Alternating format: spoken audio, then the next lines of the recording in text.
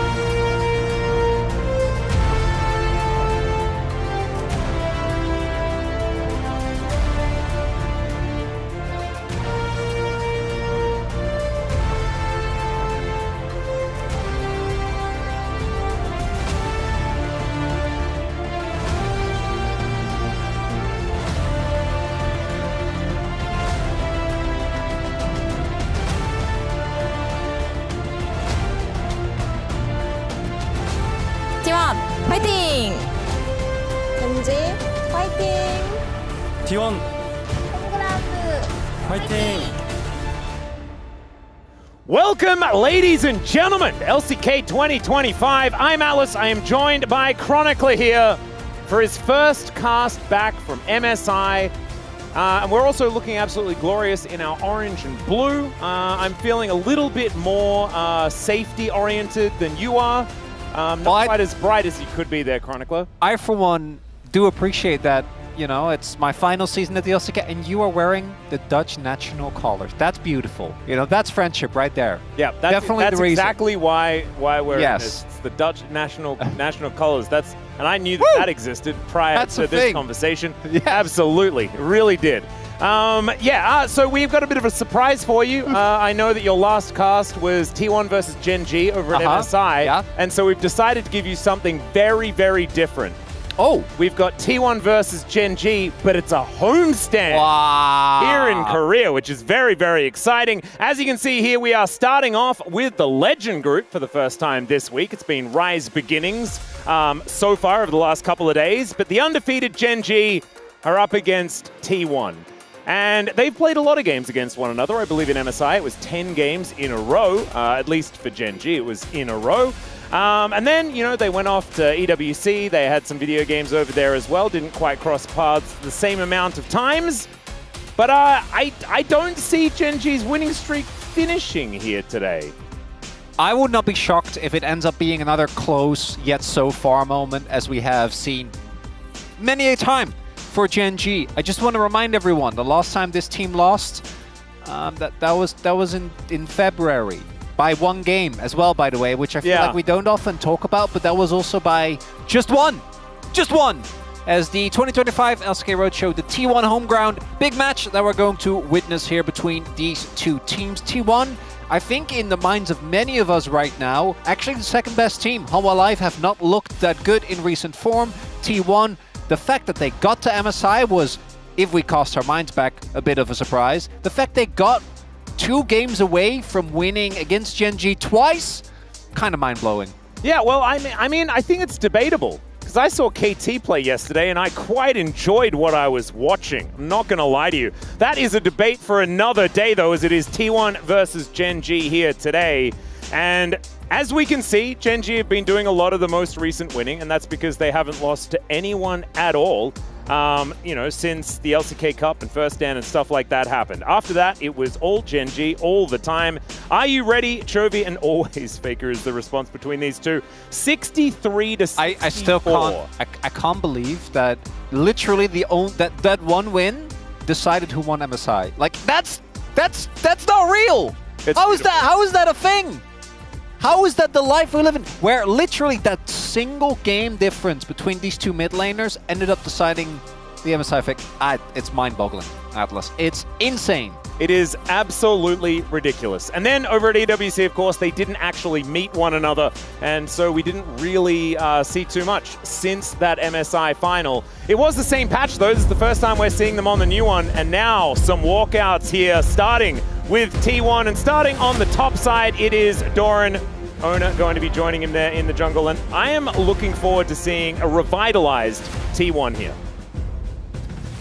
As the mid lane GOAT walking in, coming after, I think for his standards, a pretty lackluster spring, but did definitely step it up again at MSI, which was very needed, kind of a reverse of last year.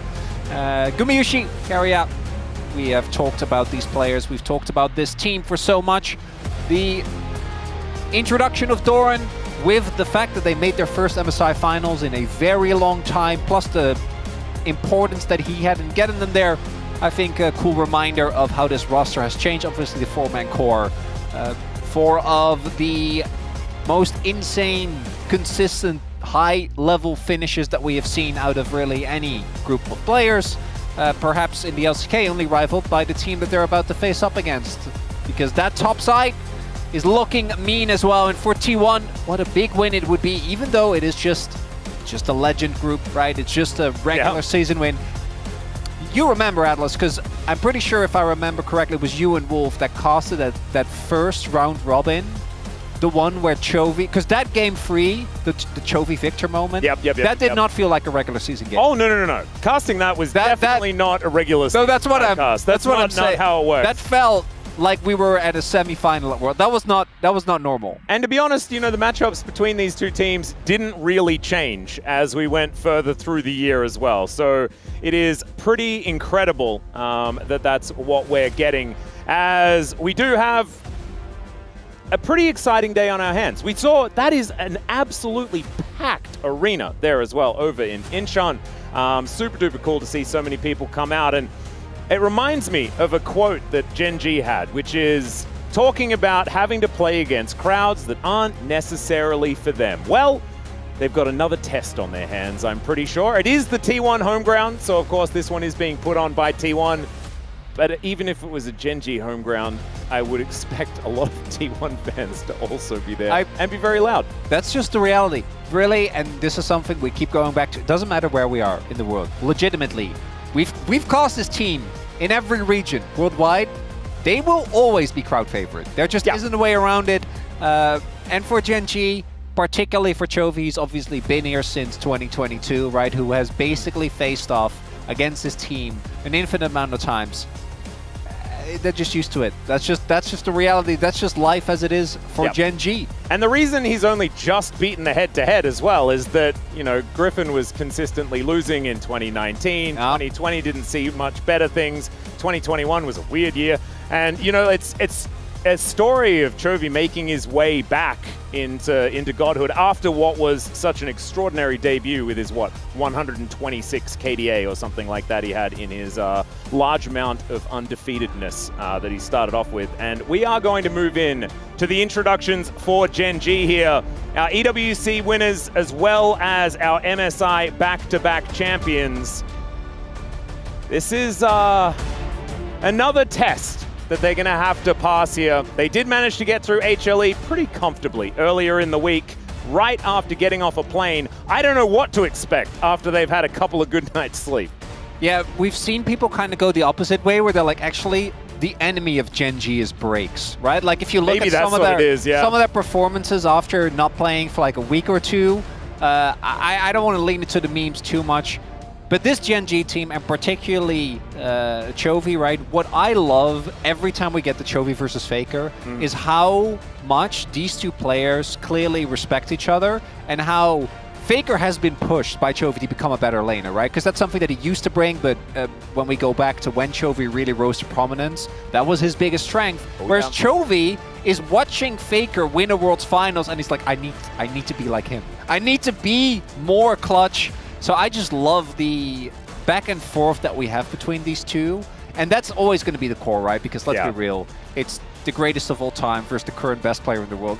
Everything that we talk about is just going to kind of gravitate towards that. Yep, it's just sort of how it is. And I do want to deviate from that momentarily, because I do think one of the biggest reasons why Gen G look as incredibly good as they do is because they got this random guy from Live Sandbox, and he's just super duper good. Duro is absolutely amazing, man. This guy has just fit in with a team full of only legends. I know it's the legend group and blah, blah, blah, but these are incredible players in their own right that have built extraordinary legacies. You know, the story of Keen finishing in every single position, you know, before he manages to get first. There's a story of Ruler being world champion and then taking forever to become a domestic champion. We were talking about Chovy for a while. This is about Canyon trying to rise back again to the prominence that he found in 2020, was touted as the best jungler in the world, but then how does he get back there? And then Duro, a guy. He's just joined the league, and then he just hopped onto the team. He's like, I'm going to be the new carry. You just watch. Yeah, and so far, literally the only moment where we felt like it was actually going to be a big issue was like, what, the first 2 months? Yeah. We were starting in like April. We were like, hold up, wait a minute, what is happening? Yeah. And I think Duro, both in terms of gameplay, but also when it comes to some of the moments that he had at MSI, I don't know if you saw at the end where he just held up the hand and silenced the crowd. You're not supposed to have that much aura when you're the quote-unquote rookie on your team. Not technically a rookie, obviously did play, as you highlighted, for a very short amount of time. But I think it also highlights what we have seen from Gen G in their ability. They did this with Delight as well. Yep. As we go back, and yeah, it should come as absolutely no surprise that Chovy is leading in a lot of stats here. Yeah, they haven't lost a series since we started recording these stats.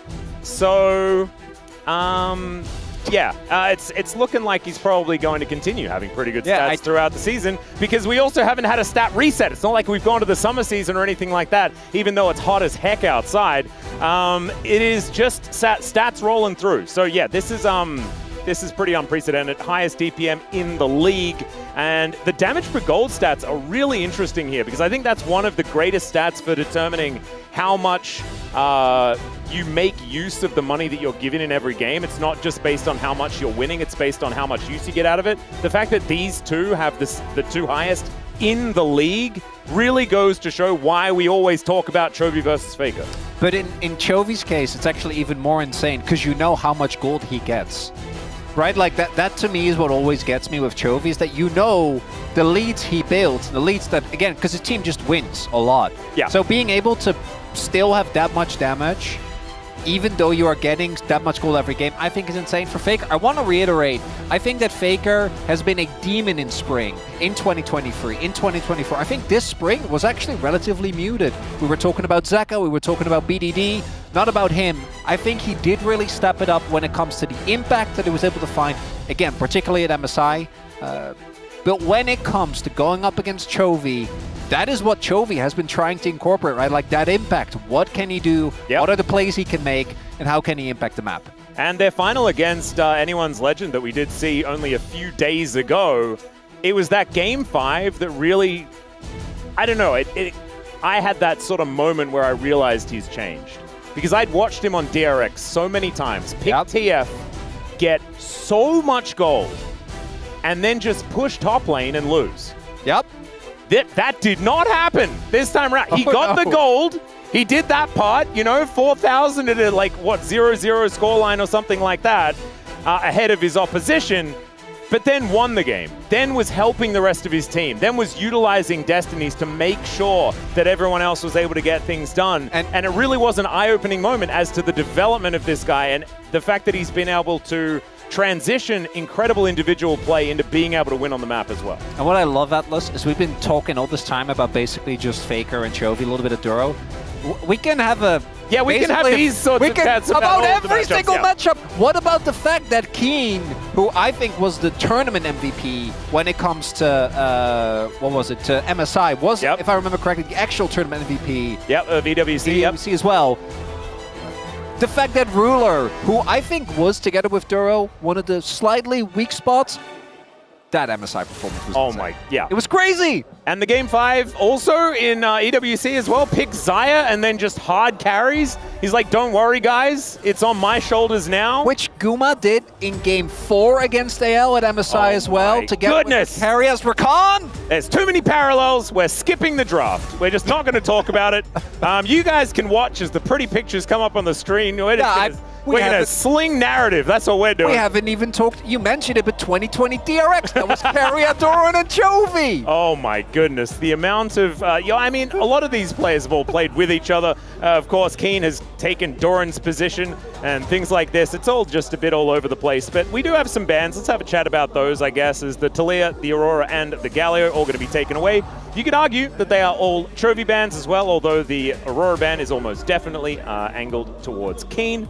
And what is left up? Annie, Vi, the PVV that we were talking about on Wednesday, Wolf and I, is the Vi, Varus, and the Pantheon. And the Vi is still left up, but the Annie is going to be the selection here for Faker. I was wondering whether they were going to go for Beamon Gwen, because the Aurora has been one of the prominent counter picks. This is also a highlight that I think the Viprio has slowly started to drop. I wouldn't be surprised if Owner still picks it up here. He's an incredible Vi. It is really good together with the Annie specifically. But to me, we have seen the Vi slowly start to fall off, and Wukong is something you pick into Vi, right? Because of the ability to counteract a lot of what she does. The clone is really annoying to deal with. Again, wouldn't be surprised if the Vi still gets picked up here. And what we also continue to see is that T1 is heavily prioritizing getting a comfortable matchup for Faker. They've been doing this a lot, banning a lot of trophy champions and then picking something that Faker's victimable and blind. Can be Annie. I imagine if we go to like a Game 2, Game 3, we're going to see the... Well, we're going to go to Game 2. But if we go to Game 3, we're going to see the Victor as well. Yep. Something that they've been prioritizing for exactly the same reason as a Vi would go well with these two champions. AD Fred Zinzao could be another. I would have also liked Trundle, just because I love Trundle Rumble. I know you can't see any tanks on the other side, right? You often try to pick it into tanks, but Trundle's just being good, He is just good. I'm with you, as this would have twofold pressure here for Chovy. Would be very good into the lane matchup into Annie, obviously having a lot of range. I would have thought that Diana makes a lot more sense, but... I mean, I would have loved that. I think actually Diana is one of those champions where we might start seeing her in certain matchups just at any point, right? I think as soon as Kingen hits the Rift, that's oh god, don't remind me. What was that? Was this like his Gwen counter pick and it was a disaster? He got solo polo. It was his Gwen countered pick. That's what it was. It was a little bit different. Nice. Yeah, it's when you exchange the R for the D and you really do struggle. This is both a lane I'm going to pick for Chovy, but it also picks away from Faker, right? The Faker is one of the players that still really likes the Orianna, gravitates towards it very often. Yep. So you are able to take that away. And also it combines really well with the Wukong. I feel like that's a no-brainer. We have double AP solo lanes combined with a heavy AD threat. Yep, I'm seeing Orcs is going to be very upset because with double AP, we're not going to be getting a Ziggs. Not this time around. Yeah, no one should be picking Ziggs here in this first game. I don't think that's what's going to happen. I think Senna is going to be locked in by someone, though, unless it is going to be banned away. My guess would be, yeah, R for Senna here if it isn't banned for Gen G. And then they give counter pick to Duro. Gen G have liked just picking like Rel. I think Rel's also a good pick away because Rel Rumble and Rel Vi obviously are really big threats. Yep. So you can just slam Rel or Alistar here on 4 and then give the counter pick over to Duro. There is also the threat of a Jhin, which I think that Guma in particular is going to be looking towards. Both players have liked it, but for T1 it obviously doubles up because Jhin is very self-sufficient in lane and it gives carry the ability to impact the map. There is the Alistar ban, which feels like they are fishing for a Rel here. Like they want Gen G to pick Rel, right? Especially with an Alistar ban, which normally we see picked into the Rel a decent amount. And we also really like Rel on the side of T1, so it kind of fits if it is going to be left up. I think the center is still probably the highest priority champion that's sort of left up as far as the roles that they're looking for, but we'll see what role it does decide to go with as we are ticking down. It's a Jhin instead. It's the Jhin. Feels like denial rather than picking for Ruler. They will be able to take that one away from Gumushi. I've been happily convinced by Ruler's Jhin. I also think that this is the type of composition where it does work well. You don't have a lot of safety from your team so far. It is Eco combined with the my god, Duro. Okay, I mean, if Duro's just gonna like sit here in like the T1 home ground and just aura farm everyone by playing Carrier's skin. Oh my goodness, that would be too much. That would be going too far, my friend. And the funniest part about this is if you took the nameplates away, I would have thought that Gen G draft was a T1 draft. And this is something that as we, I think, play more and more Fearless, we're going to see more and more of, is teams just trying to work on 2 levels. Because I think this is a very good draft from Gen G, right? You have good lane pressure. I think Bard works really well into particularly the Rumble, the Annie. I think those champions can really struggle, even the Nico into the Bard. But then add to that you're also picking away Gumayushi's Jhin, right, which has been one of his pick comfort. Yep. You pick away the Orianna. For T1, though, I think that there is this type of composition that just really plays heavily around early scraps. That's what they love. This is a very chaotic team, and I like that they lean into it with this draft in the first game. Yep, it's going to work pretty well, I could imagine, for the beginnings of the game. It's just whether it's going to work well enough against Gen G, who are pretty good at just staying stable and then playing for the team fights later on. We've also seen that Orianna can lack a bit of damage depending on what the build is going to be. I think my favorite was from Shanks a little bit more recently, which was like Shadow Flames and all sorts of mega damage builds and items, and that sounds really fun. Let's get into it.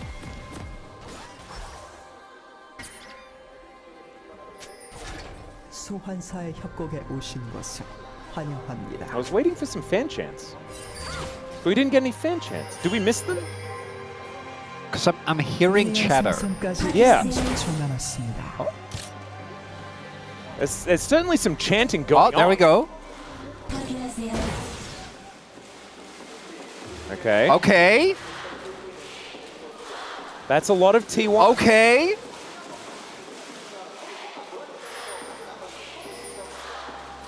Okay, let's just not commentate. We can just let the crowd do it. Knowing T1 crowds, this isn't going to stop anytime soon either. Yeah, that's what I'm thinking. I'm like, hang on, how long are we supposed to hold? Also, Duro is not using Carrier's skin, which is, I think, a little bit of a bother. That's okay. Chovy could have also done the same thing. He elected not to. I wouldn't be surprised. I hope that Ruler used Ghost skin, though. The Ghost Jhin is actually dope. That is actually my favorite Jhin skin. And it is mostly because of Ghost. Let's be real.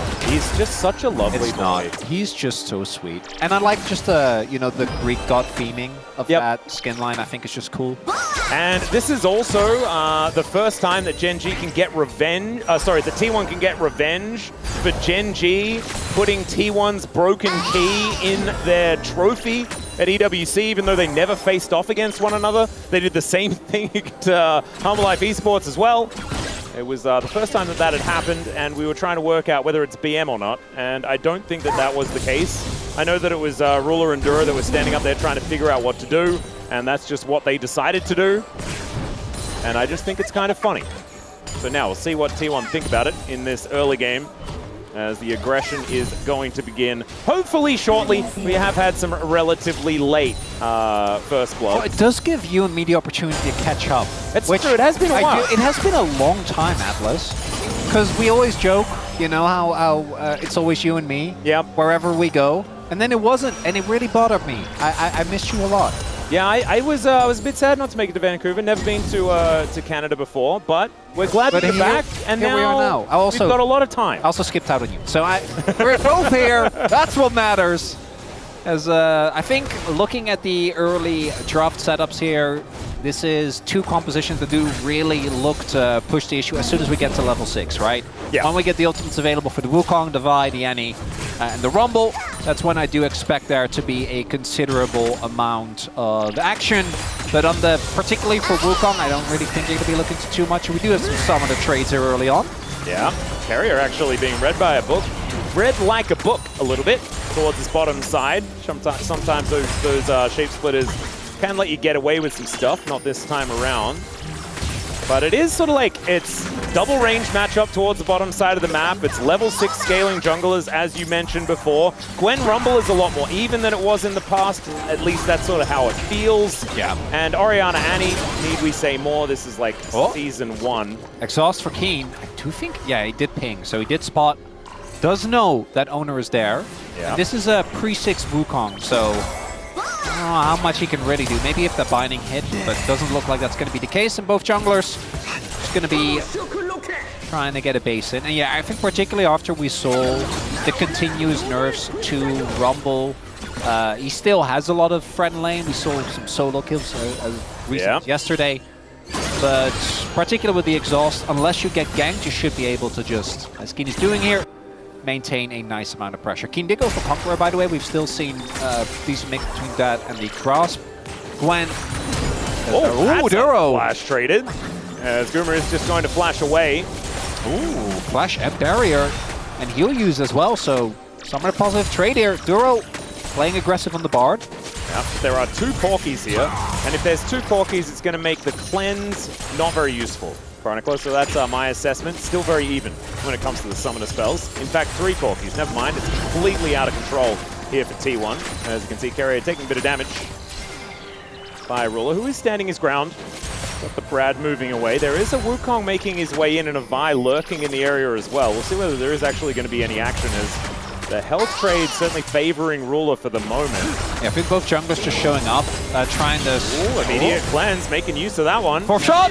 Carrier turns back, but it is going to be the Deadly Flourish avoided. And Gumayusi Carrier going to look for a little bit of a back angle. That would have been big if that hits. Ooh, never mind. The pre-6 dive? Yep, holding onto it here as Gumayusi. Nimbus Strike going to come on through, and it's actually Duro that takes the kill.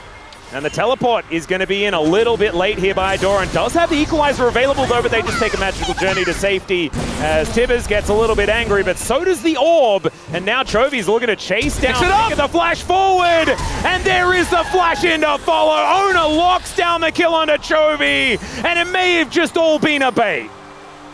Beautiful bait there. Oh, Kenyon! Oh, there it is. Okay, never mind. It's going to be answered, and Faker did indeed go down. I thought that actually Faker had made it out, but he was off screen, and I just saw the fact that Owner came in for the kill. So, actually going to be a big old trade up here for Gen.G.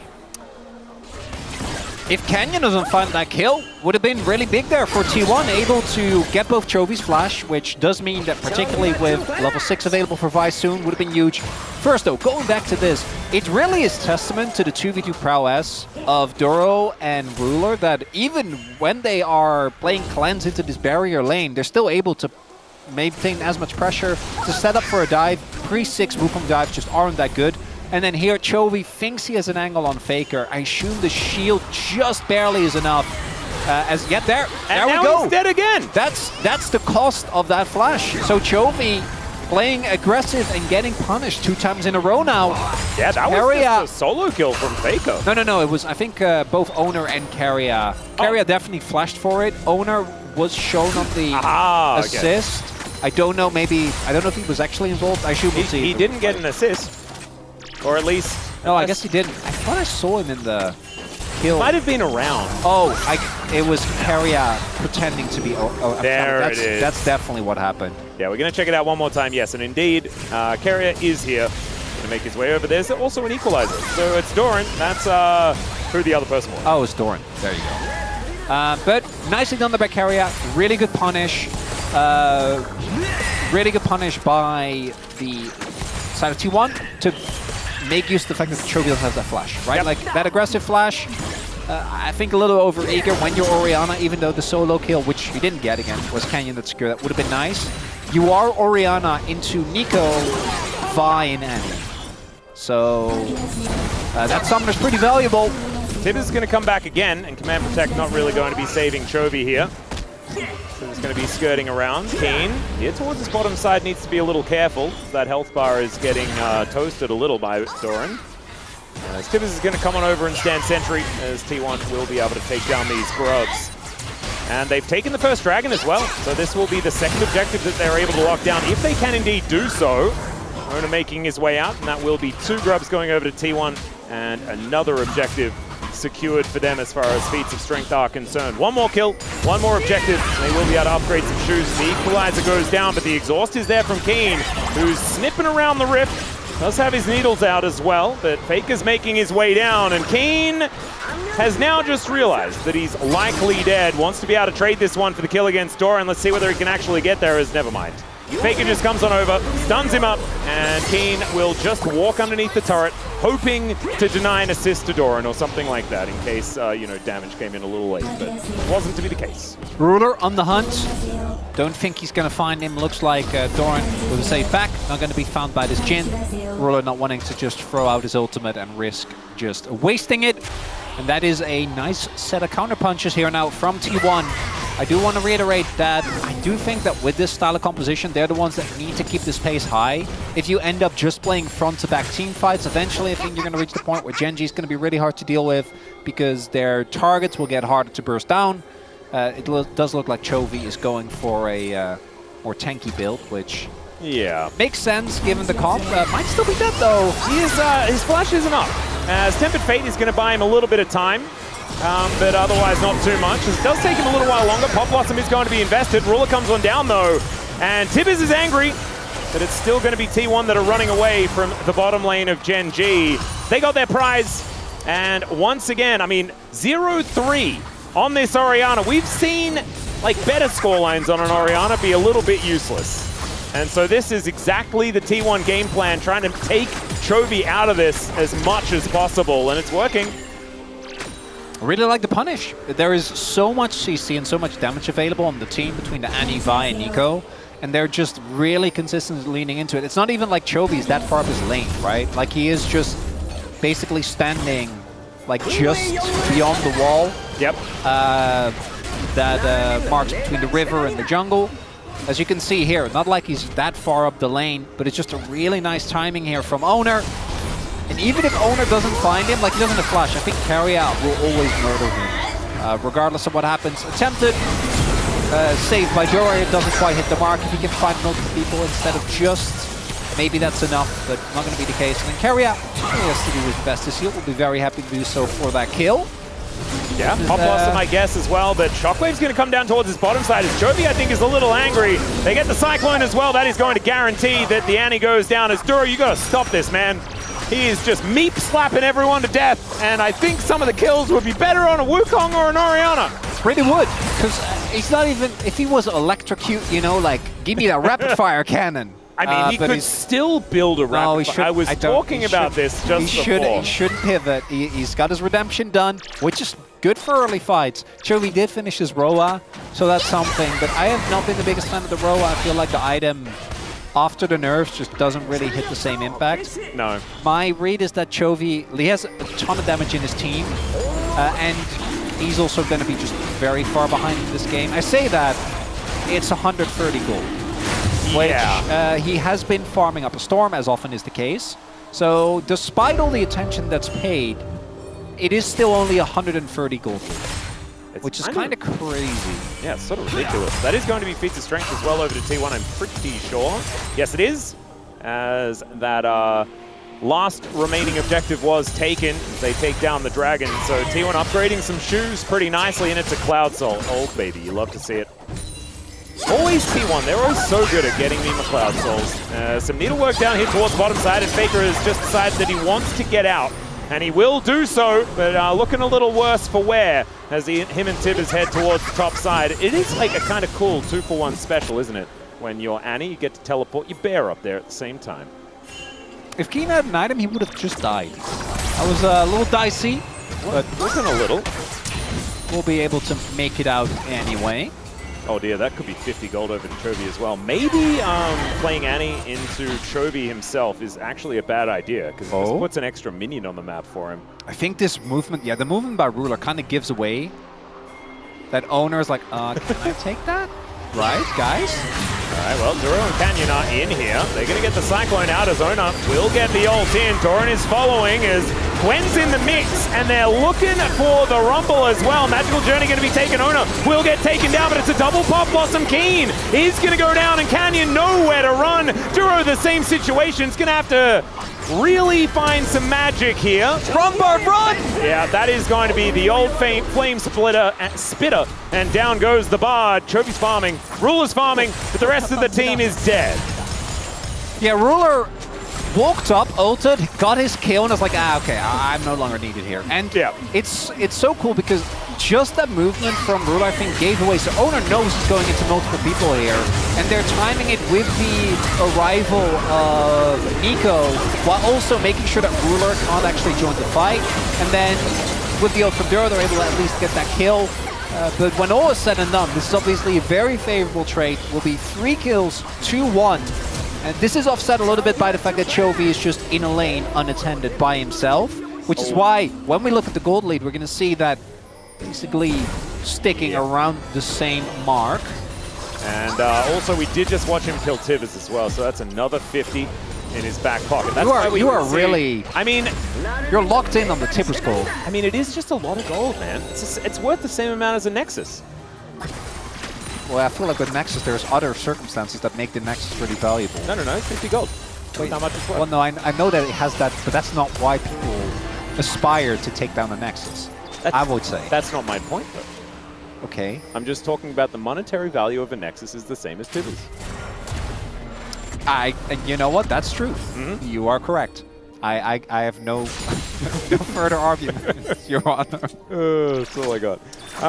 Yeah, so that is a large reason why Gen G is still doing decently well as far as gold, but you can feel that the tempo around this map is not in their favor, right? T1 are still taking the things that they want. There's been no objectives really picked up for Gen G throughout this entire game, and that is going to continue as here towards the bottom side of the map. What if we try to kill Doran again?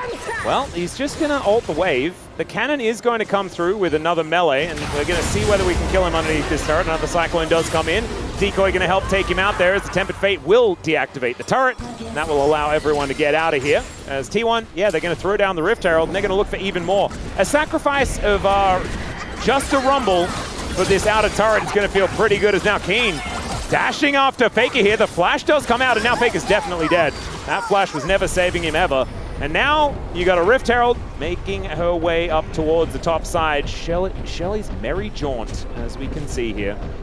But I don't know whether he wants to charge the turret because he probably would die. As Shelly's just going to wear herself out and head back to the void. This game's a bit of a mess now. It's weird, man. It's fun. I'm having a good time. I mean, it just feels like T1 have done so many things, and then I look at the top of the screen, and I'm like, yes, they've got 2 dragons, but it's 7-7, and Gen G has a gold lead. Like, why do they have a gold lead? Yeah, so it's partially the farm. It's partially the ability to they get a good amount of plates. And when it comes to kills, it ended up being, I think, relatively, I think it's 7-7 right now. So nice dive here. The fact that Doro uses his ultimate there does mean that the mid lane turret falls. I think maybe otherwise he could have barely made it. All right, here's another little catch. As we can see, Keen was in the mist for a while, but the equalizer is going to come down. That's another kill going over to Gumayushi. He did take a fair bit of damage, but not quite enough. As now Doran in a little bit of trouble, but maybe Ruler is as well, but finally does get that last shot into the Rumble. Yeah, Ruler has ult, and they don't have a Rumble. So maybe this is going to be a dragon that T1 feel like they can give up. Just one cloud isn't end of the world. They don't really want to risk it, I don't think. Looking at the ults, they only have Faker's ult available. Oh, they've got Gumayushi's ult as well. Yeah, okay, well... I missed you, Chronicle. That is true, yeah. You haven't tilted me in a while. I lost my Atlas resistance. I know. Everything gets to me. It's all too easy. It's not fun for you. You just need to get your practice up. You know, we'll be fine. We'll be fine. I do think that maybe look for Cheeky's not going to do it, even with the vision. I think that's fair. They don't really need to go for this trick. Would have been good for T1 if they had gotten it. And I think the redemption actually ended up being pretty big in that fight, right? The fact that Duro has that available, because if we look, Keen stays alive here for a lot longer than I was initially expecting. It's him opting into this, by the way. Yep. Just fully voluntarily, but because he stays alive for so long, The rest of T1 can't help with taking down Ruler, and then Chovy finds a nice ultimate to bring him back. Ruler finds the W, so that means Doran goes down, and a lot of ults were used by T1 in the previous fight, and I think they are more reliant on their ultimates, especially when Ruler and Doro still are there, so Drake's gonna go over to Gen.G. It's Chovy, is it a trap? Yep, they're going in. Who's trapping who? As the Shockwave is fantastic to deny Faker's approach, and now Owner is in a little bit of trouble, but he's continuing to go in. This guy has no fear at all as the rockets do start raining down, and Gumayusi will say, cease fire, everyone. They will acquiesce, at least for now. Keen and Doran continuing to just 1v1 here towards the bottom side, and Gumayusi will come back towards the mid lane because Ruler is continuing to shove that one out. Are we going to go for it as Chovy is backing? Did they not I thought they Who is spotted? baiting who? Is there it is! Canyon comes on over and that is 2 dead. Chovy just knew. I guess Gen.G had all the information. And T1 caught napping as we've got a little bit of a dive here as the equalizer. That is not a dive that you could take. Beautifully played here by Doran, but on the top side, it's a mess. And not even vintage Doran is enough to halt the acceleration of gold for Gen.G. I really thought that they knew. Wait, unless Gumayusi is down here just killing Ruler. Thanks for the chocolate. And he's able to get himself out. Does have, of course, the Ghost Blade. Oh, I want to go back to that. I thought that they spotted them. Like, I actually thought that they spotted them going into the brush right there. Because I think for a split second we saw the display from Canyon. They clearly did it, or that wouldn't have happened. Goes in with stealth. Is able to get the kill. Chovy selling this very well. Yeah. What allows them to... Going on the edge of vision and then backing like that, that was very sneaky. Allows them to get the... And then here, Keen has been playing very fast and loose this game. Really? I like, actually, shout out to Doran, right? So he... a lot of the work was actually dodged as well. He rocket belts forward, which dodges the W. Then he dodges the second shot, which would have slowed him and maybe gotten another shot. And then he also is able to, as you highlight, dodge the needlework while simultaneously getting his ult off, taking the team down, which is nice. And which you see a little bump up? Yeah, a little bit of a Doran blip. Yeah, that's Doran blip. But then on the other side of the map, Canyon has been... He's been gaming, Atlas. Yeah, he's definitely been gaming. 6-1-3 on the Wukong, and we saw yesterday. It doesn't take Gen.G to make Wukong look broken. Like Wukong when he gets ahead, was it who was it that was playing Wukong yesterday? Cuz, I want to say. It might have been. Cuz is a big Wukong. I think it was. It just looked broken. It just looked really ridiculous, the amount of damage that he was able to do. Now Artican is going to get started up as Gen.G looking for their second objective of the game. Oh, that's a late contest, Atlas. Oh, they're looking for the angle here as Doran does have his equalizer back off cooldown. This will be difficult for them to lock down as the equalizer does come in. And it will be secured here by Gen.G. Good smite from Canyon, although there was no real contest as far as that front is concerned because the Vi was nowhere in the area. Gen.G will just secure the highway robbery, and Artican is a big deal buff, man. Like this guy, it's no longer just like, you know, the pedal situation and stuff like that. You just get a whole bunch more. It's a big deal. As you highlight, it also, I think, sets up nicely because that teleport being invested by Doran means that Keen can now get tempo, push out that top wave, and then make his way over towards the contest on the Drake, which would give Gen.G another opportunity. And despite everything that happened in the early game and the best attempts to shut down, Chovy is currently sitting on the 2K goal. Yeah, I didn't want to bring that up. Well, we have it's to. Confusing. So I think it's a continued, like obviously the farm, because it's almost 50 farm at this point. That is a big amount of gold. He's got, I think, 2 turrets. Definitely got the top side. I think it was there for bot as well. Though? Let's say 3 to 4 Tibbers, so that's 200 gold right there. I hope Yundo's back there somewhere counting the amount of Tibbers that were taken. The space is going to ensure that you know how many Tibbers were taken by Chovy. Because like how many, like it takes 6 Tibbers to make a kill. If he's killed 6 Tibbers, then he's actually a 1-3-7 Orianna. Very true, Atlas. Just a quick This might be, T1 needs to win this fight. You need to get a top on Ruler or Chovy. Well, Keen is running away, but I don't know whether he's necessarily the target that they want to be going on. Can be slippery, although it has worked in the past. As now Duro could be in trouble, but he's also not the target they're looking for. The equalizer is weird, to say the least. And T1 now without that big tool. The needlework's coming out there. The Pop Blossom is going to connect on a new Shockwave under 4 people! Oh no! 5! My god, the Cyclone and they all explode. It is over. As Gen.G, they'll take a celebratory dragon, and oh god, T1, that is not where you want it to be. That's a mad movie right there, baby! That's what that was. That was a 5-man shockwave. I was like, surely it's not 5. My brain just refused to believe that was 5 people that were all standing in perfect position to be blended. In theory, it makes sense. It's like Gwen doesn't have an escape. Keen has been playing like a psychopath. If we burst him down, we can maybe play the game. And I do think T1 need to play for these picks. The equalizer being used early made me a little scared, but then the whole sequence of the 5-man ultimate into the Duro ultimate, and then Kenyon into the cycle, just wandering over, whizzes them up, you know, puts them into the food processor. We got to see this again. As Keen goes in, it actually is 5. My God! Duro, it's a point-blank ult. And then just the Flash Cyclone, no way to react. They're all just in the sky as soon as they come out of being golden. And they are whisked up. Oh my goodness. Well, if there is any doubt about Gen.G being in winning position in this game before, it is gone now, as that is a guarantee. 8,000 gold now, the lead at 24.5 minutes. So, this provides me with a great opportunity to ask Atlas. Yes. How you've been? I've been pretty good. Yeah? Yeah, not too bad. It's Korean summer, you know, it's a lot. Yeah, that's it's not great. Faker's dead, and Tibbers gold. Who did it go to? Canyon. Canyon the got that. flank? Unless it was Chovy. They were sharing some pictures. The flank? Okay, there is a flank. Chronicler is not wrong. I just don't know whether you want to flank 5 people as 4 people. I don't think they do. In fact, that's a nice cosmic binding. If only there was another shockwave there, Chovy, as that would have been an easy 1 onto 2, but instead... So, back to Korean summer. It's rough. It is real rough. But it is We've beautiful. got a really nice air conditioner, though, so that has been put through its paces. That is the most important. Yeah. And so that's definitely good, especially with my wife pregnant at home. Have you been eating your cold noodles? Cold noodles? I haven't had Naengmyeon that much. No? That's actually something that I should be picking up here. We're going to check out the replay. There were people. Faker was alone. He was dead. 1 Faker and 4 Gen.G members.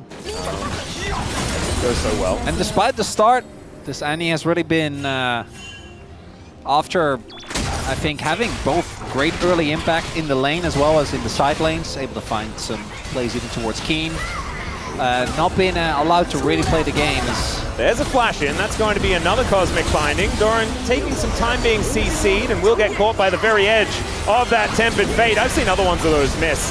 As Keen is going to snip him up. It is now going to be Keen versus the bottom lane, but the Pop Blossom going to do nothing against the stasis that he brings out. And so that means that Owner is going to die as well, as everyone is zoned away. And ladies and gentlemen, this game is over. It is just not, it's not really, there's a 4,000 gold lead for the Monkey. As we can see there, and not even that outer turret is going to be secured, as Gen.G are going to look for the Baron. Information is given over as T1 are looking for a miracle here, and that is precisely what they're going to need. Well, they can definitely bully them off here. Like, Chovy needs to walk all the way over. They need to hurry up, though. You say definitely. Keen is on a flank angle as Carrier could be in a little bit of trouble here, as Duro going to be cleansing himself. The Deadly Flourish comes down there, and there's the curtain call as Canyon gets out of the pit. This Baron is so extraordinarily low. It's down to 1,100, and it's going to be secured by Gumayushi. He's in the back of the pit, and he just gets sliced up like a ham. And it's going to be Ruler that takes that kill. Now Carrier wanting to keep at least another one of these Barons alive as Canyon comes, boop. And down goes the Vi that was actually an eco. Does it again. If the game state was even remotely close, that would have been huge. It doesn't really change the... the equation. It still helps so with the Gumayushi narrative, though. It is, but you can put that one on the list as well. So what I want to highlight here, I actually like this call from T1, because you're in a desperate situation, right? And you Chovy TP to bot, and then they started Nash, which means that Faker knew he could TP to mid and pressure them off the Baron. I think they were a little slow. They probably could have gotten a little bit more done. Chovy went gold, then Doran went gold, and then Doran went dead. I just don't think it really matters for the game, because even with the Rebel Baron power play, it's 500 gold. It's probably going to be maybe 1,000 if they're lucky by the end of it. Maybe it just stays around this, but they are not going to be able to contest for Drake. I think it might be a negative. Could be, yeah. That's, oh God. That's my summation of how it's going to look. Carrier is going to limp away from that one. He's 5 levels. How is...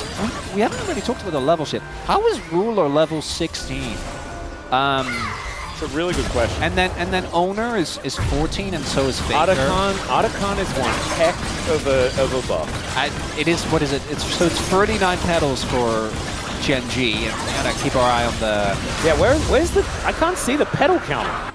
Oh, do you have to look at the character? No, I looked at the characters, yeah.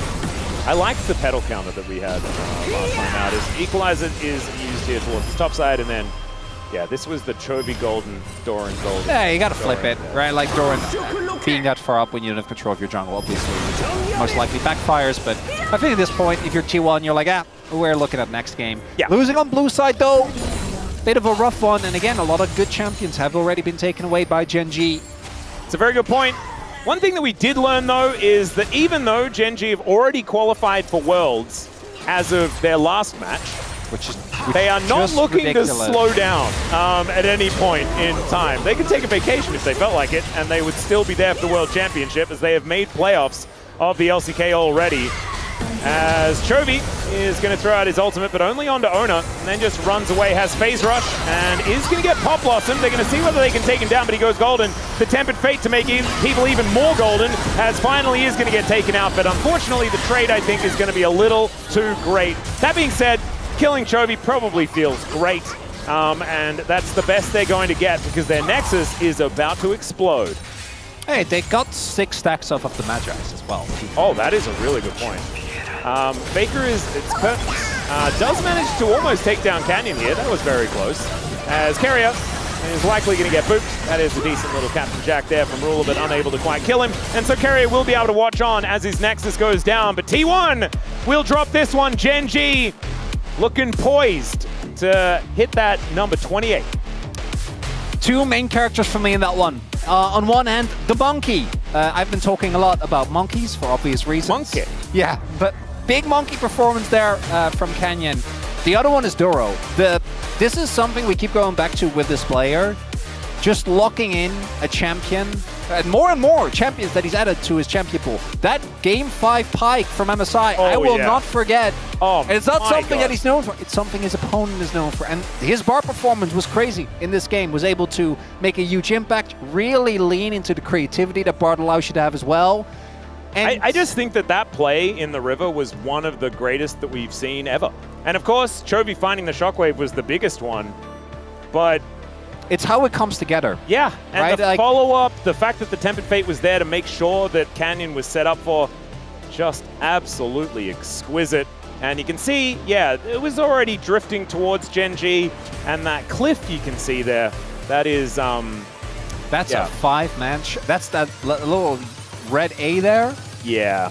Because we knew before, and because that's highlighted, I think that Gen G was always going to have T1 on the timer. I think their 5v5 is just insane with this composition. I just didn't expect it to happen like an item and a half in. No, I didn't either. Really impressive stuff here from Gen G. They've been impressive for a very long time. T1, though, they have been stalwart. Let's see whether they can sort things out, get back on the horse, and bring us 3 games. Because Gen G, they often go the distance in their series. So hopefully they're generous here for the LCK Roadshow, the T1 home ground. They give us a full 3 game. We are going to go for a short break when we get back to space. Going to break that one down.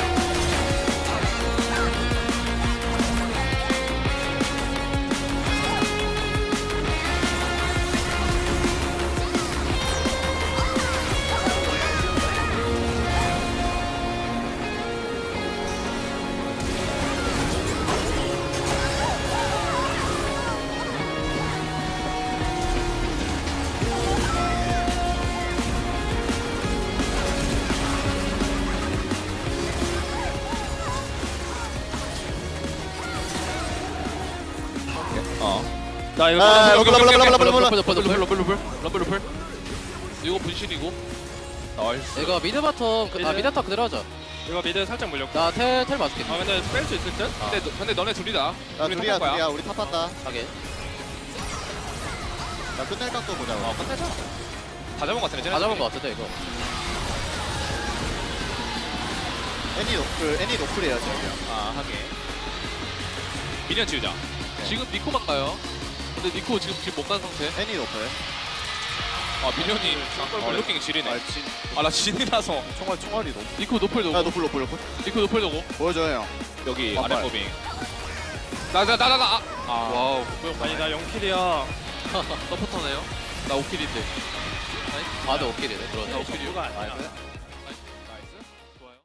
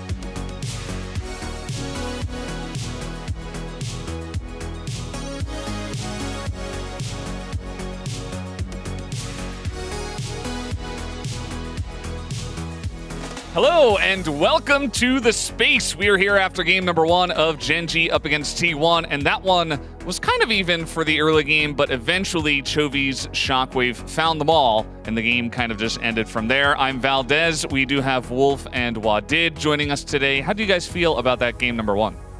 It was a pretty close game at the beginning, right? Faker had a great laning phase. A lot of resources were given to him. He baited them into that play in the mid lane, was able to get a kill there. The Annie looked like it was going to get online, and the team composition here for T1 from ahead is so hard for Gen.G to play into.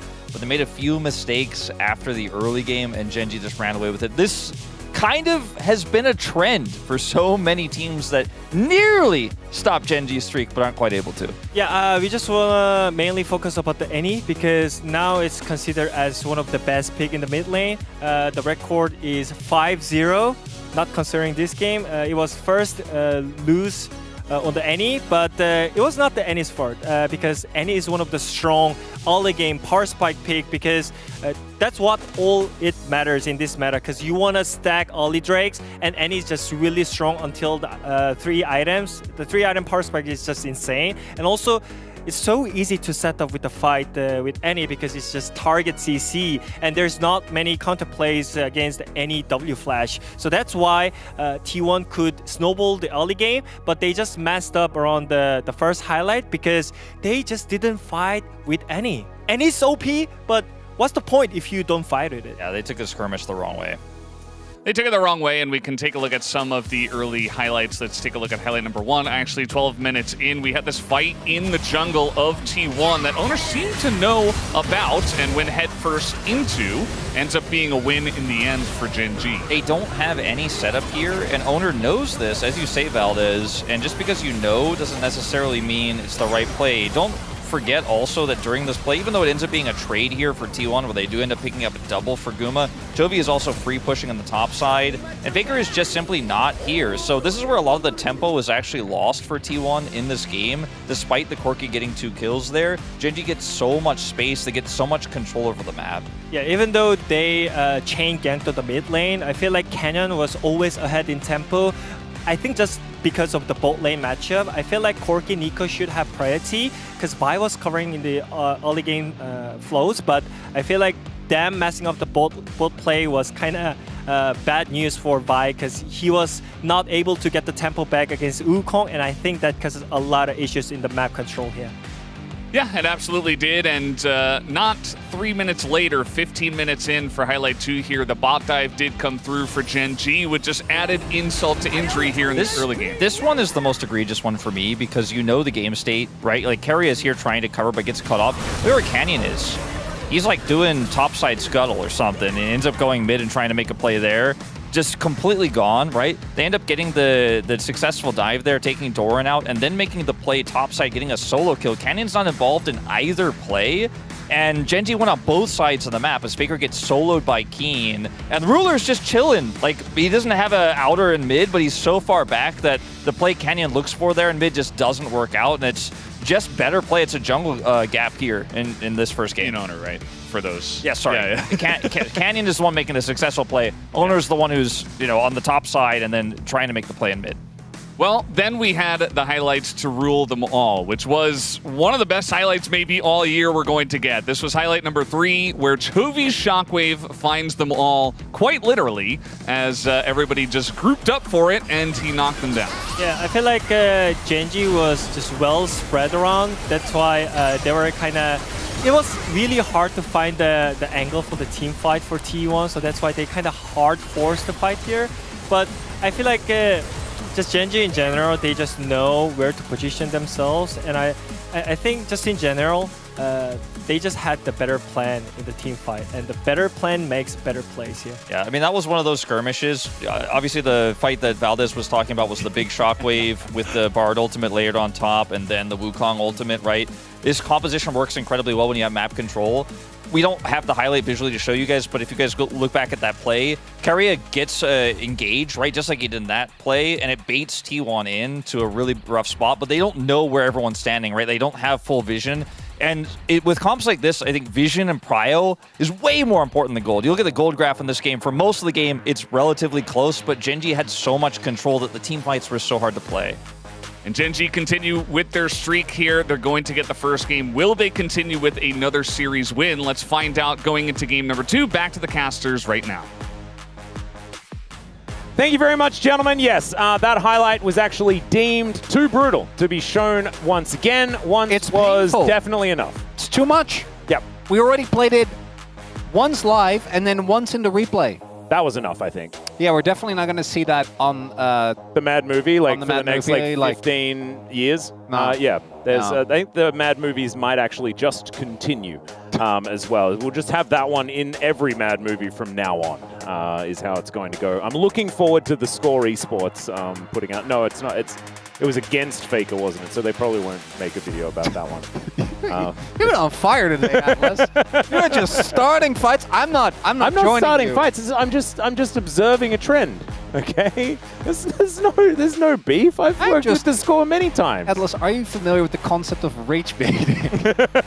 And this is a rhetorical question because I have Obviously, I don't have any idea what you're talking about. on the experiencing end of your rage baiting for the last 4.5 years. So I know that you do. I'm getting for a fact. I feel like you're getting, with every passing year, you're adding more tools to your arsenal.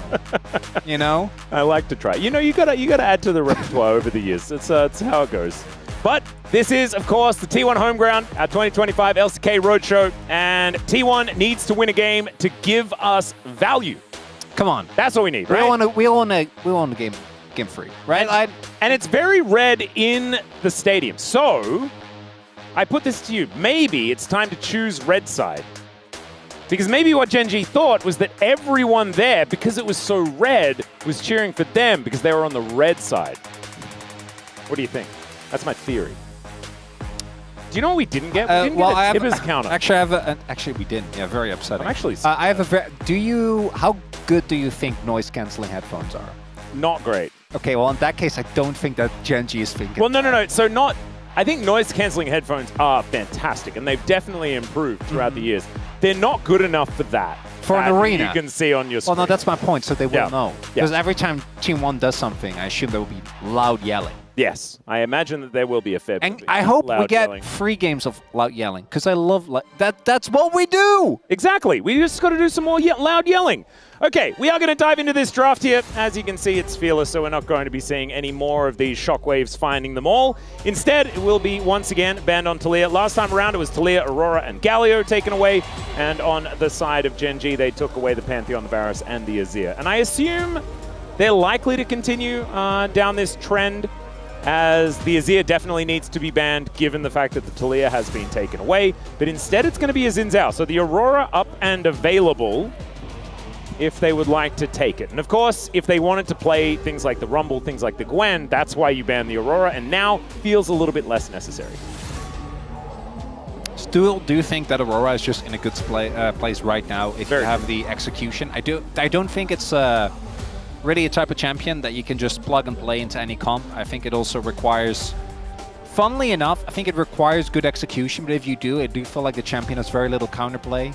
Yeah. It's one of those champions where the things you can do with it, if you're good, feel kind of unfair because of the mobility, because of the stealth, because of the displacement on many of her abilities, allowing her to always be out of harm's way. I already wrote in Azir. But instead it's Jarvan.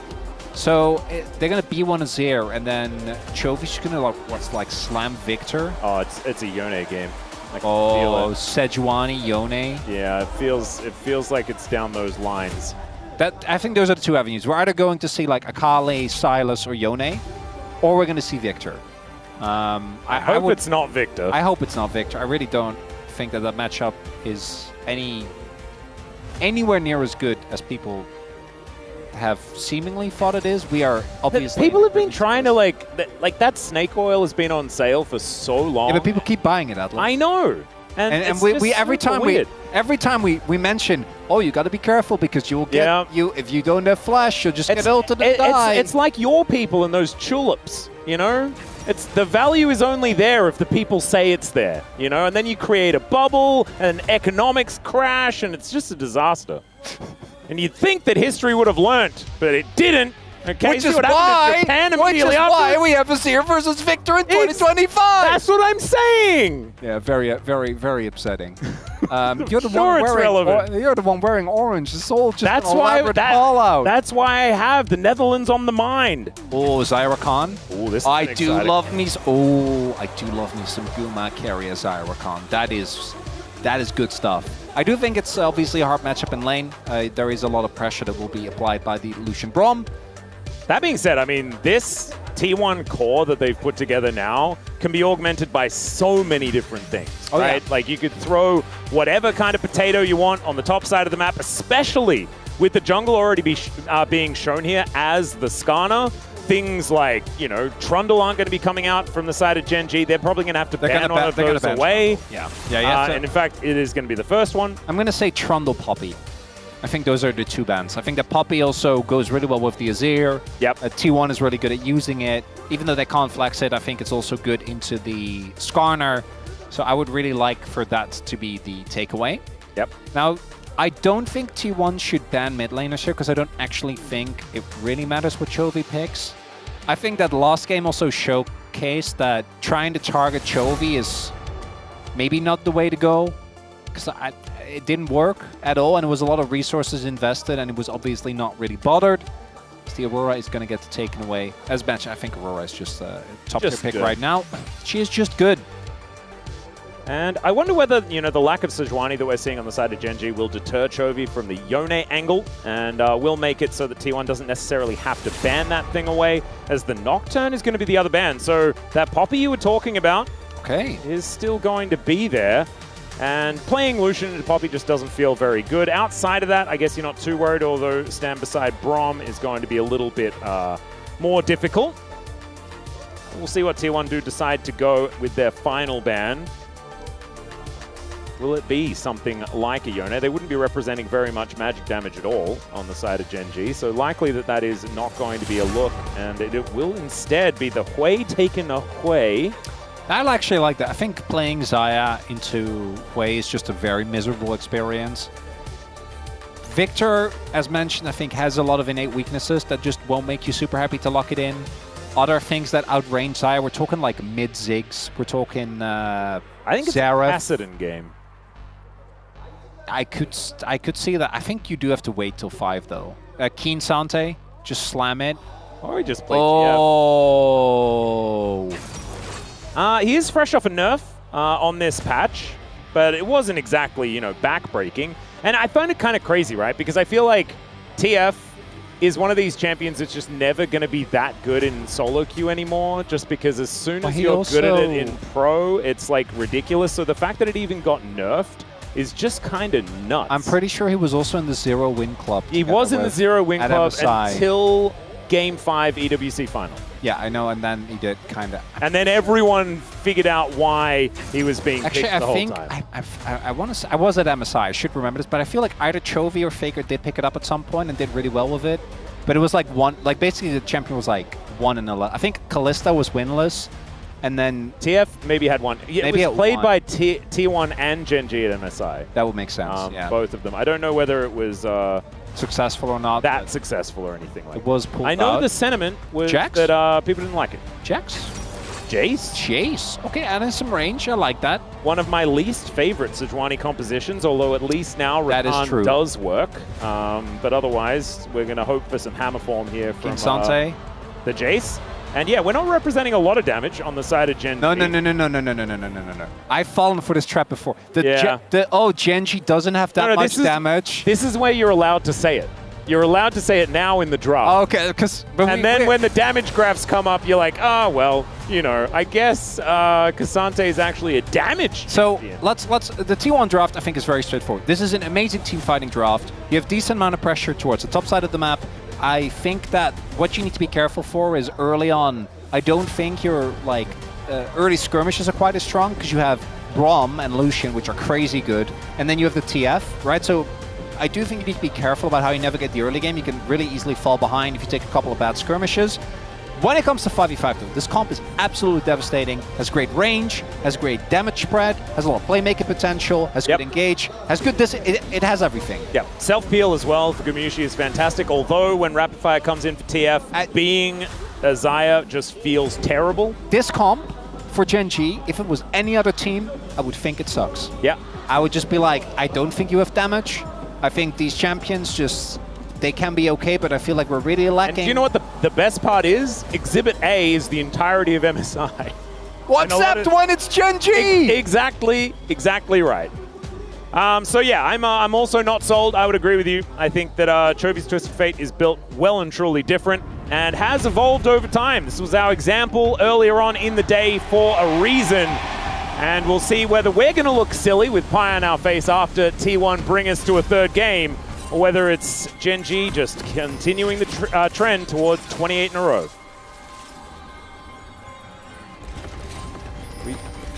There was yelling earlier. Yeah, I just thought that maybe this time around we'd get there, but we just didn't get there. So it's okay. It's okay. Right. We still had the yelling. It might have been that we had them like earlier on or something like that, or maybe there's like a time difference scenario. I'm not entirely sure. It's fine either way. I don't need fan chants, all right? I actually, I made a post about this as well during MSI. So there are, for me, say that you know the classic scenario, like aliens are invading, and we need a setup that wins us a 5v5 league game against the aliens, right? And there were two duos that I named. So it's kind of like the Monster Stars in Space Jam. Yeah, basically like who would you want when your life is on the line, when everything comes down to it. One of the combos was Guma on Xayah, carry on Rakan. Because I've seen them do truly. The other one was Keen Sante with Canyon Italy. That's a pretty good one. Now, we don't have the Nidalee, so I'm a little worried for Gen G. It's really what I was kind of heading towards. Yeah, I didn't quite know where you were going, but you did get somewhere. The whole alien invasion thing really threw me for a loop. Have you never seen that? It's like a very common Space Jam, yes. Well, no, but like the sentiment of everything is on the line. Who do you ask to? You know, if I'm... So like in Game of Thrones where like Tyrion asks for... us for a second, Brion comes in and saves if I was arguing about League of Legends minutia, I would pick Orcs as my champion. And I know you know, like in that way. Yep. That's kind of what I'm leaning towards. If I needed someone that would make an argument for why Blast Cones suck, we got Brendan Fellas right there. Yep. I do think that Faker being on Azir is also a pretty good one. That's maybe the list. Maybe that's all you'd need. And honestly, T1 has a large selection of things they're pretty used to playing. Ona Sejuani has been up or down, as Canyon is going to pop into this top lane to pay Doran a visit. See whether they do get a flash, and they do. So Doran is going to make his way up, but does have to use a pretty important summoner spell. Now Keen going to be feeling much better in that lane, although he wasn't feeling great earlier on. Bit of a drive-by here by Ona as he moves towards the top side. Has cleared out his entire bottom side, and it is going to be now up to Canyon to head towards his bottom side jungle. See if Kane is able to use that. The early level is going to be really rough. Post 6, you obviously have a lot more kill threat, so should be looking better afterwards. Canyon, actually interesting pathing here. So full topside player into attempt to gank towards top. Doesn't actually get the wall slam. That could have been the difference maker between actually getting a kill. But without that, not going to be the case. Still gets the flash and isn't really that far behind. Is about like a camp behind, I think, when all is said and done. Yep. Although, as I'm looking, doesn't even look like that's really the case. Owner also showing in mid earlier on, as we do have Canyon now done with his Gromp. And as expected, Duro and Ruler should have prio in this laning phase for the foreseeable future, unless we see anyone on the Gen G bot side mess up.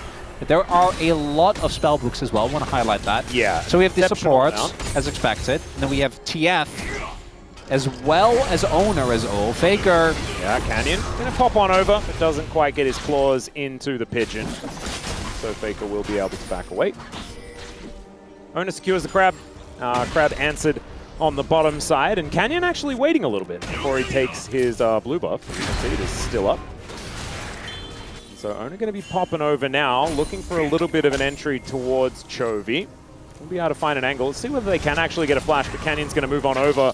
And now they get the gold card onto the Sejuani just to make sure that these red dots can continue to be consumed by Chovy, stacking that deck over and over again.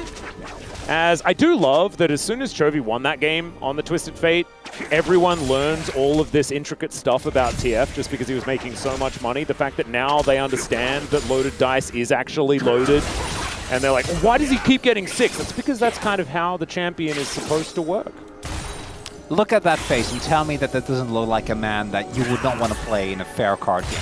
Because there won't be a fair card game, Atlas. Yep, it's Channing Tatum. Absolutely. You didn't watch the most recent Deadpool and Wolverine movie?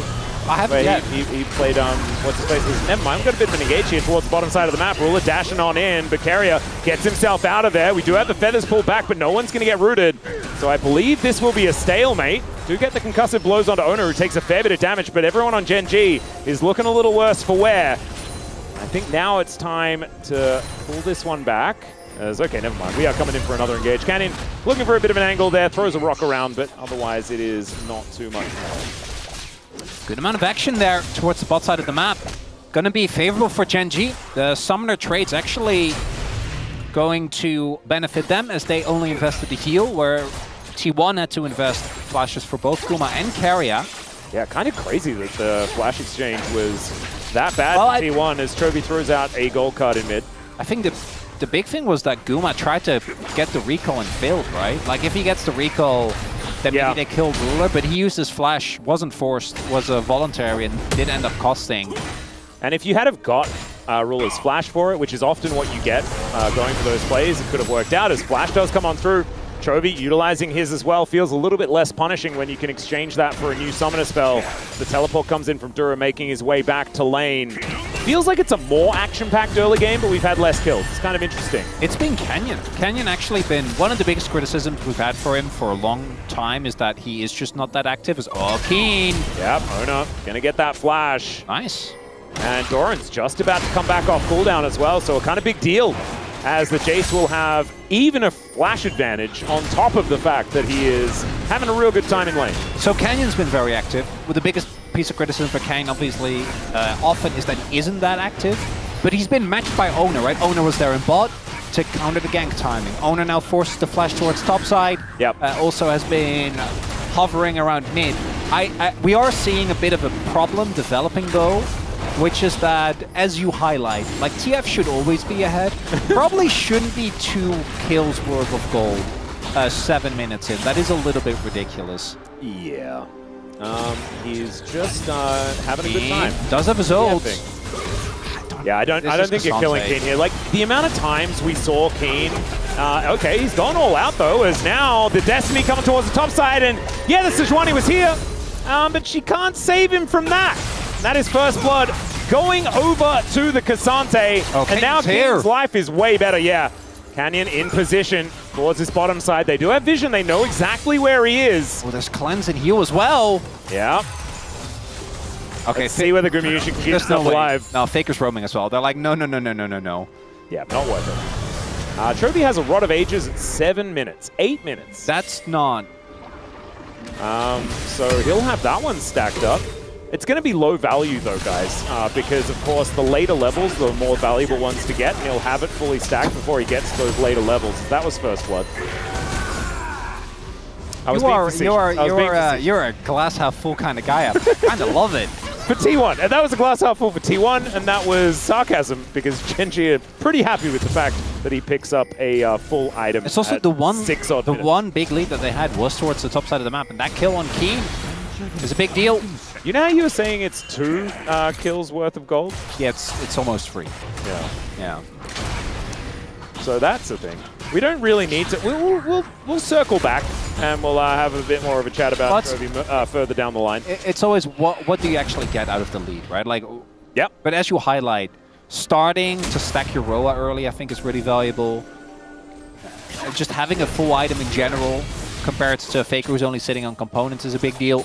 The grubs were spread 2-1. So 1 for Gen G, 2 for T1. Yep, and also, like, for Twisted Fate, you just kind of want to get to your Rapid Fire Cannon and your Lich Banes and things like this as quickly as possible. I feel like his build adds so much utility to his kit along the way. And so the acceleration in gold really going to be very helpful there. Something we've been talking about for millennia, is what it kind of feels like. Kizzy's been virtually unchanged, right? Yeah. For the longest time. So we do have Canyon just continuously trying, but maybe gets Oh, there's the Impale. Almost catches him max range, but Faker a little bit faster than Canyon was expecting. Faker still has ult as well, so I think Canyon knew, like, if he flashes, it doesn't really do anything. He just wastes his flash. Not going to do that. And we do need to reiterate, T1's comp scales monstrously well. The only Especially into teamfight. Yeah, the only part that doesn't scale super well is obviously with Jace. And, like, I think even in Jace's case, Jace to me is just one of those champions now that just kind of always is good. Like, Oh, gonna get exhausted here as he does cleanse it. Carrier looks for the charm, but he gets the flash instead. And honestly, I think T1 are going to be pretty happy about that. That is 2 summoner spells for the price of none. Yeah, big mistake there from Ruler, because Dura wasn't around, so he had to play a little bit more safe. Did not do so. We do have Canyon maybe looking for a play towards bot side. Guma has his ult, but I think there really is too big of an angle here. Yeah, there's a little bit of a knock-up on the Canyon, but he's immune to damage is what it looks like. He's got 2 belts, so his pants are well and truly held up.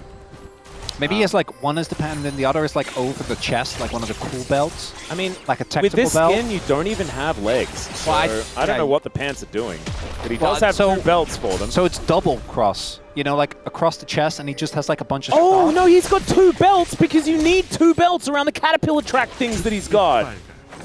Oh, it's it all makes different sense. kind of belt. Oh, yep. It's. I was just thinking about the wrong belt. No, I'm sorry I didn't back you up. Yeah. Actually, he can have 2 more belts because he also has the things on his arms. All right, so we need to build more belts. Canyon needs to make sure that he gets a Warmogs on the way. I also have seen a good amount of Twitter discourse about like actually the optimal. You might not like it, but peak tank performance is just building giant belts.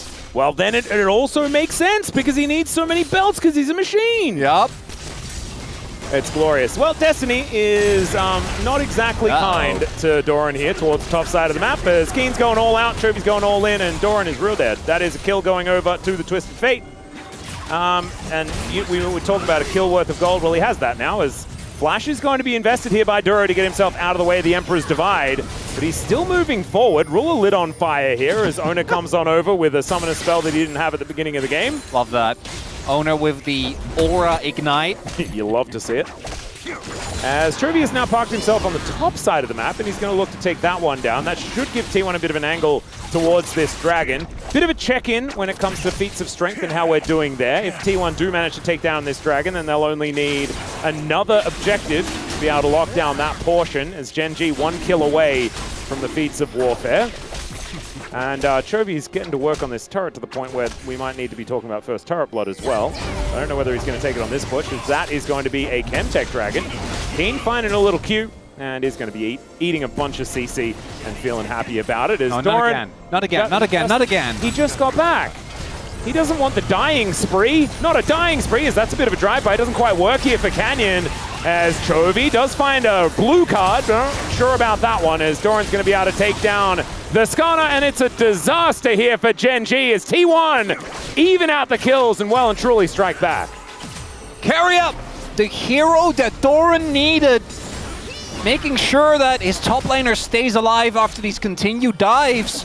And now, all of a sudden, T1 is winning on multiple sides of the map. We're able to push in bot, bullying Keen off the turret as Chovy. Yeah, this is a big deal if they can lock down this kill, and they got 3 people here. He wants to deal with the minions that are in position as he flashes away from his turret, and that is going to mean that he's dead. Cute little gold card towards the end there, but not going to be able to get too much. He still has a massive gold lead, but he's now not on the map. And Gen G kind of falling apart at the seams. We were talking about the feats of warfare that Gen G was so close to getting. T1 just claimed it, and now they just need to get another dragon, a herald, something like that. And they'll be sitting pretty. Bit sloppy there for Gen G, because they could have called this off, I think, the moment they spot that Rakan. Yeah. But instead, if Canyon just flashes out instead of trying to prime with the ultimate, I think they just get out instead and they're fine. But they try to actually make it work. Timely arrival from Guma to catch there as well. And then I like that T1 also, they know where everyone is on the map, right? They know that Duro and Keen are bot. They just killed Skarner as well as the Lucian, so they can just dive Chovy there. And T1 On an even game state, I'll take them anytime. Every time. The amount of damage this team has is incredible. And we have seen Gen G play this exact composition in late game. And I think it can be done. It's very poke heavy, right? You just gold card, do some poke, back off. Yeah. And you can play it in a 1-3-1, things like that. More of a full one, I guess. There are ways, but by default, if you're T1 and you get the 2 items, you get the free items, you're going to be feeling amazing. You're going to have intense amounts of damage. You're going to have, I think, as long as you actually stick together, not a lot of weak spots, not a lot of people that are easily targeted, right? There's a lot of mobility, there's a lot of beefiness. Really only Doran can be found, and between owner and carry, I don't think they're going to let his their body go down that easily. Just have to see whether Gen G can find some of that magic, or whether this is indeed going to be that 3-game series that I think we all want. Would like that. Especially most of Incheon, as they are all there in the stadium. Let's just see, as Gumayushi taking a lot of damage there, and in fact the culling comes on out here from Ruler. Owner going to be blocking that one, but Gumayushi is out of this fight now. Does have to eat the honey fruit. Chovy has ult. Gotta be a little careful. Yeah. Probably doesn't want to use it because I think Chovy would prefer just to be parked in lane. Does actually throw out the Destiny. Hasn't gated around just yet as the gold card does come on through, but that is a big cooldown that they now take as he makes his way back towards the rest of his team. Gumayushi does have half of his health bar back up once again, but Canyon has position now on this Rift Herald. It looks like Gen G might be the ones to claim that one as Ruler parked in mid is going to put on that extra pressure. Are they actually going to get it off that? That's crazy. Kind of ridiculous.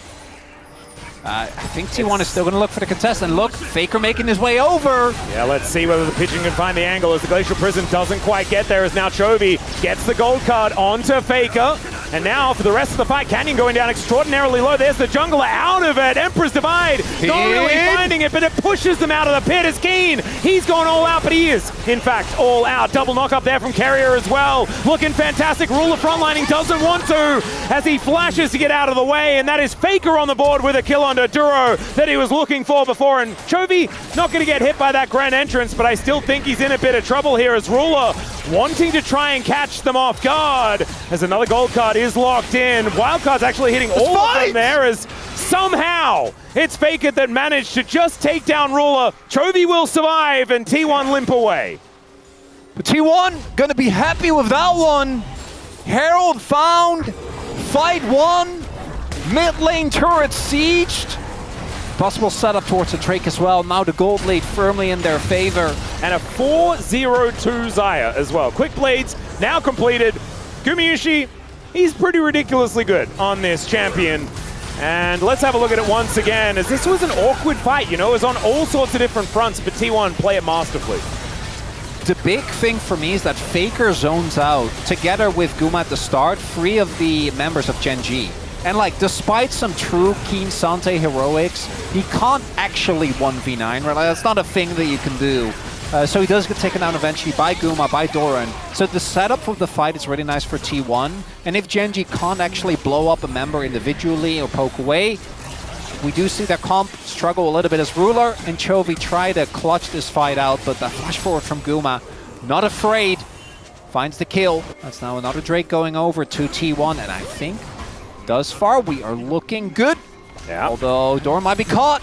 This is a really awkward position here as Canyon walks over the wall. They get the information here with the Destiny as there is the Glacial Fissure, and all the Emperor's Divide by Faker is glorious as they lock down Chovy. They'll also take the Skarner as well as Gumayushi in a little bit of trouble here as Keen manages to get one back, but it's only on to Doran.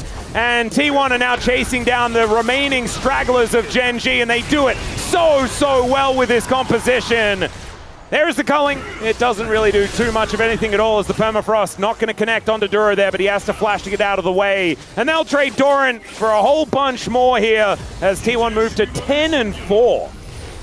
And Gen G is tenacious, but T1 is getting the better end of them anyway. Faker having big impact on this Azir.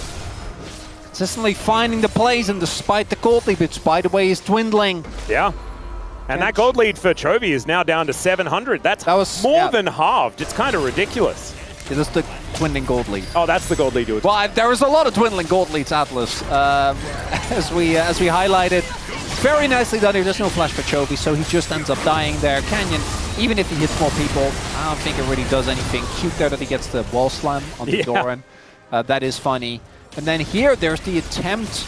But I actually think this ult from Keen doesn't quite hit the mark. I think he probably was looking to drag him over the wall, like into the pit, and play from there. Gets his Feather Storm off cooldown right there. Right at the wrong time. But also the fact that he basically drags the Xayah towards his team, right? Yeah. Not what he was looking for. Also good cleanse there from Guma. I think that might have been just allowing what allowed him to reposition in a way that made that play work. And I think right now, things are looking really good for a game number 3, Atlas. T1, the only thing they need to ensure is don't throw out Otacon. I think that's really it. You have an incredibly scaling composition. Be careful about the side lanes. Gen.G do still have a lot of burst on single members if they can zone someone off. But you can see, so T1, they're death-balling, and I think they should.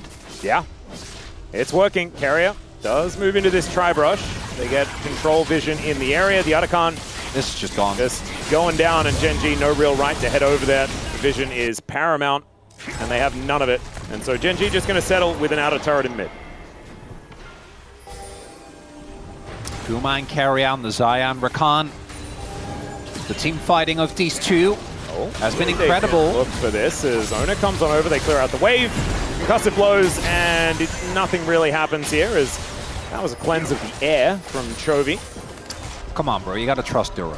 Trust your buddy. Duro would never, would never let that hit you. I mean, the hitbox of the Glacial Prison is a bit funky. It's so about, maybe that was Atlas, why. It's about trust. If you ever tell me I'm gonna catch that skill shot for you, yeah, exactly. I would trust you blind. I probably die because of it, but it'd be worth it. And I tell you, you should have cleansed. Anyway, T1 going to be able to secure their blue buff and now look to put more pressure on the map. And it's so hard now as Gen.G's composition to play the game because look at Chovy. He is running away from the minion wave. That is precisely not what you want to be doing as the Twisted Fate. You want to continue that pressure as much as possible. And if you do have control of the map, then you can utilize it. In this case, he absolutely cannot. It's just rough. Now you're getting perma-slowed by the Azir. There are 3 targets you need to deal with because all of them have enough damage to carry a team fight. There is great front line, great engage, this T1 composition. I think we saw in the early game what could go wrong. Some of the picks kind of highlighted how Gen.G would like to play. But here, I think we're going to need to see both a crazy Gen.G team fight, and I think it comes down to, does Guma live? If Guma gets taken out somehow by the Keen Sante or Chovy finds a crazy flank, maybe that can be something.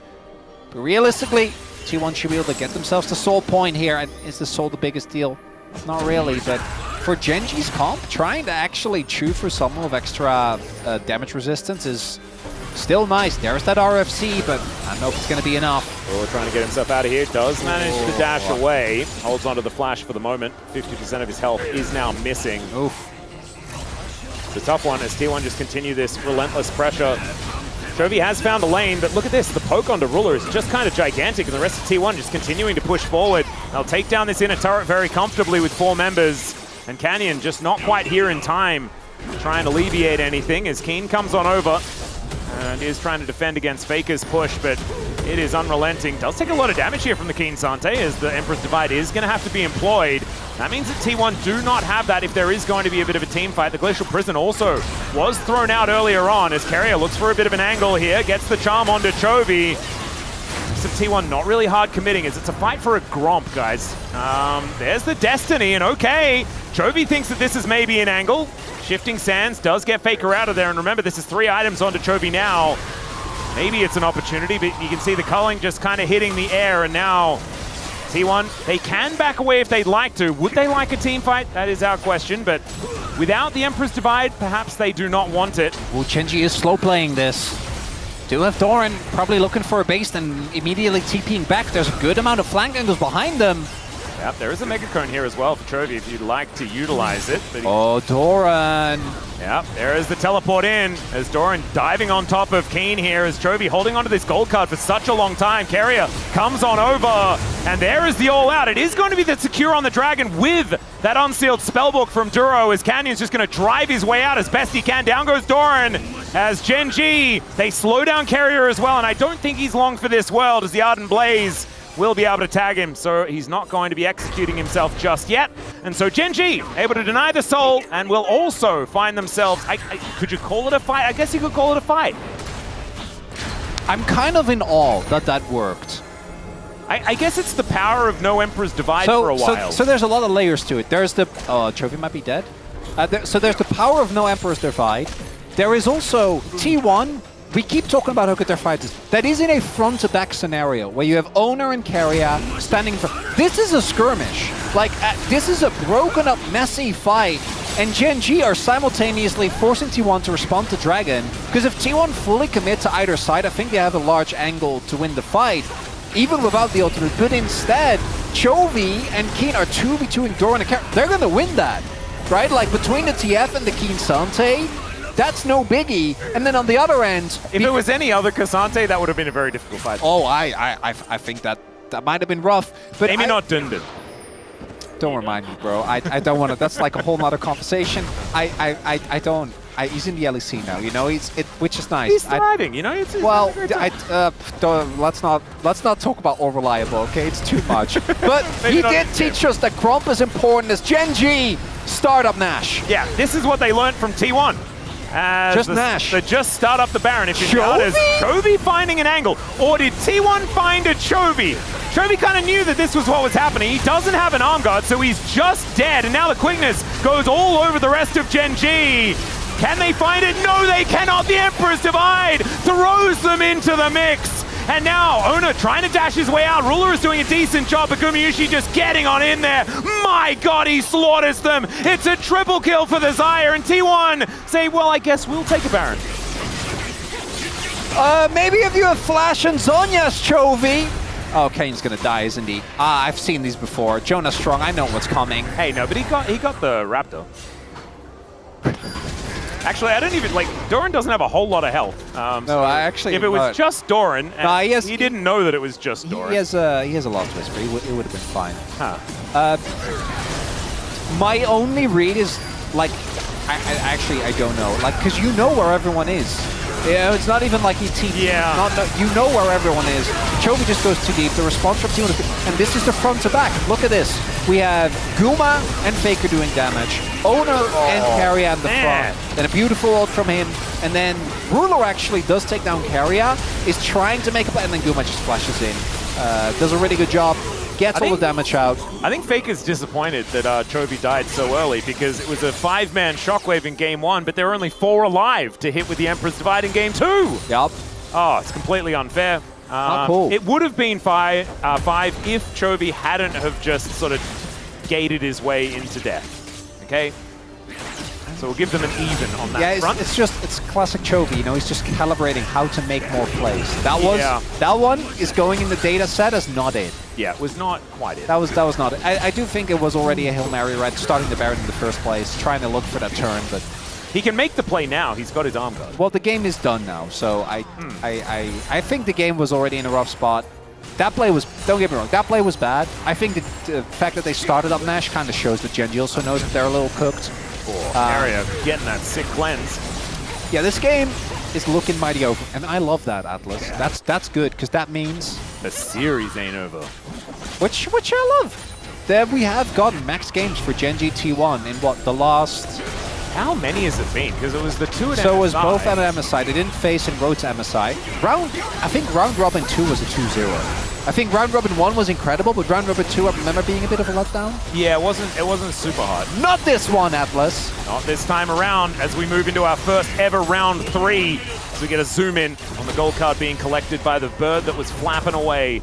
So that's not going to eventuate in anything at all. Bounties now up and available here if Gen G can ever get out of their base. But I just don't know whether that's ever happening. 20 seconds on this Dragon would be soul point for either team. So they don't have to play for the next raid because they got the last one, which is nice, thanks to Duro's Smite.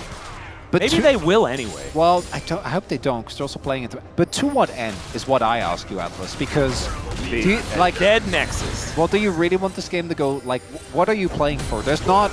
Normally, in these type of situations, there's like... I mean, that's a much deeper question than you may think, because this team's already qualified for Worlds, so... What are they playing for, Chronicler? To keep the streak alive! Yeah, but they've been in interviews and they're like, yeah, we don't really care. We just want to play well. Yeah, no. Which I tend to believe. I mean, these are competitors. If they had the mindset of, I guess we take a holiday now, then they wouldn't be the players. They wouldn't be on the streak. Yeah. It's just not there how is that also works. that statement is then always followed up by, we just want to do well at Worlds, which that's everyone. Yep. That's how it goes. It is something that Need they haven't quite managed to achieve just yet. Need a Hail Mary here. Maybe a multi-man ult from Canyon. Otherwise, we go in the game free. Oh, there's the Destiny to come in there as they found Canyon on the flank. He only gets Owner with the ulti. As now Gumiushi is in a little bit of trouble, but he's got the Featherstorm. He's buying so much time. And the Emperor's Divide to get him out of there as well. Ruler is the one that's down so low as they trade 80 carries. As now Keen dives in, but he cannot pick anyone up. And it's Doran finding his revenge. He'll also get cleansed. Everything is fine. And now Chovy and Duro versus the world as the teleport to get Chovy out of there will be interrupted by Owner. As Doran says, yeah, we are going to a game 3 and I'm going to take us there by destroying these Nexus turrets. And he's getting some revenge after being bullied earlier on. These health bars aren't going down as fast as they really wanted to as Chovy flashes out of the grand entrance. And we're just going to zoom in here on Doran booping down this Nexus with his hammer. Gets the gun out there as well just to show that it can transform. That was real cute. There's a demonstration of that 50 gold that I was talking about that is very, very important to bring us to game 3. T1 team fighting will bring us to a game number 3. A Gen G composition that had us going, I don't know about that, but it's Gen G. And then it turned out they have made comps like that work in the past, but against everything they gave to T1, that's the real problem. That is the real and this is a conversation that was had on the desk yesterday as well. Sometimes you look at your composition, you're like, yeah, I love that composition. And then you look over to the other one, you're like, that one's better. That one was better. And in this case, I think the execution from T1 was also great. They did have to navigate the early game. We saw a slight lead eventuate there, but particularly Karias Rakan, right? I think his turning blade towards the top side ended up being really big for Gen G, or for T1 to turn the series around, and for Gen G to kind of stop losing that, or start losing that momentum, because you can see, I think that dive is right where that little gold lead evaporates.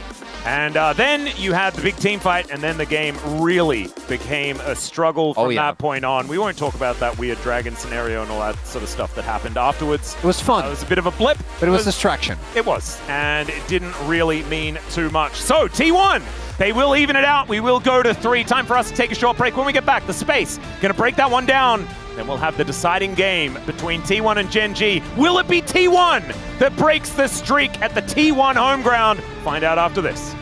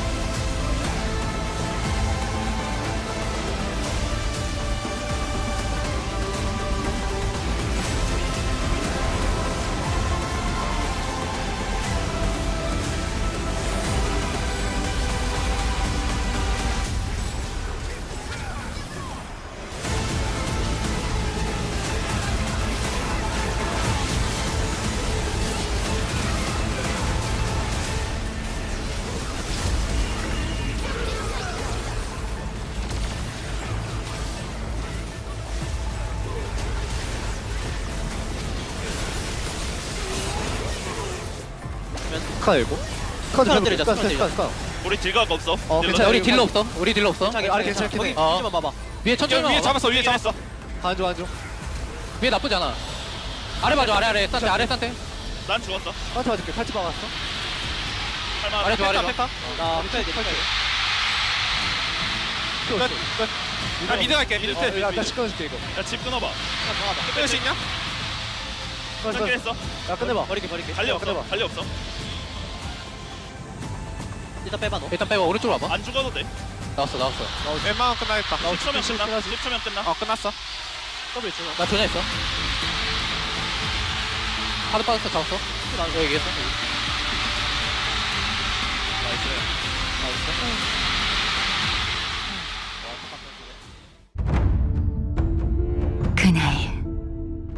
다른 길을 택했더라면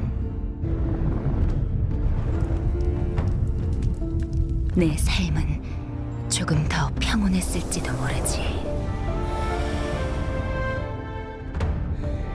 천년의 세월이 흘러도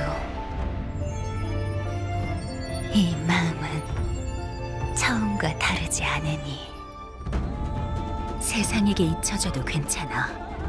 오로지 신념을 따라서 나는 이곳을 지키겠어.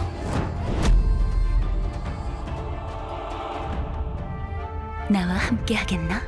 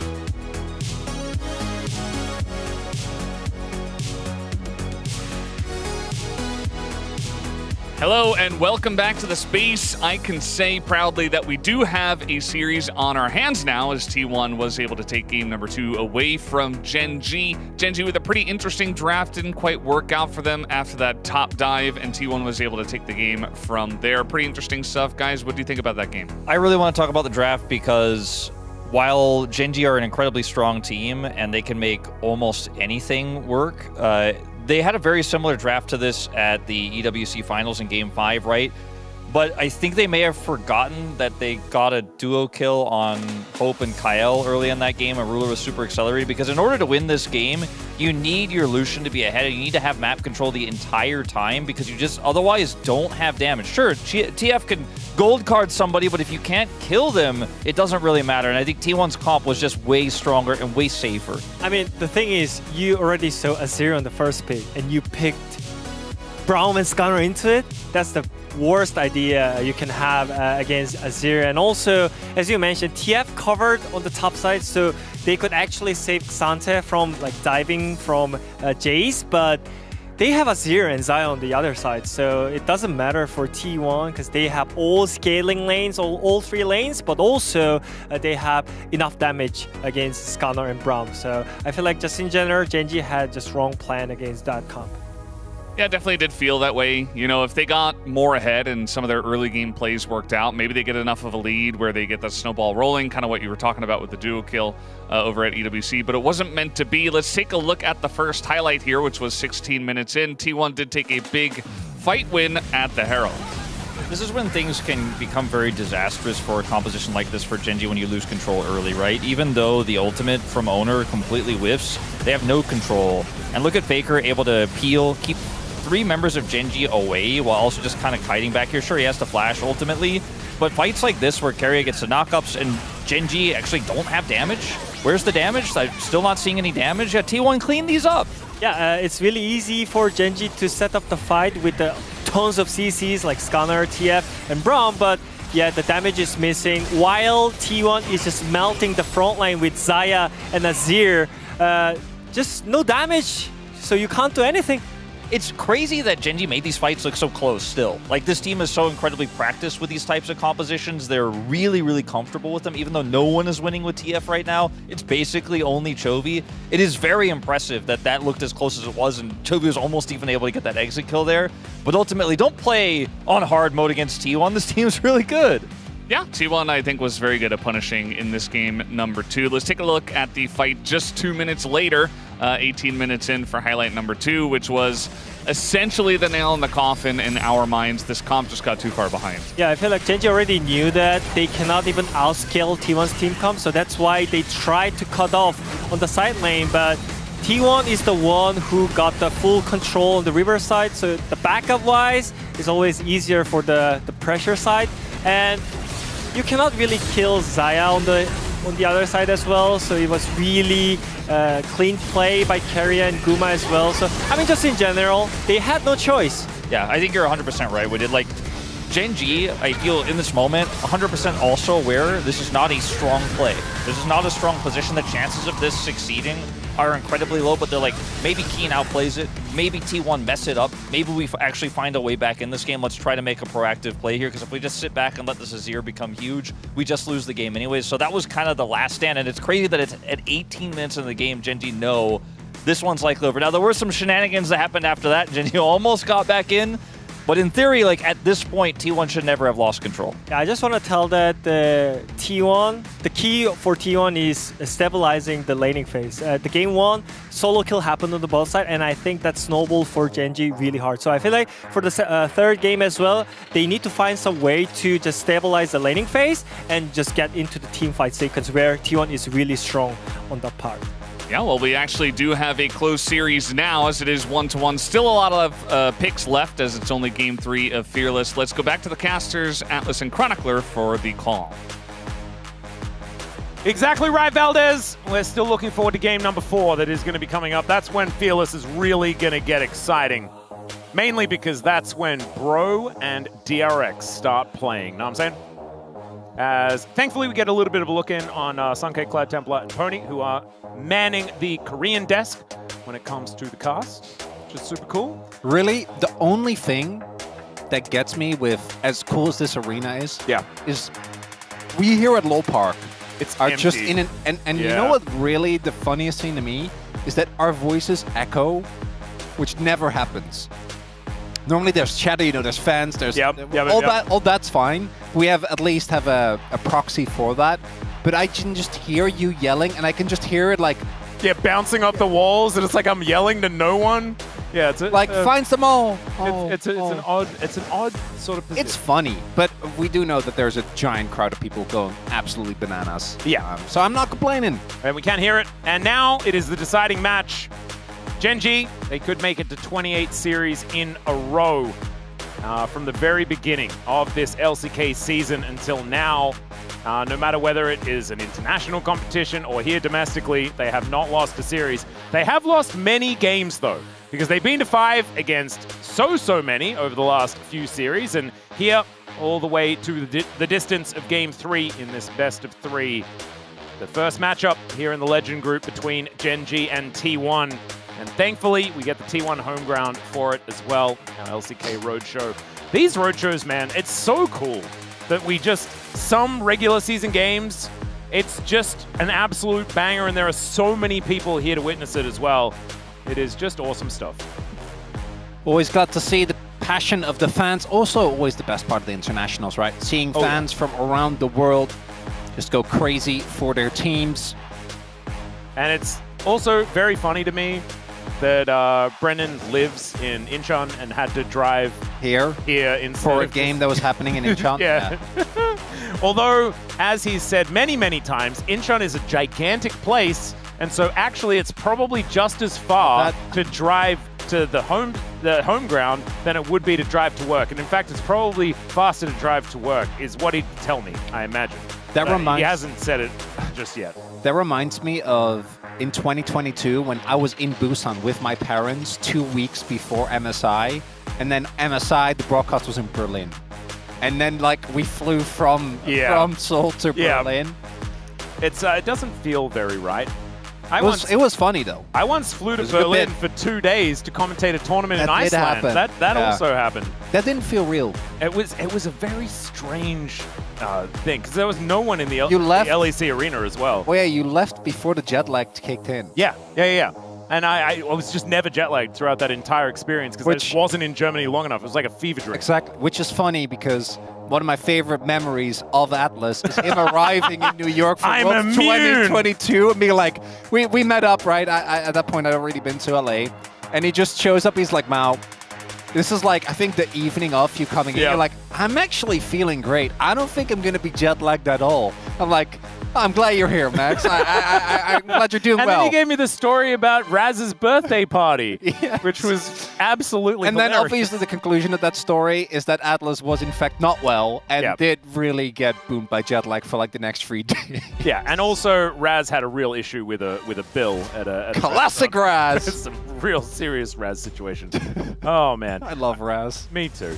Okay, we got some bans coming in here as Nocturne and Talia are both going to be taken away. This will be the first time that Gen.G have been on the blue side so far, and they're going to continue down the route of banning the J4, which is an interesting one.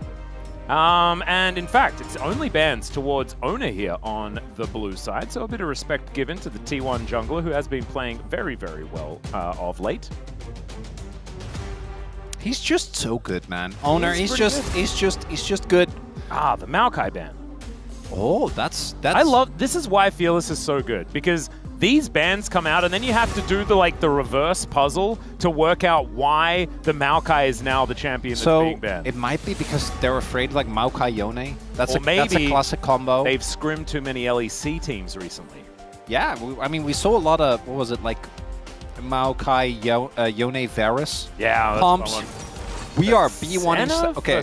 So then I think these 3 bans make a lot of sense because Senna doesn't like playing in any of them. Yep. And Senna is obviously a very good pick right now. And you also get the opportunity to 2-3 pick Trundle Tank, which is really strong. Ziggs Camille. Oh, Ziggs Camille sounds fun. In fact, Ziggs just sounds like a really good pick into the Senna, and then you can just craft a comp around it.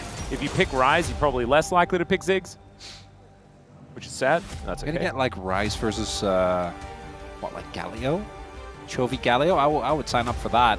Ooh, and then you could. I mean, that is another opportunity for a relatively low damage composition. But when you have a Senna, she does hit that critical mass where you can protect her and do a heck of a lot of damage.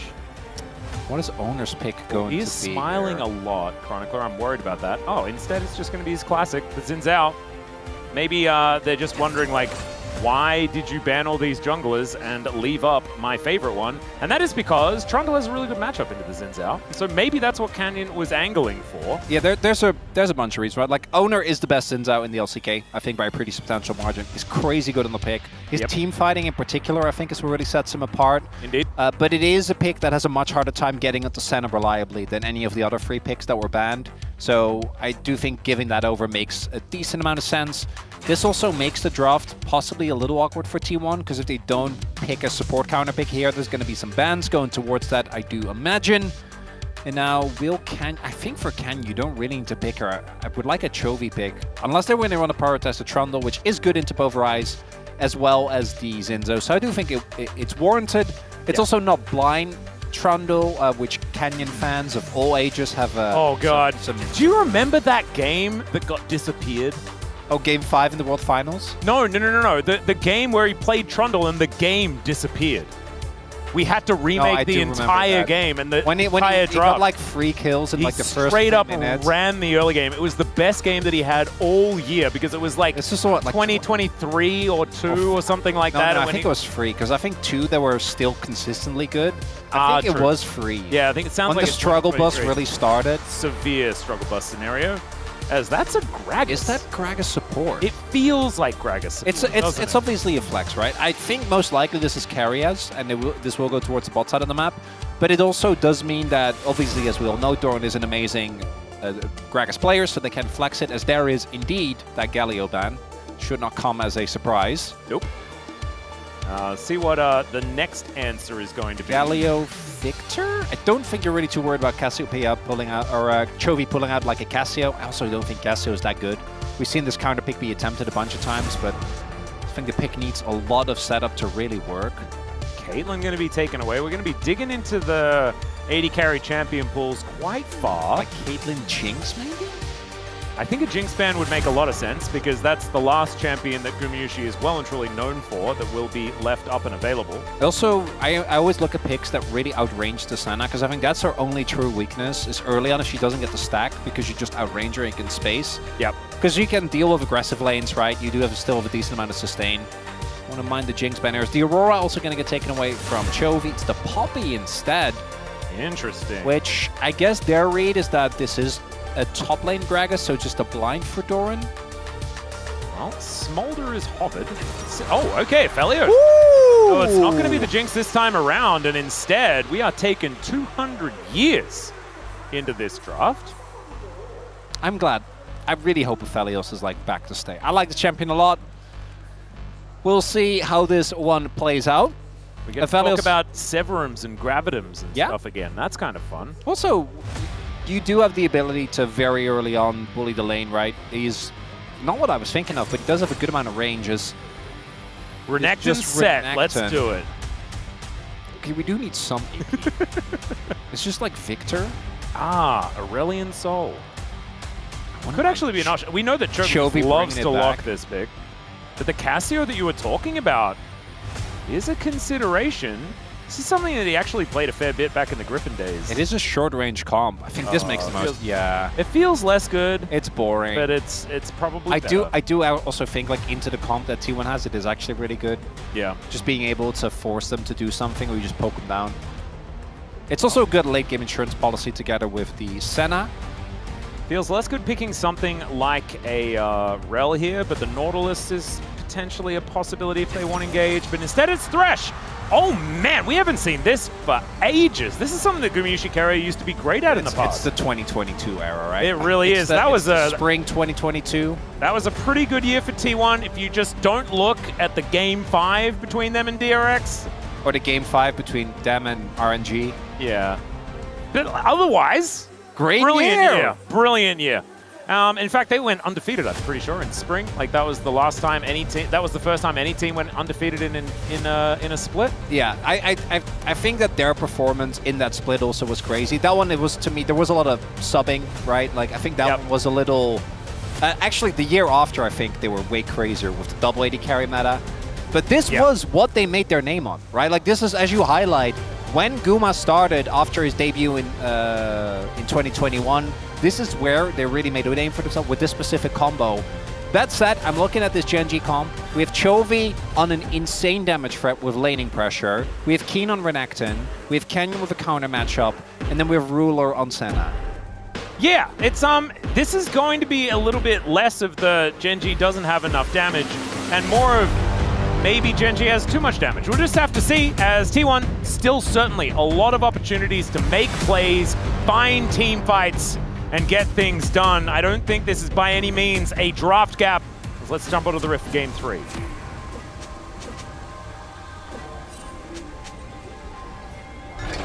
Yeah, I needed to give them a chance, right? I need to give them a chance. It might be happening for all And we know. also, I had it like ringing in my ears. I don't think this is a draft gap, but if I was to be honest, 미니언 I 생성까지 don't think it's looking as good for T1.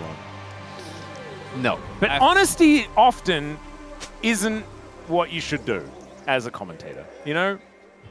Sometimes it's got to be about, you know, making sure that you have the right amount of hype on both sides. What we really want as a commentator is that afterwards you go, you know, and then you get called bias from, if you get bias from both sides, that way you know you smashed it. Yeah. Right, that's always what you're looking for. Or you've ping-ponged too hard. 미니언들이 That's the 생성되었습니다. other way. You know, like you've just gone a little bit too hard in both directions. No, And but if you people go are like, too hard in both directions, it does mean you're not biased. You just might be not that great at your job. That's all I'm saying. Well, now you're added a new insecurity for me. That's so mean. That's okay. It's okay. You've only got a few months left. You can figure it out. Oh my God, Atlas! Come on, man. I really did. I do think that now that we've gotten into summer, I feel like the jokes are gonna keep getting ramped up. Oh, like, it is. We're not. We have not even nearly began yet. No, it's gonna be good.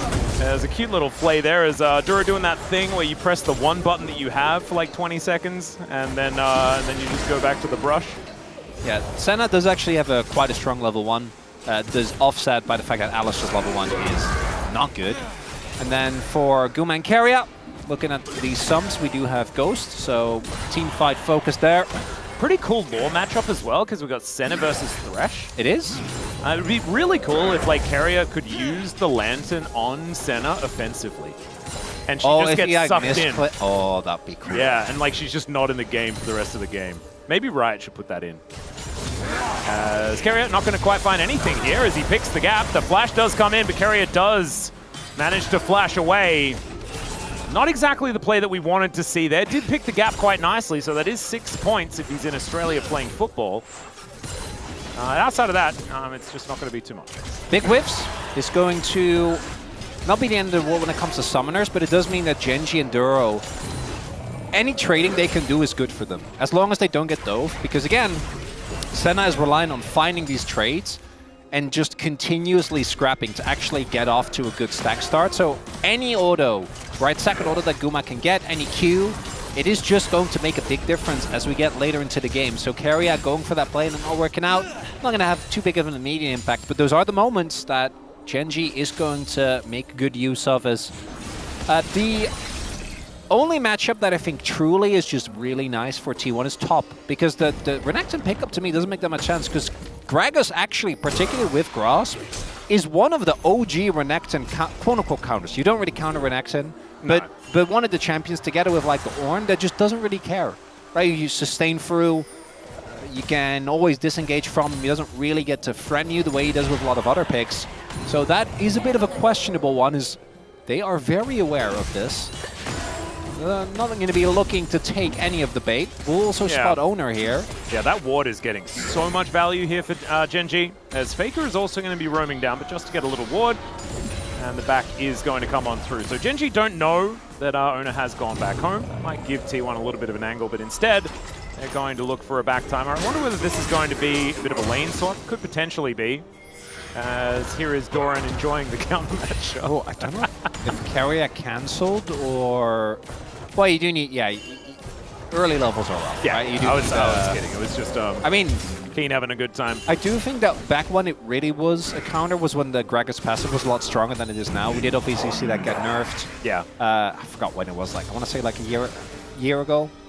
Maybe a little bit shorter, but did get, because the sustain was obviously very oppressive. As the lane swap does come through, looks like the TPs are, or the TP is just going to come through here from Doran to make his way towards this lane. And then I imagine Keen is going to try and like get the shove in. I don't know if Guma... Yeah, Guma is not letting him. Yeah, it does have Grab It and primed as well, so... But Keen was can just sticking make around. his way It could be a back. bit of a problem. Wave state is a bit awkward for Ruler here because, again, Guma did get the freeze, but he did take a decent amount of damage, so we'll see. Yeah, a little bit of a freeze on both sides, actually, but the cannon does come on in, and the cannon doesn't survive on Genji's side of the map, so that bottom lane is at least going to be pushing. Faker taking some death rays here, does miss that Q, but I don't think the Rise is too worried about what's going on. It doesn't have TP anymore, though, so like this damage does actually stick. Chovy also has gone for Comet, which is interesting. We've mostly seen Airy in these type of setups as... That looked a bit weird. I don't know what was going on. I think it's Hex Flash, and then... just Okay. Gravity always frightens me a little bit, but that was a Hex Flash. Yeah, but before that he was just in the Hex Flash animation, just kind of... Yeah, you're just partying. Zoning around. Yeah, partying. Party fresh. And honestly, when you take Hex Flash, if you haven't just used it, it's available and you're not just using it, then you're making a mistake. I don't know enough about fresh skins, but like, imagine Surprise Party Fiddlesticks, but it's fresh. And like, his lantern is a piñata. Oh my god. And when you click it, like, candy comes out. That's pretty dope. That sounds good, right? And actually, you could have like the thresh, the hook, like the death sentence. Also, like when it hits a champion, like confetti comes out. No, it's a kazoo. You know, like the birthday, like a whee. Yeah, like the sound that the Crowstorm makes. As Carrier going to throw a lantern over to Ona, and the wind becomes lightning, and not much else. But they do get the heal, so there is at least that. As Canyon's over here, eating some shellfish. And he'll take a dragon as well in tribute. That's all right. Gumushi does grab a white gun as Carrier throws another death sentence a little bit wayward. It just does the rage ignite. But Ona is there. This is setting up for a bit of a dive as they will Faker's get... there. Yeah, Faker in amongst it. Teleport is going to come down from Keen, but I believe that one was interrupted. Another one. As never mind, not actually going to come on through there, and they do manage to get that first kill. Faker locking down first blood as Ona is able to flush away as well. And even Doran will survive as the Dominus did come on through there as Canyon takes about 15 years, but he will be able to take down this dragon. And they do, you know, stick around in lanes. There's going to be a wave mist in mid, but a double kill in the top lane and this whole wave dying. A great start for T1. Big win for T1. It's the use of Rise, his ability to impact the side lane there. It's Faker, just like he did on Nanny in game one. Teleporting up, able to take the kill, and Doran also canceling that TP. If Keen shows up to that play, I don't think it's going to go nearly as well. Yep, it's a big one. And understanding that that's where he was going to be as well. Really glad that Jonas Strong had the pan down as we're going to check out the replay one more time. And Ruler stepping up, I don't think it would have made a difference if he didn't. With 4 man, I think this dive can just always work. And then here, the attempt from Keen. And Doran, the double. That was beautiful. No way that Keen was ever going to be able to find it there. Builds are available. Could probably outplay this dive, but instead Owner doesn't even die. You would have taken the death. Would have been no problem at all. But he's clean with it. Yep, they also take two tar plates as well. Yep. And Gumushi now, with that Moonlight Vigil, Owner moves up, spots his control ward. That does give Gen G a bit of a heads up here as Canyon just kind of ignoring everything else that's happening on the map. He is a PvE player at this point in time. As Doran and Keen just partying here towards the bottom side. Some grubs being taken, a hook gonna go wide. And Gumushi does have red-white. That is a scary opportunity here as Slice out here from Keen. Doran without very much mana and will get ruthlessly predated. Which I don't think is a great verb, but it's fine. You know there's a new Predator movie that's coming out? The trailer looked good. Yeah, it looked kind of interesting. You know, I've never seen any of the Predator movies. Really? Should I? Are they good? Yeah, you definitely. Good action movies? Carl Weathers, man. Oh, it's the iconic, like, the shake, the hold arms. Oh, no, I've seen, I know the movie you're talking about, but I've seen clips, and like, Yeah. By osmosis, I've watched a lot of the movies. But then you get to see it in context if you actually watch it. That sounds fun. As all right, Carrier gonna find one. Does get the cleanse out from Ruler this time around, as there's the flash out as well. Running out of summoner spells here as Graviton gonna hold Duro in place. Another dive! Ooh, Moonlight Vigil will connect, and Owner's coming in. I've seen this play before, but Faker is not gonna be able to move over the pillar. The pillar! As Canyon looking to try and get himself out of here, and in fact, not gonna take the risk. Didn't want to get charged audaciously or even prisoned runically. Okay, now you're stretching it out. Yeah, I'm really It trying started with I'm trying to predatory cover- ruthlessly, but Yeah. now we're That started a fun conversation that involved Carl Weathers, though. That so is that's true. kind of. Oh, it was a win. I felt like it was positive. Also, but I Atlas- just went way too far. Let's be real. As fun as internationals are, it's fun to just yap. Yeah. It's all right. Canyon comes on over and looks to take a bite out of Faker. Does manage to do that, but isn't going to be able to kill him. Sorry, walked So up back to to him yap. chompingly. So back to yapping. Okay, now you're crossing a line. Okay, come on. He did do that, though. He did do that. It's kind of like Wario, you know, where he has the, the dislocated jaw thing. Didn't Wario do that? What game was that even in? Was that Wario, just like I want to in, say like, WarioWare. I don't want to get started about Donkey Kong Bonanza because like I feel like that's going to be the whole conversation. And we have a game to cast. I haven't played it yet, but I do Game know. 3. It is good, man. Do you know what's the best thing about it? Donkey is making like consistent videos about he's one had like game. no, it's he's like had been one a day for the last like 5 days. It's so good. Just give me more Donkey content. That's all I need. Just one about an ice bridge. It's just Oh, it is playing it is. around an ice bridge the whole time. I'm gonna spoil everything, man. We need to find a different Yeah. combos. That's okay. Yeah, Ruler could be in a little bit of trouble here as the death sentence going to get thrown out in a random direction. Just trying to pick an angle there. You know how sometimes you've downloaded your opponent and every hook hits? Yeah, Ruler's downloaded. Carrier does not have any connection, bro. His data is not working. His Wi-Fi is sluggish, and we don't know why. Yeah, that was a. I don't even know what that like. I There think was it keep- obviously it a keeps level predicting. of like thinking. It wasn't just like an error. It was. I just don't know what the possible positive outcome could have been. Just keep predicting. Yeah. Yeah. So this game, to me, is kind of a repeat of game number 2. Oh, there it is! That's Alistair, though. Yeah, so he's going to get a Pulverize off. There is a teleport in, though, as the Gragas is coming down. Moonlight Vigil will do a damage. And the Gragas is here, guys. Howdy, Gragas. Howdy, Doran. That's going to be... Joro's still his ult. Yeah, there's no... They can definitely pressure here. But can they get the turret before the Trundle and Renekton get it? I think They don't have white guns. I think that actually matters a lot. There is another minion wave that is coming up, and this one's going to take a little while as Arcane Storm in the mid lane is going to be pushing Faker around. I think it is going to be first turret going over to T1, though. Oh, okay. Yeah, with white guns, definitely going to be able to. Yeah, gets that Crescendum over, and Gumayushi with a bunch of extra money, and he'll deny the cannon as Oh, well. God. He's going to be up like, what? Like 1.5, 1.4? Yeah, 1.5. Yeah. Feels pretty good. Keen also extending his advantage as Duro will be able to get... No, he doesn't even need vision because they can see Faker on that ward. But nothing they can do about it. Control ward goes over just to make sure. So that is going to be the Dragon secured here for T1. It's going to be an Infernal Soul here for Game 3. And the gold ahead for T1, about 800. But it's not a massive lead. This is feeling like a much less like... Oh, this is kind of doomed for a lot of extraneous reasons this time around. This is some honest League of Legends we've got for us here. This is, and both teams can look at their combo and go, we outscale. So you know what that means, Atlas. We're in that means long haul. Yep. Can we get an Elder? 2 Elders. Maybe T1 can break their record of their longest game ever. What do you reckon? 93 minutes. You know that's never happening again. Oh, it's so sad. Oh wow, Carrier's figured it out now. The lantern doesn't quite work, and the Have you seen the joke edits of like where someone like TPs into a brush and then like flashes out and is like, oh, it's the ghost of Fred. That's how these plays are looking. Yeah. I feel like we're just not good enough to understand what Carrier's trying to do. So I refuse. This is they're gonna get this turret as well. Like we've been memeing a lot. But T1 actually have done an exceptional job of something we've criticized a lot of team for, specifically with the Cephalios, especially with these white guns. So one of the things we always talk about with Ziggs, one of the things that infuriates Orcs. I mean, it's the Caitlyn and Jinx thing as well, and they've done this with Guma so many times on these picks. And it's why we see the gold lead actually starting to really balloon. They're very happy to just siege away.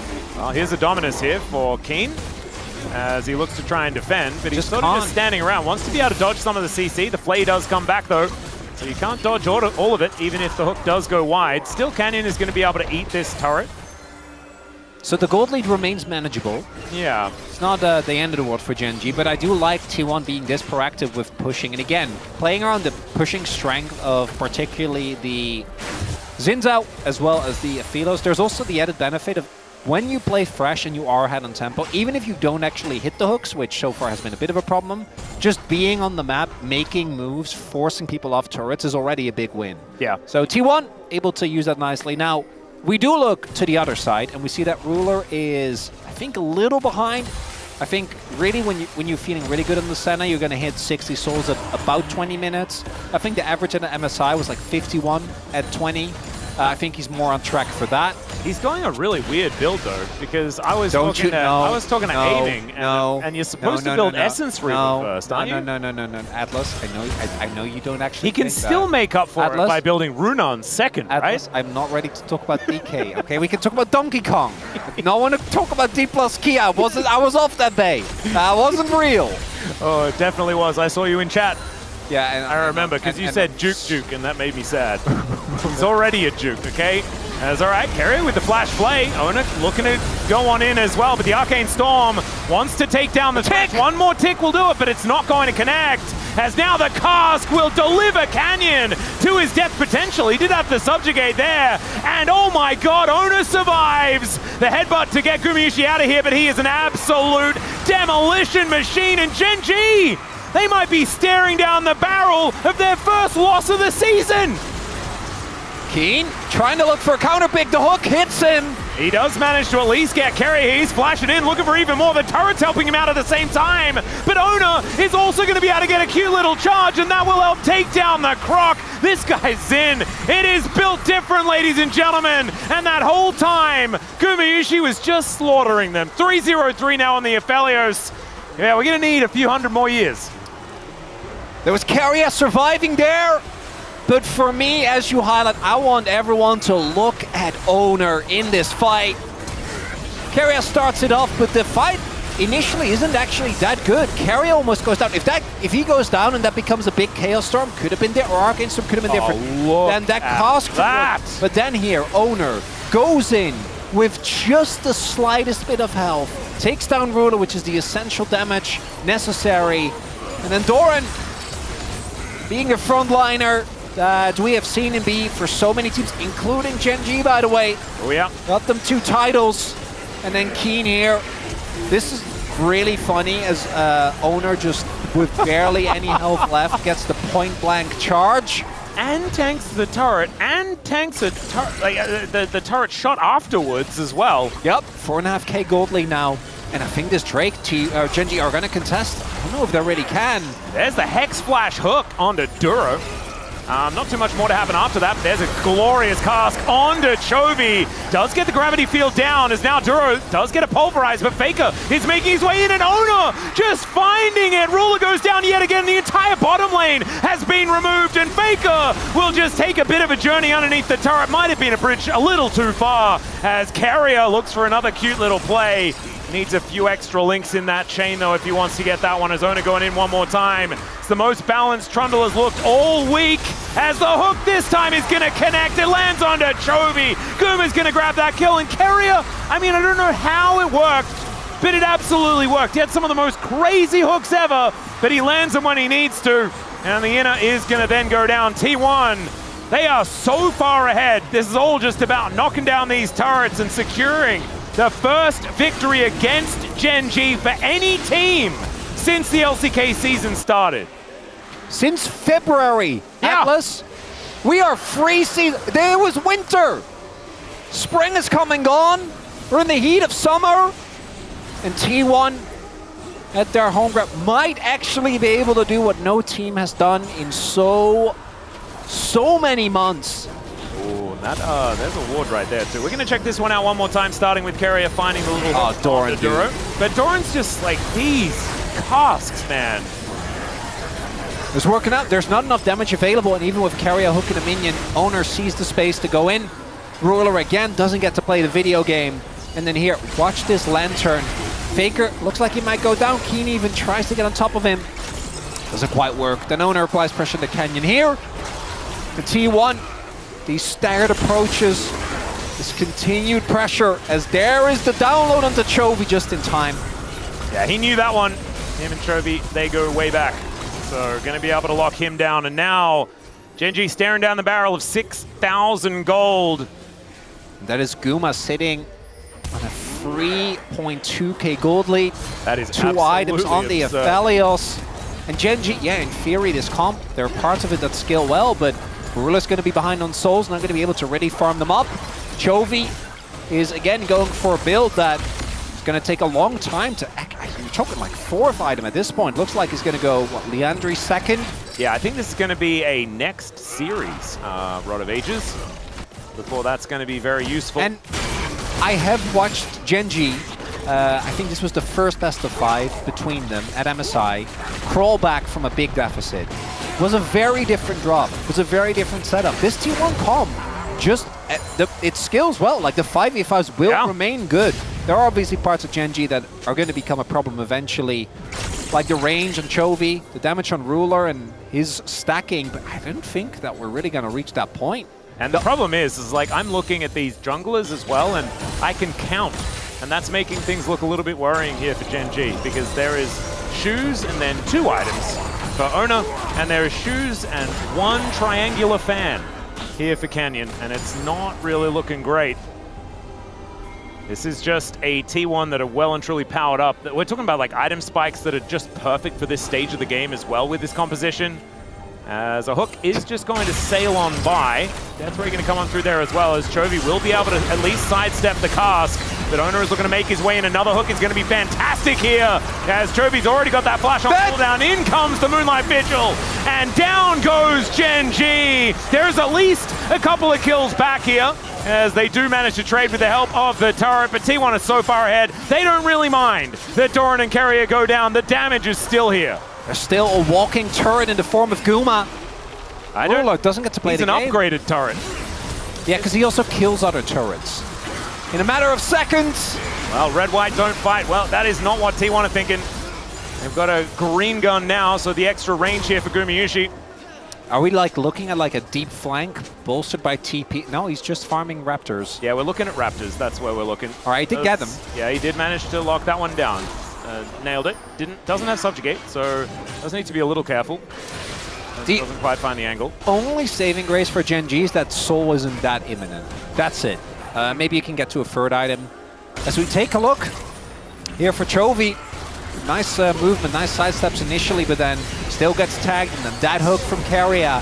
Flashes out, still gets hooked. Yeah, might not have the, again, the earlier hooks down, but these hooks on Chovy actually end up winning the fights because Chovy doesn't get more rotations off. And the flashes you highlight is a really big deal. The fact he doesn't have that available means that both Doran, even Owner, and Carrier have way better angles. Ruler still not at 60, by the way. Duro, I swear he's trying, guys. Do not look at that combination of summoners. It's fine. Yeah. So Gen.G, like, I'm trying to think of angles for them to somehow bring us to a competitive game 3. We need probably Canyon to steal, or they let this one go and he needs to steal the next there are one. 3 rounds for this particular end of the year. As Ruler is just going to get engaged on, does have to flash, and there's another cast. This time, no avoiding that, and that is Faker grabbing a bunch of extra gold. Yep, sometimes you're Ruler and you're a little bit too pushed up. This was the first pick center as well, guys. Really taking a bit of a faceplant here on the side of Gen.G. Kind of torn apart by T1's answer. And going into this, I actually felt like Gen.G's composition looked good. It is. But the way that T1 have played this, the way they moved Gumayushi around the map and turned him into this slaughter machine has been just beautiful. He'll take the Lantern Ride to get himself out of there. We also just haven't seen that much success for Thresh. Even when Carrier tried to play it the last couple of times, it hasn't really been all that inspiring. This is working out a bunch better, even after a couple of flubs earlier on.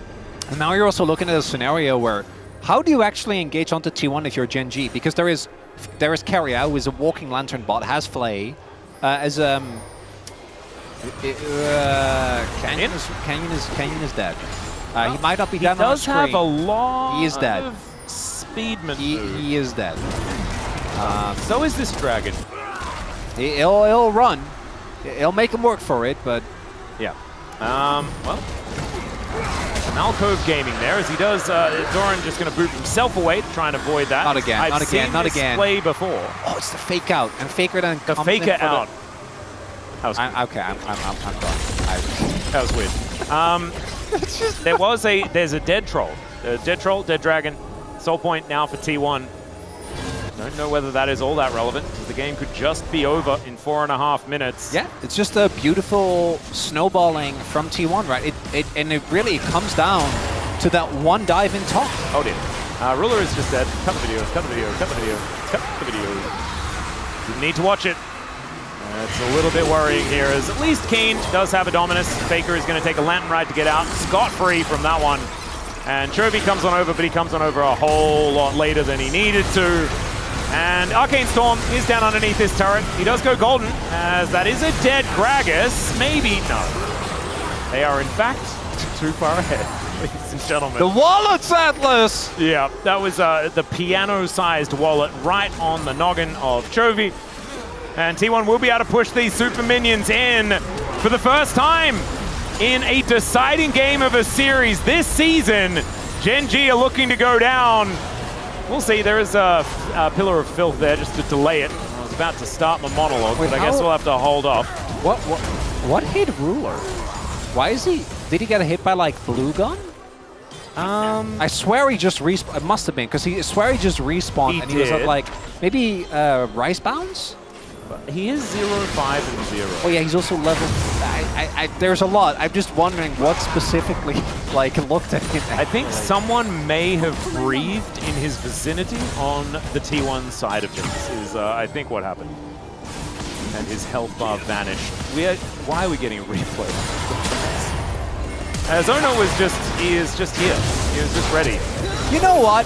Getting 2 flashes, that's worth. I'm not even. Shouldn't have happened. Well, T1 are just going to deny this. Is Keen? Okay. Atlas, this whole situation. Yes.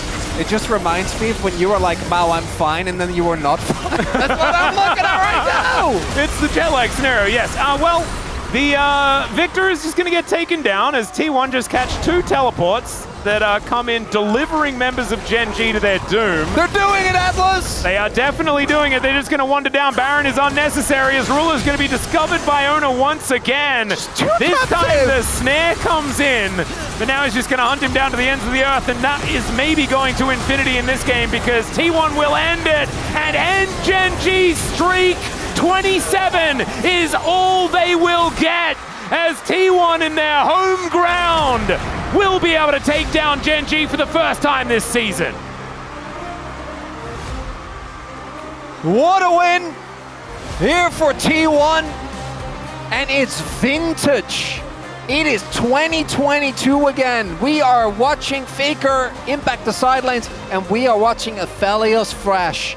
And you know, Carrier, he just had to shake off the rust. A little early on, as I gotta vote for. Yeah, you got a POM. I feel like this is just I'm being met with skepticism. I mean, it's up to you. Okay, who do you got? Well, oh, gotcha. No, I just always think it's Doran when he plays Gragas. It's always Doran when he plays Gragas to me. Although I think there's quite a few decent choices here. It might be Guma. Yeah, the one thing to me that really stands out in my mind is that moment Jarvan was banned. I think Gen G lost the series. Yeah, you're not on board with the Jarvan ban. I think you ban Azir every single time. You never give that pick away. I think it's like Azir was buffed and he was perma-banned against every LCK team prior to the buffs. Yeah, I just don't think it's legal, and I think that sort of really threw Gen G off immediately afterwards. I'm just happy to see T1 rather play classic T1, right? As I would agree. I'm sure the crowd went absolutely wild after that one. As the lead that Gen G has highlighted, they are already qualified for Worlds. Is not something that is going to be taken down in a single victory, but given how many close series these two have had over the last couple of months, I think it's very warranted. As Doran, gotta love him, the Gragas ends up paying huge dividends again, and I'm right there with you. When it comes to those casks, man doesn't miss. Honestly, I think that he almost played a perfect game in that last one. The interrupt on the teleport as well, where he was casting mid-air and managed to land the body slam as well, picking all of the angles that Keen could be. Of course, if he had have missed, he would have looked ridiculous because he would then have 0 CC and just have to watch him teleport away. But still, he nailed it, knew exactly where he was going to be, what the options were, and executed on that play. And that really was what started that snowball rolling. And Gen G never found their way back into the game. It was also actually a really good Rise game from Faker. Because I think that in game number 2, it was to me a lot more about the draft and just the team as a whole. But I think in this game 3, he was the one that actually set up multiple of these dives. Him and Owner, I think for me, were really what kind of started the snowball. And it's as you highlighted, T1 have been able to play around that specific setup. Be it Aphelios with white guns, be it Jinx, be it Caitlyn, about 1,000,000 times. This is a moment that I'm sure Gen G is going to review an infinite amount of times, because that is where the game became hard, and this is probably where the game was lost. Yep, this was kind of over at this point, as Keria even managing to survive with his little lantern shield towards the end there, but that cask, man. Oh, give my boy the POM. I actually don't know who it's going to be. Like, I'm trying to think, because I could see an argument for... I think Soups and Chizik are going to go with Guma. Okay. And I think that the true savants, like Jonas Strong, for example, will go for Doran. And I think the people that only half watch will probably go for Owner because he's always a good vote. And the rest will go for Keria because it's hilarious. Because you're just calling me out like that. Wait, who did you vote for? Oh, you know who I voted for. I have no idea. Everyone. And actually, like, the majority of the votes are going to go for Fake. Because his 4-man was pretty nice on the Azir. My recency bias is coming in with my... I think Doran should get it. But also, it's just it's Doran, man. He's just so lovable. I know. And his Gragas, man, it's always so good. And every time he plays Gragas, I always want justice for Doran missing out on MVP when Pace got it that time and he didn't deserve it. Okay, well, let's not open that competition. My favorite part is look at the little mascot in the player cams. That's just like, as the crowd is going wild, the messenger, yeah, we're doing it. Look at it. It's adorable! It's very cute. And we also get it behind Faker and Goomer as well. Like, we get double mascot. You can even see a little bit there in Owner. Yeah, that's true. Given the side eye, as Duro does manage to get a little bit of revenge towards the end here.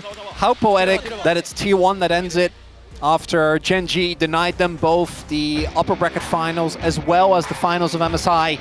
Yep. And I don't know how Gen G are ever going to recover. Are they even going to make it to Worlds? The answer is yes, everyone, because they qualified 2 days ago. That's the joke. Atlas, I really need to rebuild my my Atlas callus. I'm not. You did, like, that was all. That was building for the story that we had to get to, and you just left me hanging. It's Keria that picks it up. Okay. That's an option. He was on the team. I do think starting the second half. His fresh was really good, and I think the Rakan performance was solid. As highlight, I think him on him, Guma, and Keria, or him and Guma on Xayah Rakan are always really good. That's not. I really thought in hindsight that was going to be either Guma or Faker. Yeah, and I thought past vote. this Maybe game, it's just legit. Every player gets votes. I imagine it's probably going to be a little bit all over the place. The fact that it was Keria that picks it up was very, very funny because some of those hooks earlier on in the game were just very strange.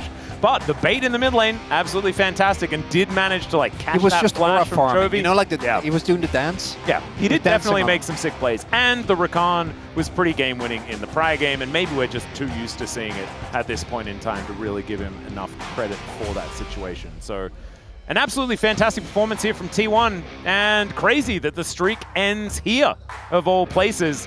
I was a little bit early on my prediction of the streak ending, and instead I am speedrunning to meet Degon in the predictions, as I went like 0 for 2 day one. He got a big win though, he got the bros. Yeah, he got the bros and he got the T1 today.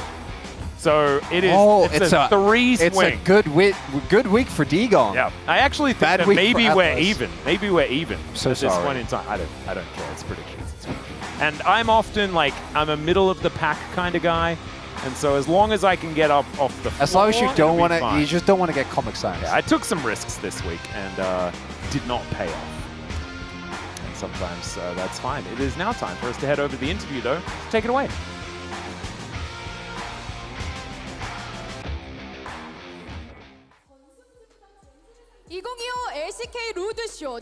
Thank you very much, guys. This is Dear for the POM interview translation for the 2025 LCK Roadshow at T1 home ground. We are joined by Keria on the side of T1, who just shut down Gen G's 27 series winning streak. Congratulations! The genius monster has received the POM today.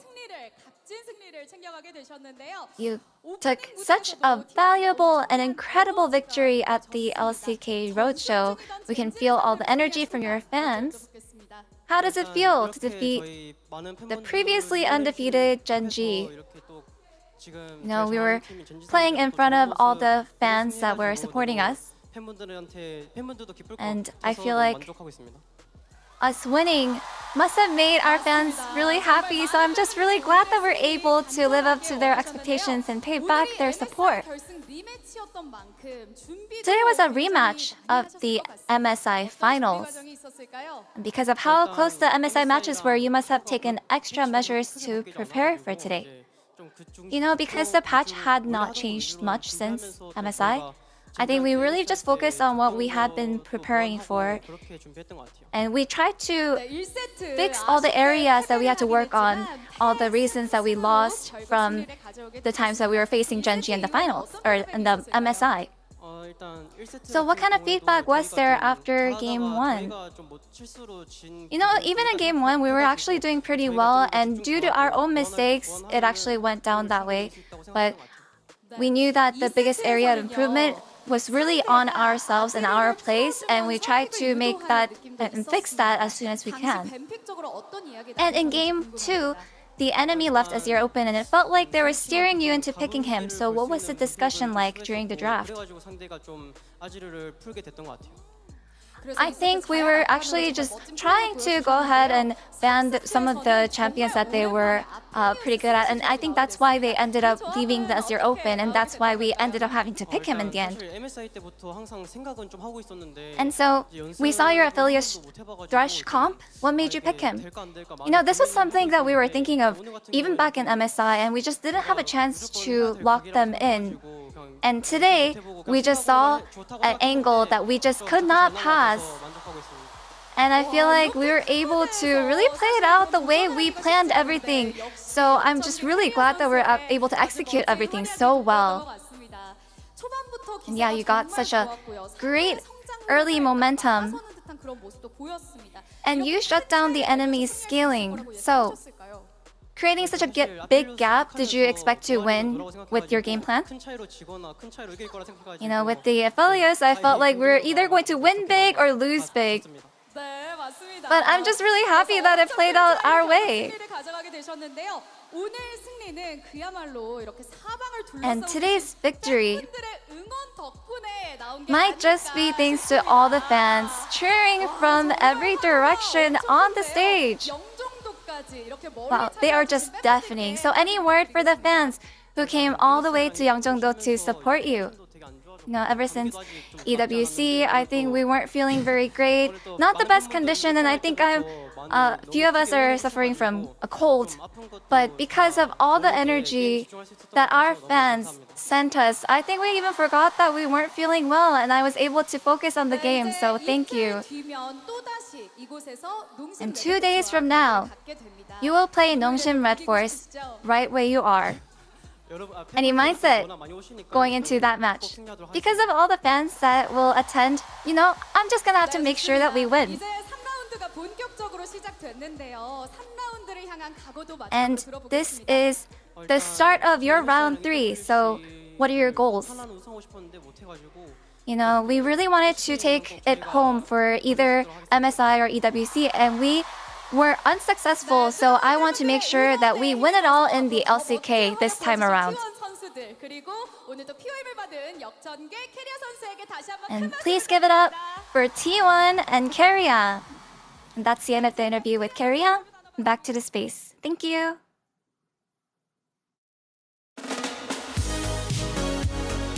Thank you, dear, as always, for that awesome translation. Great to hear from Keria in front of that gigantic crowd at the Inspire Arena. Great stuff from him.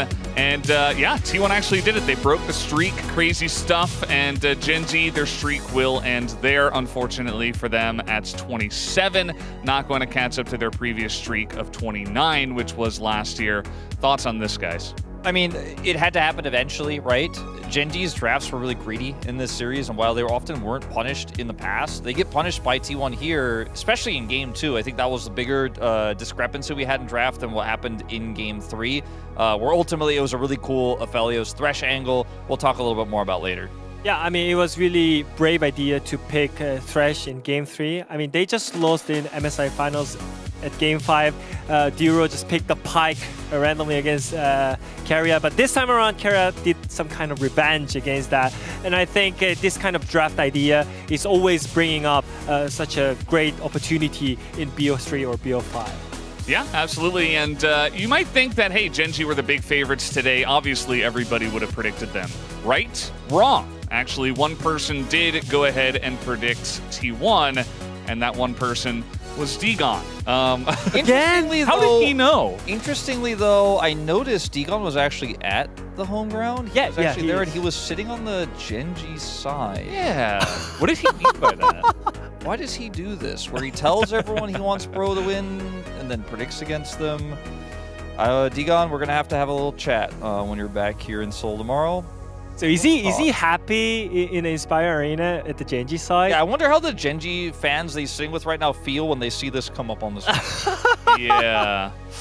He's probably locking his cell phone screen real quick right now while he's watching the stream. He's like, whoa, no.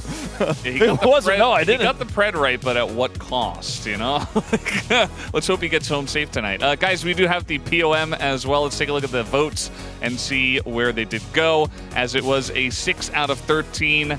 And as the casters were talking about, very much kind of split up all over the place here. Even some votes for mid, which is pretty interesting. Figured they'd have a good Azir game, so I guess there's that. I really like the Guma votes because he was extremely consistent throughout the series. But for me, the Rakan plays we saw from Keria really solidified their win in Game 2. Also, some of what Guma was able to follow up on. But the Thresh. Yes, he missed some hooks, doesn't matter. The draft pick, the mastery of Thresh that this guy has, allows him to draft this Aphelios setup here, and they played it so well. Into this melee setup here for the side of Gen G, the Thresh was so key. Yeah, and especially when you think about the team comp, you have to play against Pillar, and you have to somehow play against Victor as well, which is like outrange for Thresh, but he just flashed into Victor and somehow reached to Victor. I think that was the main part of this game on the mid turret that Keria landed the engage and the both hook as well. I think it's just really brave enough to just pick a Game 3 Thresh when Thresh is not the main meta pick in the support lane. Yep, no Game 5 Pyke this time. Never let this man have Xin Zhao ever again, says Chronicler. I feel like we've said that about Owner with a decent amount of champs at this point. Xin Zhao was definitely one of them. Vi was another one of them. In the very beginning of the season, we were like, how does he keep getting it every time? And they just kept giving it to him. And even though it has fallen in priority slightly, it's still an S-tier jungle pick that he absolutely obliterated Gen G with there in the mid-game of this one. I mean, I feel like every game is just different, you know, the meta changes every single time. And here comes Rakan. And you all know what? Rakan has really bad win rate, but Keria always makes it different. Keria's Rakan is different level. Yeah, it was really good. Played alongside of the Xayah. Here comes Xayah, says Prince. So I guess they kind of... They coordinated it a little bit. Yeah. All right. Just like Xayah and Rakan do? Yeah, those guys were able to do it on the desk. What you guys didn't really coordinate. We just talked anything. about the Thresh. So. Yeah, we all talk to each other. We already have that synergy built in. All right. Putting a bell on the tiger's neck, check. Well, there you go. Is there some kind of reference there that I'm missing? If a cat has a bell, you know where it is at all times, right? Yeah. Maybe referencing the Vision game from No. Genji's the tiger. Yeah, the tiger. Yeah, that's what I'm saying. But like, if you put a bell on a cat, you usually do it so you know where the cat is at all times. Maybe that was like a Vision thing. So this is what I was thinking. It's a Korean saying. It's like the impossible has been done or something like that. Like, because putting a bell on a tiger's neck is like really difficult, I guess. Anyway, let's talk about the draft because we really wanted to talk about the draft. The Aphelios Thresh, obviously a big difference maker in this one. So I was yelling at the TV for the Thresh. A lot of people were thinking this Gragas was going to be in the support role. Aphelios is so strong right now. I really, really think that, especially with the crit builds we have right now, that we're going to see more Aphelios. It's been hovered a lot. We saw it at EWC hovered. I was like, please play the Aphelios. It's just so good. But when your enemy doesn't have really consistent engage, sure, you've got the Pillar, maybe Renekton, close that gap. The Senna will outrange. Doesn't necessarily matter because the Trundle and Renekton, if they don't get on top of this Aphelios, who has a Thresh to back him up, you just don't kill him, and then he does way more damage than anyone on Genji can do. Yeah, I mean, this is the reason why I really hate the Senna Alisa together, because I feel like you have no pressure in lane at all. So normally Senna, I think they set up with the Nautilus or Tahm so you can have better lane, but I feel like with Alisa you can do nothing much on the lane. So, and I think getting a lane priority on the bot lane is just so much important in this meta, and I think that happened on the topside dive as well. So it was still really brave enough to pick Aphelios and Thresh because it's not in the meta, and I think it was just a game-winning draft on the game 3 by T1. Yeah, absolutely. It's not every day where we say, hey, the draft had a huge impact on this game, but it really does feel like in this one it absolutely did, so that's a good shout there. Guys, wanted to clear something up as well. Earlier we aired a Annie stat that was actually incorrect. This is the correct stat here. It's actually 3-1 now after the Faker loss earlier. Similar idea. We had 5-0. It was actually 3-0. Annie still same stuff. Still the first loss of the season here, or the round. It doesn't matter. They broke the record, so ultimately, like still the same concept does apply there. So just a correction. We're not trying to bring up the old wound of Game 1 again. They still won the series after all. Let's take a look at the standings here. As guess what, guys? Genji, they actually can bleed, and T1 is the team to do it. This kind of makes sense when you think about it, but we were all thinking that it's just going to be random, like Nongshin is just going to like take a win over them at some point. At this point, T1's form is way better than Hanwha Life Esports. So the fact that T1's able to get this really incredible win over Genji, because you get the triple round robin in this group, you can get 2 more opportunities to beat Genji, but your more realistic wins are like KT, Nongshin, maybe Hanwha Life Esports currently though, really big for T1. They absolutely can take that second place spot away. And I think it's kind of bad news for Genji because like everyone was kind of confused why they opened Azir and why they're playing this team comp against T1. So I feel like they have to find some way about the draft. But well, on T1 side, it's such a good news that you kind of have a little revenge against the Genji. And I think this what matters when it comes to LCK final playoffs, because the record like keeps going on. And I think T1 finally find their way to build around their synergy between the players. Yeah, the form is great of T1. The drafting was great here. It feels like in all 3 games, T1 had a better read than Genji did, so absolutely big deserved win, and that's the way it does go sometimes. Guys, we got the next matchup. It is the Bros up against DRX, the Rise group coming up next. You thought T1 versus Genji was good, just wait and see until Bro faces off against DRX. Banger alert here at the LCK. Stay tuned, we'll be right back.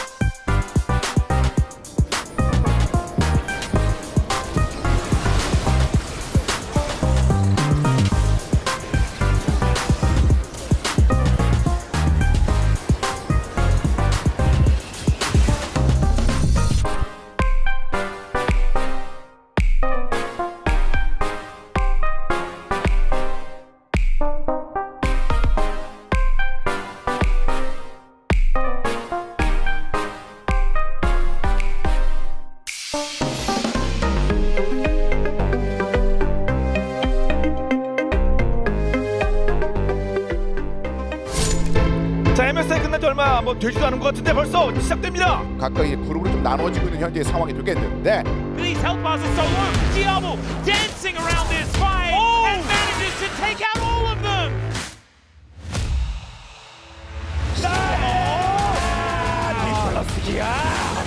라이브가 끝난 게 아니잖아요. 잘 극복하고 올라오는 것도 필요해 보입니다. Doesn't kill me, makes me stronger.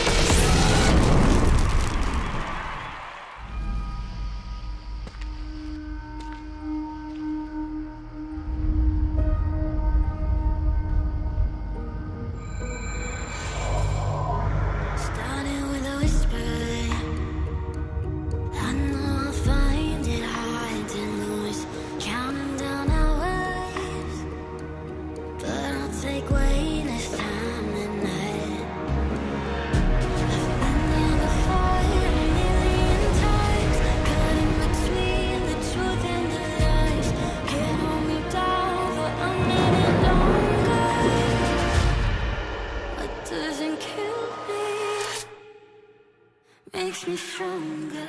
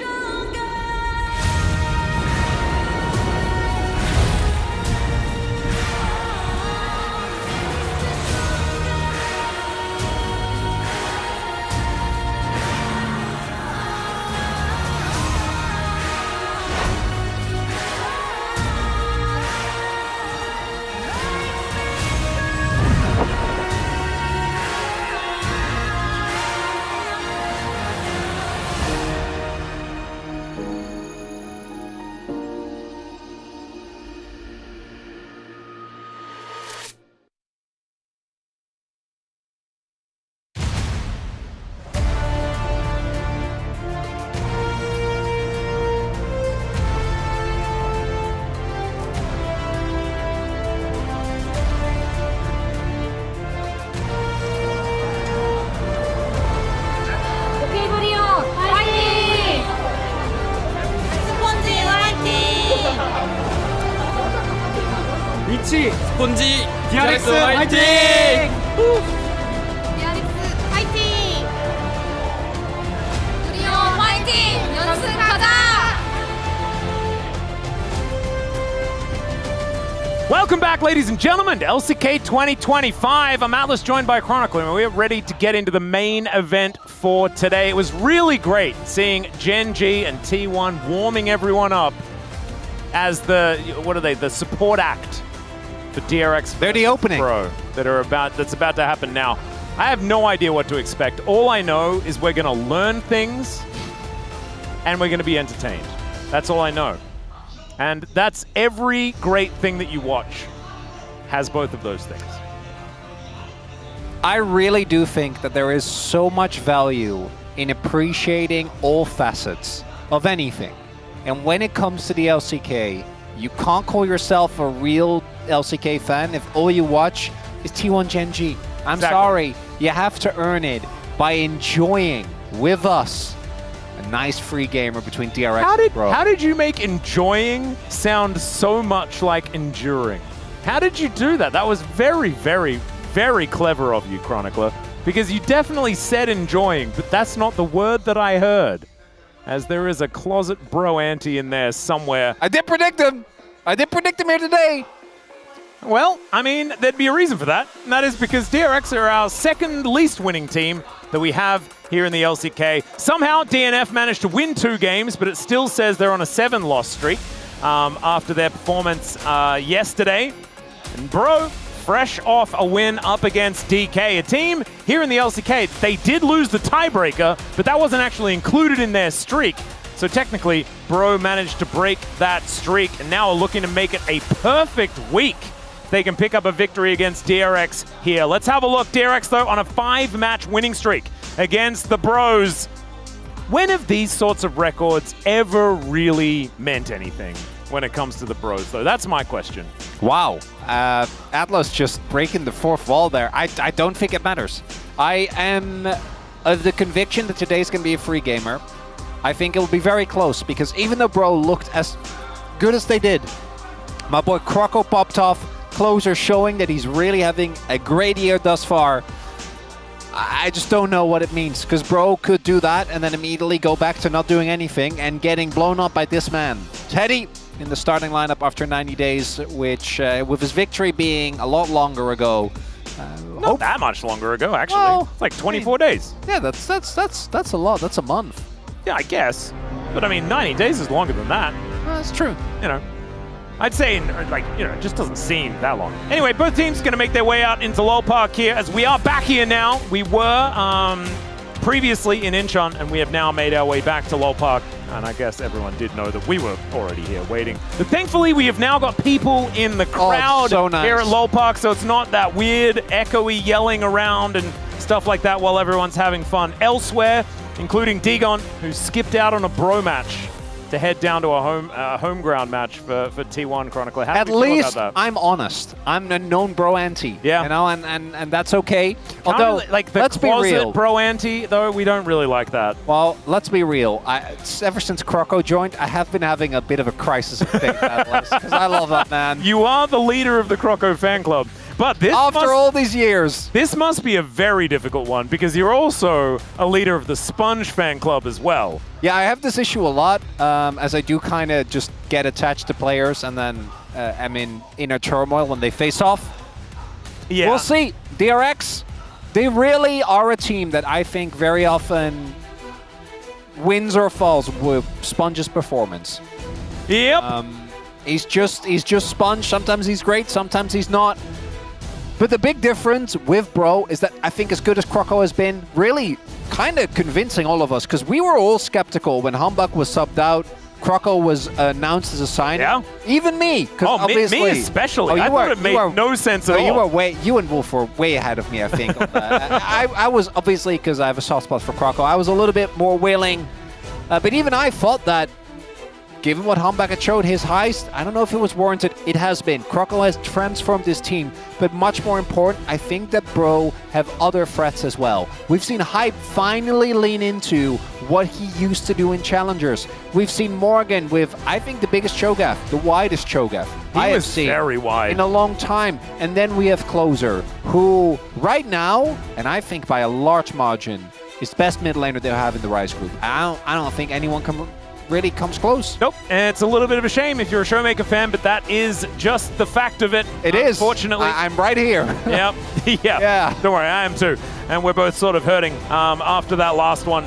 Still, Bro's going from strength to strength, and we'll see whether they can find an angle here up against DRX, because it's still looking like the Bros are going to be safe here in the Rise group right now from their position where they're sitting. But DRX are pretty close to them, right? Like, they are the threat that's coming from the bottom of the standings. DNF not likely to overtake with their one victory that they have picked up so far. And so Bro's wanting to create some distance between themselves and DRX. It's kind of important here. It's actually interesting because two of the Bros wins in series were DK. Like, they also 2-0 DK, which actually ended up costing DK the... In hindsight, if they had 2-1, they wouldn't have had the tiebreaker. Exactly. So it was a crazy set of circumstances. But Bro have really struggled taking on Eastern teams. That's actually the most interesting part. And their consistency was something that actually Duke, who obviously now is their new head coach, commented on. He's like, guys, I think that the peaks that we hit are actually really respectable. But the floor, when we play bad, it is really rough. And my goal, as we see him right there, is to ensure that we don't hit those lows. I just want to crank up that average level, because we know the highs are there, but we've also seen Bro go from looking good to just not doing anything 3 games in a row and just kind of losing. Yeah. And if they can get rid of those lows, I think they could be very well in contention for the first place spot, right? With DK in a complete free fall right now, but it has to start here with a dominant victory. Yep. We'll see whether the Bros can make it a perfect week here, or whether it's going to be DRX coming out with a bang with a bit of a newish roster in comparison to what we've been seeing from them prior, right? Teddy making his way back. I'm not sure what to feel. Oftentimes, I'm a huge Teddy fan, but I just don't think that he's necessarily had those same level of performances that we've seen in the past, right? Like back on the Glory Jin Air days, or, you know, on that 2019 SKT roster that looked so incredibly good, at least, you know, domestically that year. It's just has kind of been shades of his former self, is good old Teddy, and we'll see whether he can buck that trend, turn that one around, have a bit of a renaissance here. But so far, we've got the Nico and the Gwen taken away. Pantheon is going to be the answering ban, as the Azir is also going to hit the deck. Probably less likely that we see Taliyah focus, I guess, as oftentimes it is a bit of like, we're fishing for an Azir first pick type ban. But Vi is still up, Varus is still up. These are the important ones. Looking at the Varus, looking at the Rumble as well. Yeah, that's a big one. Has been a mainstay for such a long time. Look at Morgan Yorick. Oh, you know, one of our resident actual Yorick players. The first one to win on it so far this season with the new iteration of the Yorick. Xin Zhao still open as well. I think that we saw in the last game what kind of power pick that can still be. Might just be the vibe, but I mean, we have seen that, like, a lot of teams pretty happy to pick whatever into it, take the Wukong away, things like that. We have seen find a lot of success, so maybe that priority is going to fall down. Taking a lot of time to think about it, as the Taliyah ban will still come through. Not wanting to give that one over to Closer. I think a little bit understandable when it is Closer that you're facing off against. His Taliyah has been fantastic so far in 2025. But he does have a lot of other picks that he can certainly go towards. We'll see what the first pick is actually going to be here. Aurora still up as well. I don't think that's going to be B1, but is definitely a power pick, and it does really fit with Closer's playstyle as well. There are things like Lucian that we've seen a lot of teams prioritizing pretty highly, but instead it will be the Annie, like we saw in our first game of our previous series. And that one will be locked in, with Vi left up and available as well. So we could, interestingly, have a very similar draft to what we saw from T1 coming out of the Bros. But let's see what DRX are going to answer this with. Rumble is up. That's rich. I mean, need I say more? Could just be Rumble. I don't think you do. I think the Rumble will make a ton of sense here. Well, Wukong Rumble. Yeah, it's a decent combo. We also see this Wukong priority, definitely one of the best junglers of the patch. Also has a good matchup into the Vi, which again, we talked about this exact thing not 2 hours ago. This draft has happened before. It really has. It's going to be the Aurora takeaway instead though, which... Oh, a bit of Rumble denial as well. Means that Morgan won't be able to lock that one away safely. I'm not gonna lie, I think if you're Morgan into Rich, I think Aurora top has a pretty high barrier of execution. I know that matchup is rough, but we'll see. Rich has found ways to surprise me before. Yeah, but doesn't really feel like a Rich champion. I think you might be alluding to his champion pool situation. Yeah, Xin Zhao going to be the option instead of something like a Vi. I do like this a lot more. The setup that you have gets the Xin in there, stack that knock up while the stun is coming on through from the Annie. I like it a lot. And the Alistair is actually going to be the choice here for Polo, who had a bit of a stinker in game 1 against DK, and then came back and smashed them. Looked absolutely fantastic in the next 2 games of that series. We'll see whether he can find that form earlier on. This is a pivotal pick and a very big one that OK Bro can certainly take advantage of, as a Poppy is being considered. This is a favorite for Sponge in the past, but he's already playing a Wukong, so this would be for Andil there towards the bottom side of the map. Yeah, unless they were going to get weird with it and flex at the top. We have seen that Poppy top in some matchups. Keen has pulled that one out a few times. True. Don't think that's likely though. Probably just going to be Andil on this. So no AD carry have been picked yet. Something we're going to look towards as well as top. Now DRX can obviously keep that top lane matchup for R5, which I would love. Just pick an AD carry here on 4. You can go a lot of different directions. Jhin to me always makes sense because you want to not be anywhere near the Annie or the Xin Zhao, and you have a lot of damage in the rest of your comp already. So I think it is something you can definitely get away with. Sivir going to be taken away here from Hype. Sivir we saw rising to some popularity over the last couple of weeks on the previous patch. And the Orianna going to be taken away from Yehu, as that would be a pretty scary topside, although a lot of magic damage. Yehu with a lot of options as far as what he wants to play. Tedio is, of course, a bit of a Ziggs guy. It's also interesting because, like, this Orianna ban is... They're kind of still hedging their bets, right? As to where this Aurora is actually going to go. Yep. Because we don't know for a fact it's going to go one way or another. I definitely do think it's one of the matchups you can play into Annie because you have ways to actually trade with her, even if you do get into her range, and you have a ton of safety.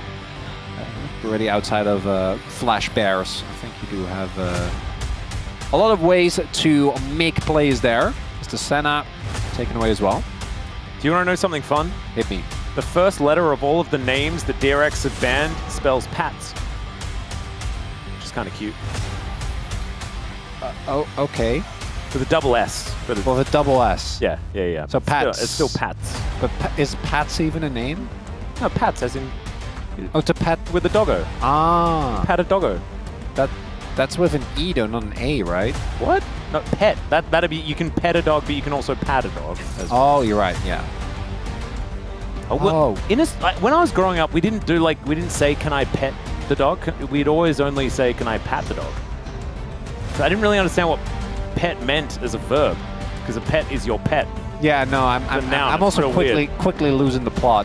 But I am happy you pointed it out, because I wouldn't have known it otherwise. There we go. Now everyone knows, and now we're completely off track. The misfortune. No, because we knew. This is what we were saying. They're picking A to carry on 4. Yeah. And then they're going to counterpick for Rich, which is going to be Aatrox, because it's Rich. Well, that's my guess. There's a Scion for Morgan. That's what I'm saying. We're going to need some big damage here from Hype. Let's see what it is going to be.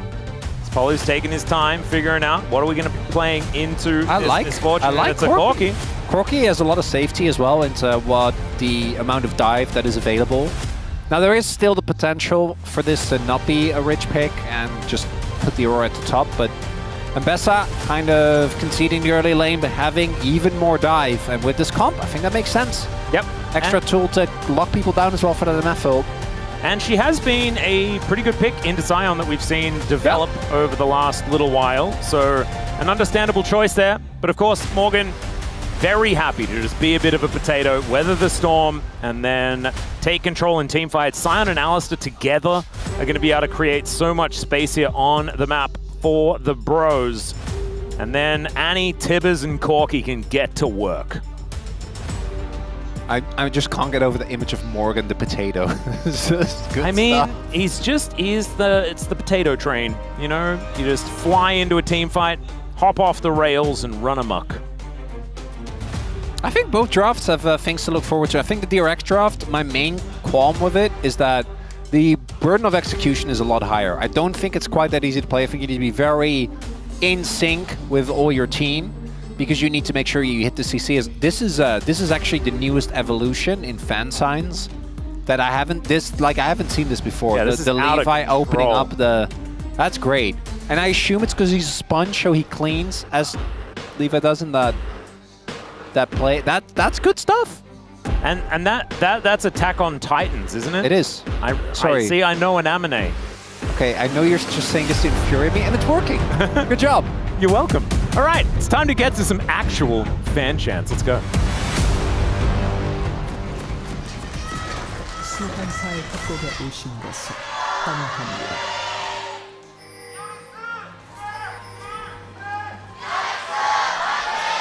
미니언 생성까지 30초 남았습니다. I'm really glad that chat appreciates Amine.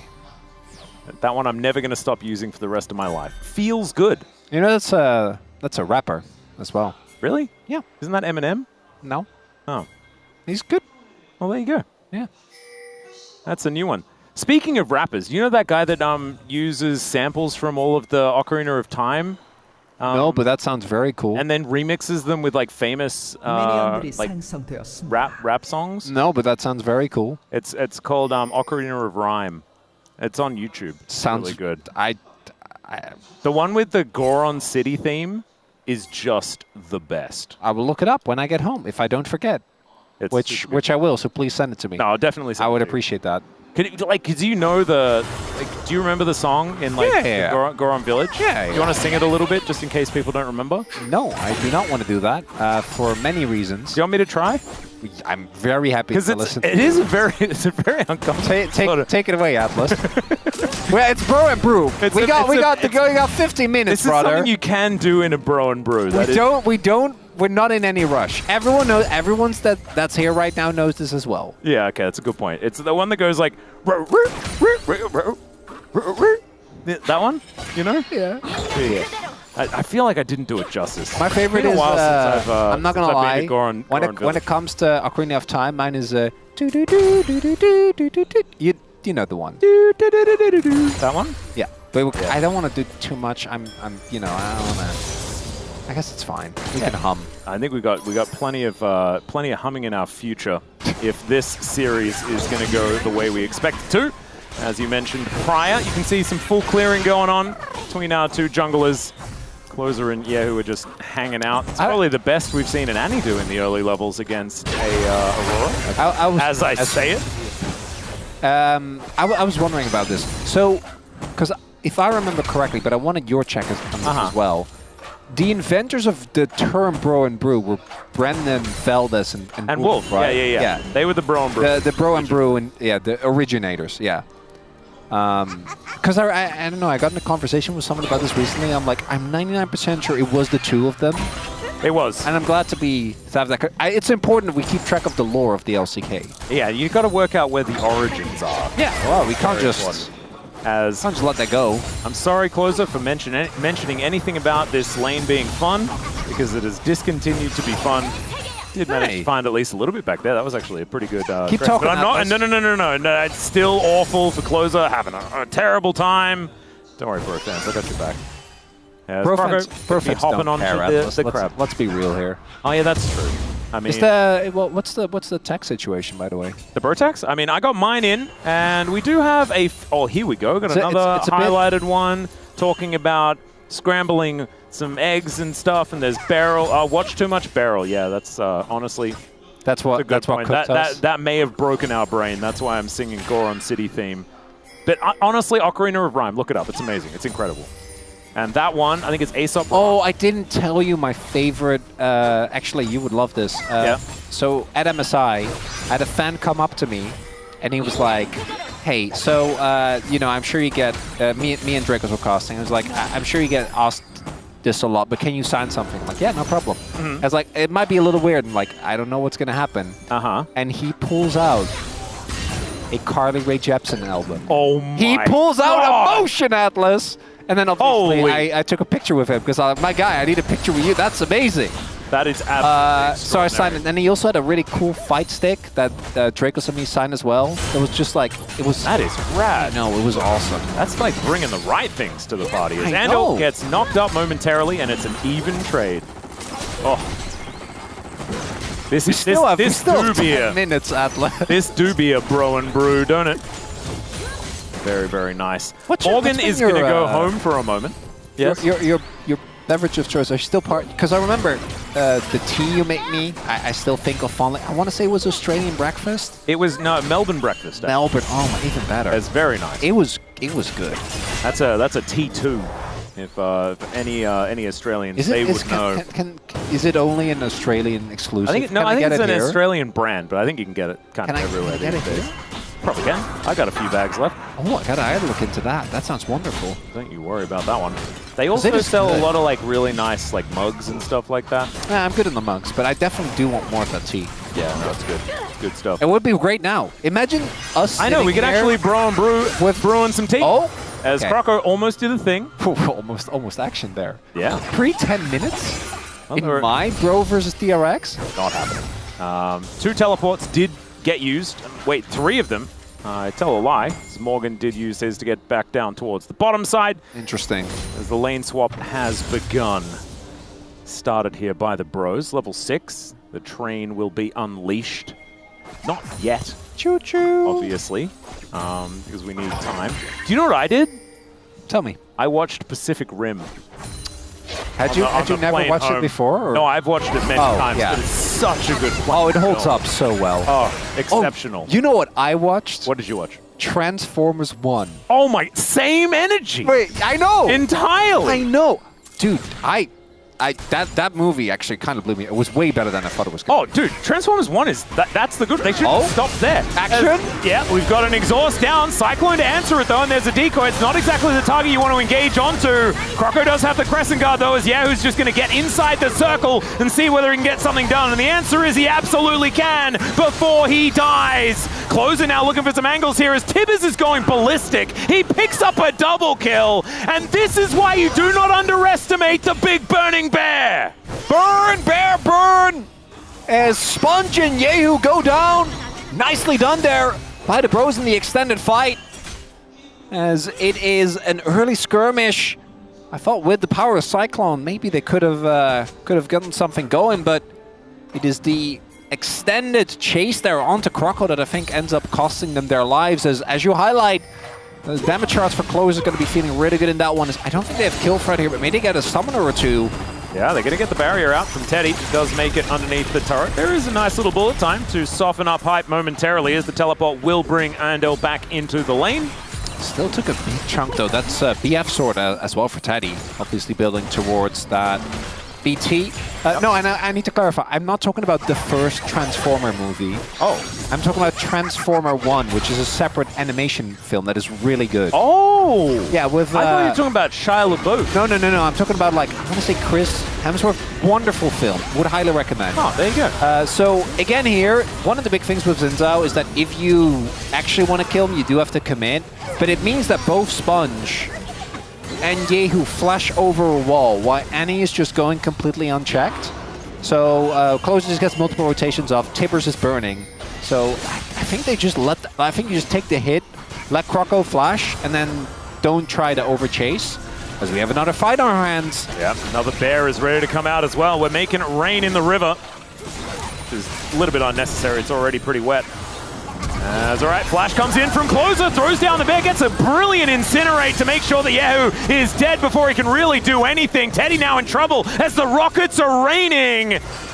And Hype is looking to chase them down. The decoy not going to be doing any of much as Teddy is going to spend his first little stint in the death chamber here after his trip back to the LCK after 90 days. And now some more grubs likely to go over to the bros if they do want to take them because they've already gotten 2. That is guaranteed objective from that one. And if you were expecting Bro and Brew like us, might be getting a little caught off guard as Closer, he was the only one from the previous scrimmage that held onto his flash.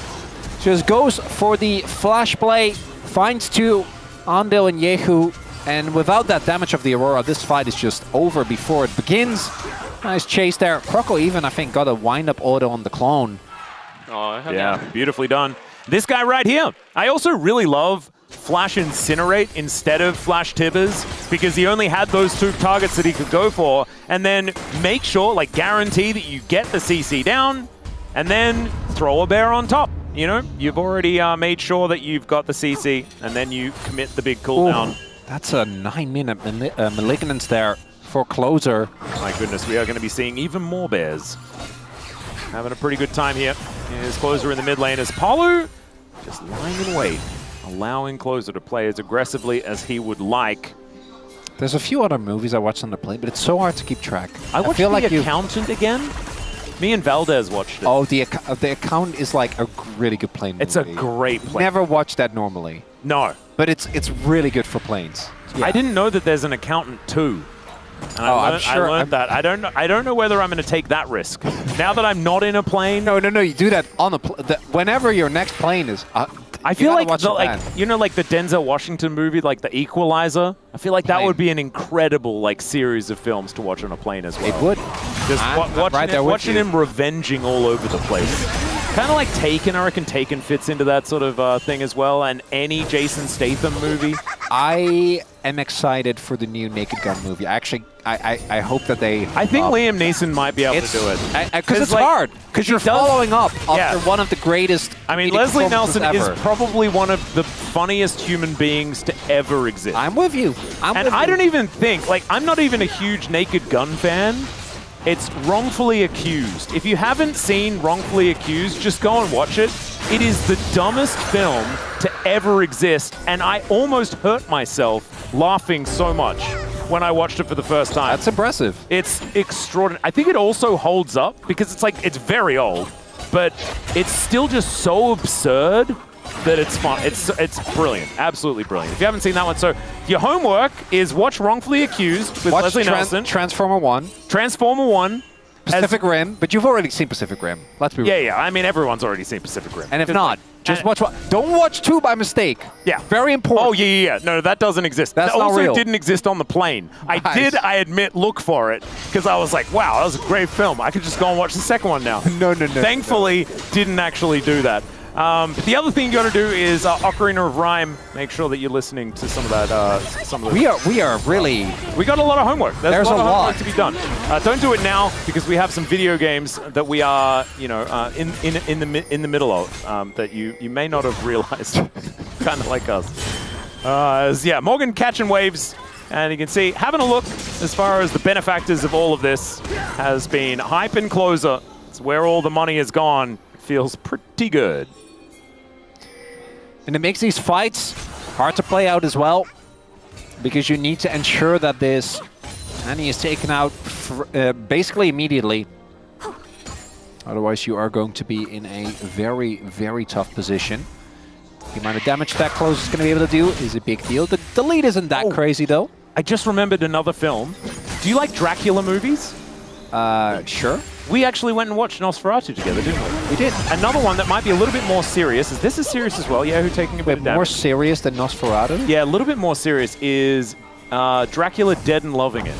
Another Leslie Nelson film. That you should definitely watch. Like it's more serious, Atlas. Very good. Very, probably the best and most historically accurate Dracula really film. are just kind of running away with the game right in front of our eyes. They really are. Hype doing a great job here towards the bottom side, really putting that Trinity Force through its paces. 35 health on Tibbers, still pushing. Look at that. Denial of 50 gold. Never mind, he's just going to give the 50 gold over to Yahoo. That's crazy, man. Okay, well, he did that. That's just to try and deter him from stopping the back. Oh, you know what else I watched? What did you watch? Mamma Mia. Oh, wow. Yeah. I don't know whether I'd advocate for that one necessarily. Although, on a plane? Do you know what? The vibes were great. Yeah, that's the thing. And I actually heard that the vibes on set were also great. Because like I think it was like an interview with Pierce Brosnan that I watched at some point where like... My favorite him and the other singer. Yeah, him and the other guys are just like, oh, we were just having a good time. We just got to be bimbos. That he literally said that. It was I'm not surprised. It's just brilliant. And so I think I could watch that movie and be even happier watching it this time with that context. Knowing that everyone is actually just vibing. They're not just good actors. Brilliant. All right, Teddy taking a little bit of damage here in the mid lane as Polo being a bodyguard to Hype. Just doing so much work. Man, maybe that's a rewatch. That could be a rewatch coming up. It's just fun, right? You just know you're gonna have a good time.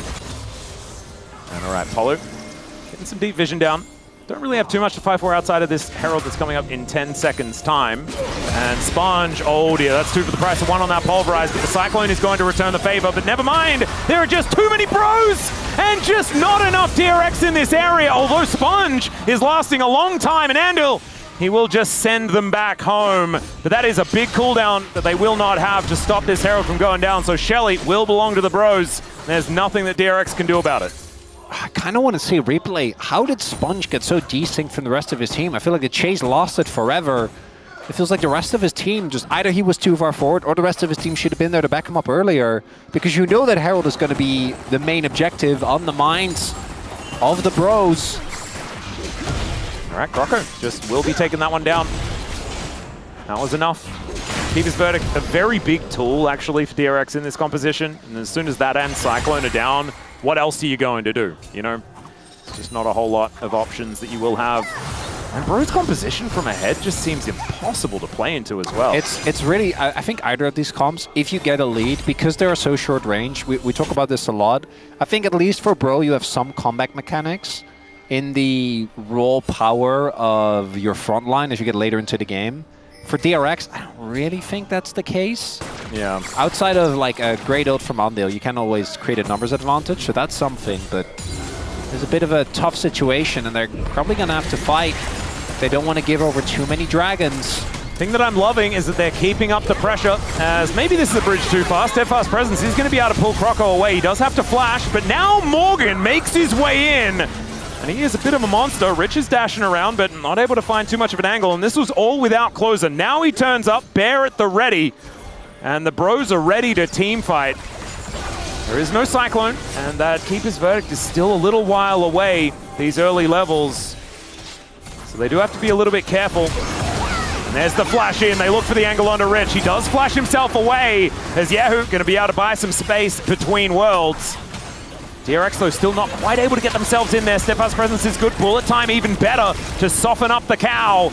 And once again, Tibbers is going to donate 50 gold, this time over to Rich. And in goes Andil. Can he find it? Yes, he just gets headbutted out, though, as Polo will get slammed into the wall. And Bro just kind of playing with their food for so long that the food bit back. I don't want your food to bite you. But somehow, Bro on the receiving end of that, as it felt like they had a lot of windows there to actually commit, but kind of kept going for these half engages. And DRX shrug off a lot of that damage. As we take okay, I thought we were going to get into We take a look at the river. Take a look. As the timing is a little better, they just kill Rich, and that should be the end of it. But it's this overextension into Teddy when into Ondale rather, when Teddy is completely safe. That kind of ends up cooking them because it means Polo and Hype are both taken relatively low. Then Polo has to use his ult. That times out. And they get the Cyclone and the Keeper's Verdict back off cooldown, and they have them exactly when they need them.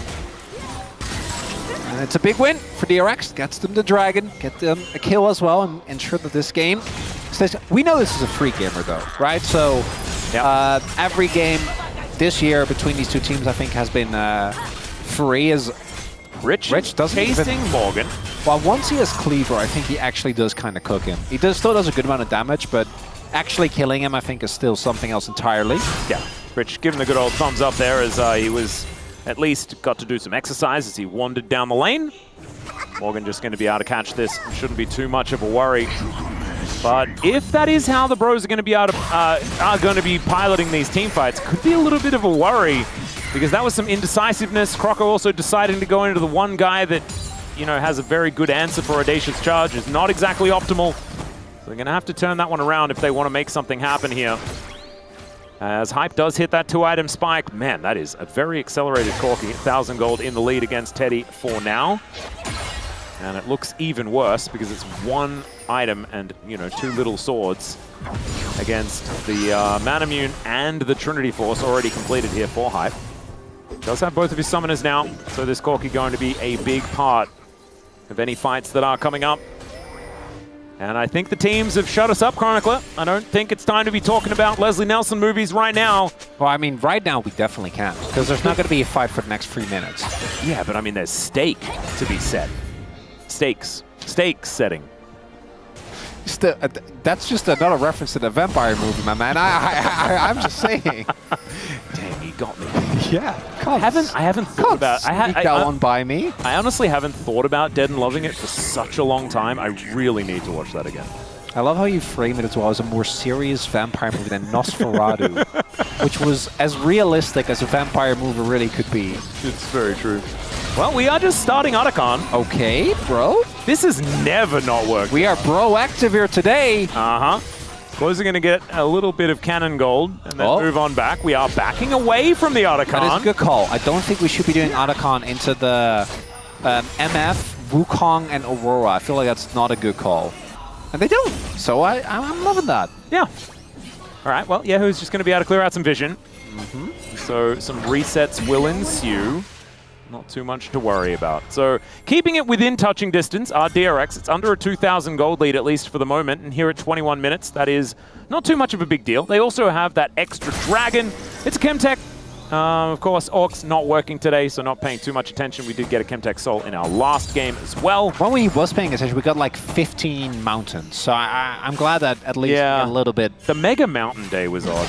There was it carried over. I think was there extra mountains I got like as well? Yeah, like 2 or 3 more. It was crazy. Damn, that's weird. I know, it was. We've never really been inundated with mountains. It's only ever been Chemtechs and clouds. That's all right. Ando, his really got a good W finger. He just knows when to press that button. But Bro also really like using all of their dashing abilities into the Poppy. Which, you know, ideally you wouldn't do. But he is the one that has to face check, right? He is the target that's being presented the majority of the time. So very, very good that he can just press W when he needs to. Tier for Hype still not fully stacked.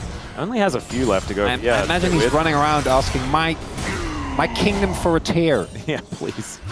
Let me hit some stuff. He's got a Last Whisper now as well. My goodness, this Corki pretty accelerated.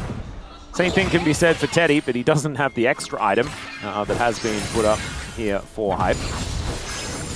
I can't believe you just... I'm really trying to get you off the rails again. My kingdom, oh no, I'm locked back. My kingdom for a tear. Come on, Atlas. So obvious. What do you mean? Oh, Tears of the Kingdom. Aha! I'm there with you now. Well, no, it's too late. I don't want to talk about it anymore. You said Kingdom. I was thinking of Kingdom of Heaven. You remember that? I do remember that movie. That's where the meme comes from, right? Like the guy going like what Duro did. Maybe. To shut up? I'm pretty sure it is. Edward Norton in a surprise role that no one knew it was him? Perhaps. I don't quite remember. Maybe. I do remember Duro doing that, but I thought that was more just a Duro thing. Oh no, I think it was just a Duro thing, but I know it's also a meme. As Drake gets taken, and we go 2-2. Yeah. So it's evening out the dragons. We're making sure that we get as many Chemtechs as we possibly can have. So there are, you know, there's the possibility of another 3 that we can lock in for everyone. Andal's going to turn up towards his top side, decides not to give his position away as Arakan. Still a target. Still something that they're all going to have to consider. 1,000 gold as the lead for Bro means basically nothing at this stage.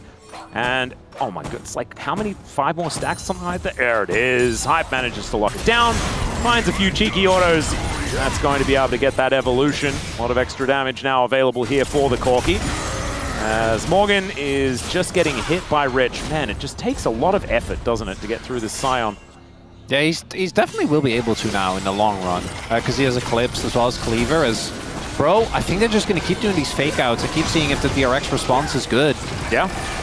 Maybe they can get, I think you back off if Rich TPs, because obviously Morgan can join with his ult, but now they've stalled for so long. I think they can just take this. Well, the teleport is going to come in, but it feels a little bit late here. Croco in perfect position to rotate over from Sponge, but they're holding on to him.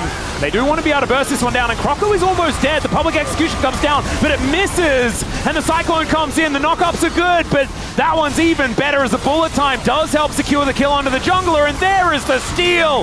DRX! They managed to deny the Bros, and the Bros just wanting to get themselves out of here. Polu decides instead, though, that he wants to go back in. And perhaps to get themselves out of there was a better choice, as down goes the Annie as well. Morgan and Hype just wondering what the heck just happened because it all went wrong.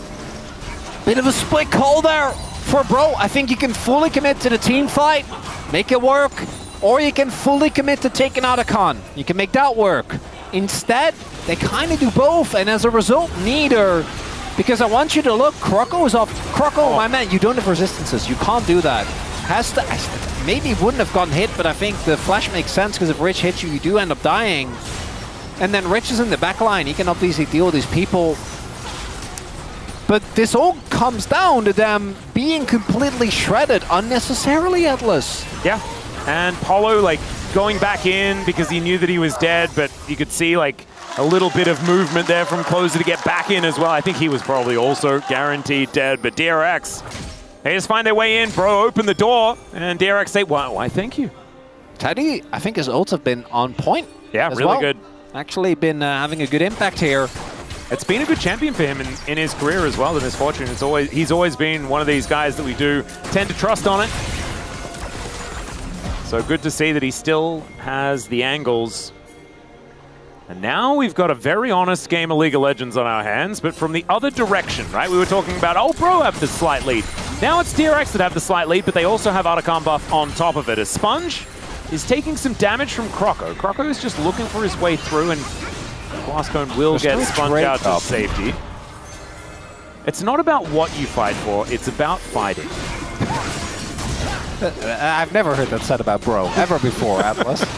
I was a little worried with the start, but we are currently sitting at 9 kills at 26.5 minutes, so... It's not exactly the most bloodthirsty. It feels more action-packed than it otherwise could be, though. You know? Like DRX, obviously, they've already gotten themselves back into a gold, but even if they were down like 1-2k gold, at this point, I don't think it matters. I think it's just going to be the fights. Because what's going to happen in either of these fights is a team is going to fully blow all their cooldowns on a member. Yeah. Either they die, or you overextend and lose. As that TP is a dead giveaway that this is happening. Well, there are a lot of pings in the area here for DRX. Polo's going to walk over this ward and find things out. As the Baron's down to 50%. It's not exactly a massive amount, but Andal, remember, does have to keep his verdict. They got the ult. We can get rid of them. Morgan going to be able to blast his way out. Mega cones abound for the disengage. So Polo really wants to back. Will got spotted here. DRX, they can slow play this. They already got a lot of health and an ult out of Polo. Wow, Teddy really is taking matters into his own hands, but I don't know about that one. No, that I do. It wasn't great. Oh, okay. I think it's fine if you're not looking to fight, but Drake is up in 30 seconds. That ult from Teddy, I think, is a big mistake. I actually think that might have done bettering in the fight that's about to come up. Also, Hype has hit 3 items, so I think he really wants to fight. Closer also has a stopwatch, or rather arm guard, but can freeze time. They're starting it up again as, oh, DRX, this one might work. Bro. Like Bro, are we even gonna like walk over that? We don't have any way to check this. No, it's definitely gone. It's just gone, yeah. Down to 5,000. The Dragon has spawned. Polo, I think, has an idea of what's going on here, but he just can't face check. And so the Baron's just gonna get secured here by DRX under the nose of the Bros. And yeah, they might be able to get a Dragon, but it's a consolation Chemtech. And that doesn't ever feel good. And so DRX have really just taken this game back. If it was Soul, I think it would have been fine, but it's not even Soul. It's Soul Point, Atlas. Yeah. You know what, bro? I don't care. It's fine. Just give Nash. This is so weird, though, isn't it? Because, like, they did at just this beat point, DK. That did happen. Yeah, Watch that happen. And also, this team is like mostly old sandbox, right? It's not even really bro anymore, but it's still the same bro. It's still, we can do things in the early game to create a lead, and then we stop doing stuff, you know, and then the enemy just takes all the stuff. Yeah, Atlas, the funniest part is, it's, as you're saying, it's the same with every org. KT, it doesn't matter how many players you change. It's just KT. Yep. I can't believe I'm saying this, but DK, it's just DK. It's just DK. Although they did bring Beryl back. There's examples of this in every region. You know, there's Fnatic in the LCK. There is TES in the LPL. It's true. Sometimes it's just the vibes. There used to be a lot in the LTA/LCS, but I mean, TSM hasn't been around for a while. I know, it's a shame. I do think the team changed quite a lot when it went from Rain Man to Dyrus. I would say. Who is your favorite, like, OG? For me, it's Odd1. You know, I love the general. Oh, Odd1's fantastic. Yeah, I think it's pro. Like he's almost the objective right choice. I always like Chaox as well. That's right. Yeah, who does manage to take down this turret? We are extending this Rebel Baron power play really, really far.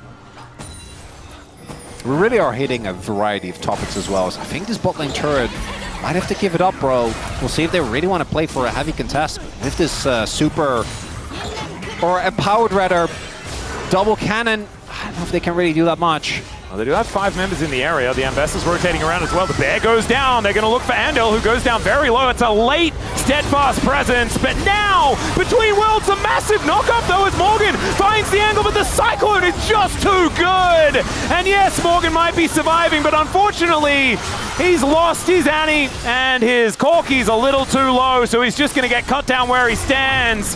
Oh no, bros. That was the back-breaking fight, and DRX utilize their Baron sneak. It turns into a 6,000 Rebel Baron power play, and the game might just be over right here. Might just look for the end. It's been a Sponge and Rich duology in these fights. The two of them just finding the backline again and again, and even though Teddy gets his ult interrupted, I don't think it really matters as Rich dancing around deathless on this Ambessa. Yeah, having a great time. And we know, like, Rich actually had some pretty good performances as Pulverize going to hit a couple in the backline there as Yahoo does die. And in fact, a couple of people die to Hype, who does a fair bit of damage, but it does not matter. This Nexus is still going to go down if Teddy has anything to say about it. And he does. He says, bring it, bros.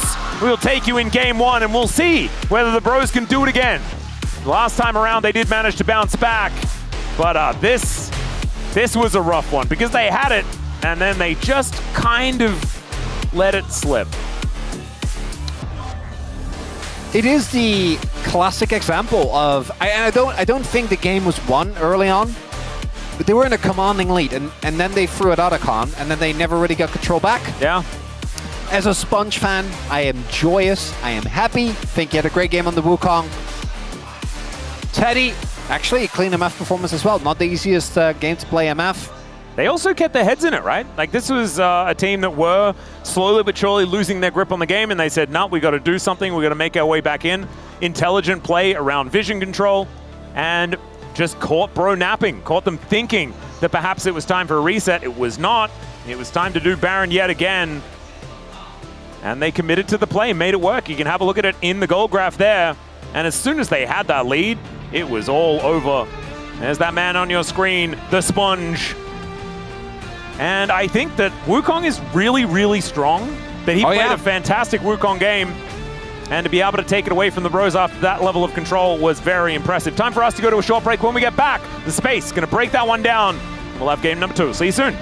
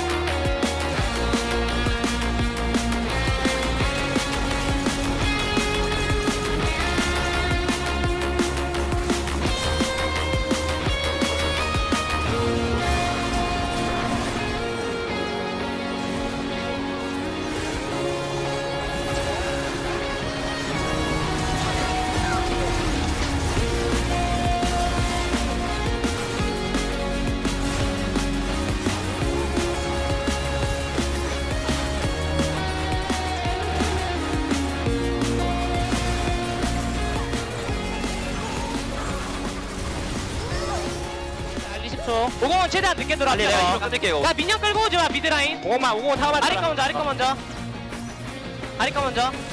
아리 안 끄는 게 낫겠다. 야 민영 끌고 올 수밖에 없다 근데 이거. 나 텔포대. 아니야? 나 텔포대. 천천히 다음 라인 또 대포로 하자. 대포로 깨야 돼. 야 질러 그렇게. 그렇게. 더. 아우. 야 끝내야 돼. 끝나. 끝낼게. 나이스. 나오자마자 날려버릴게. 야 끝내. 나이스. 우리 역전할 수 있어? 그냥 제 클리어도. The time has come to prune the tree.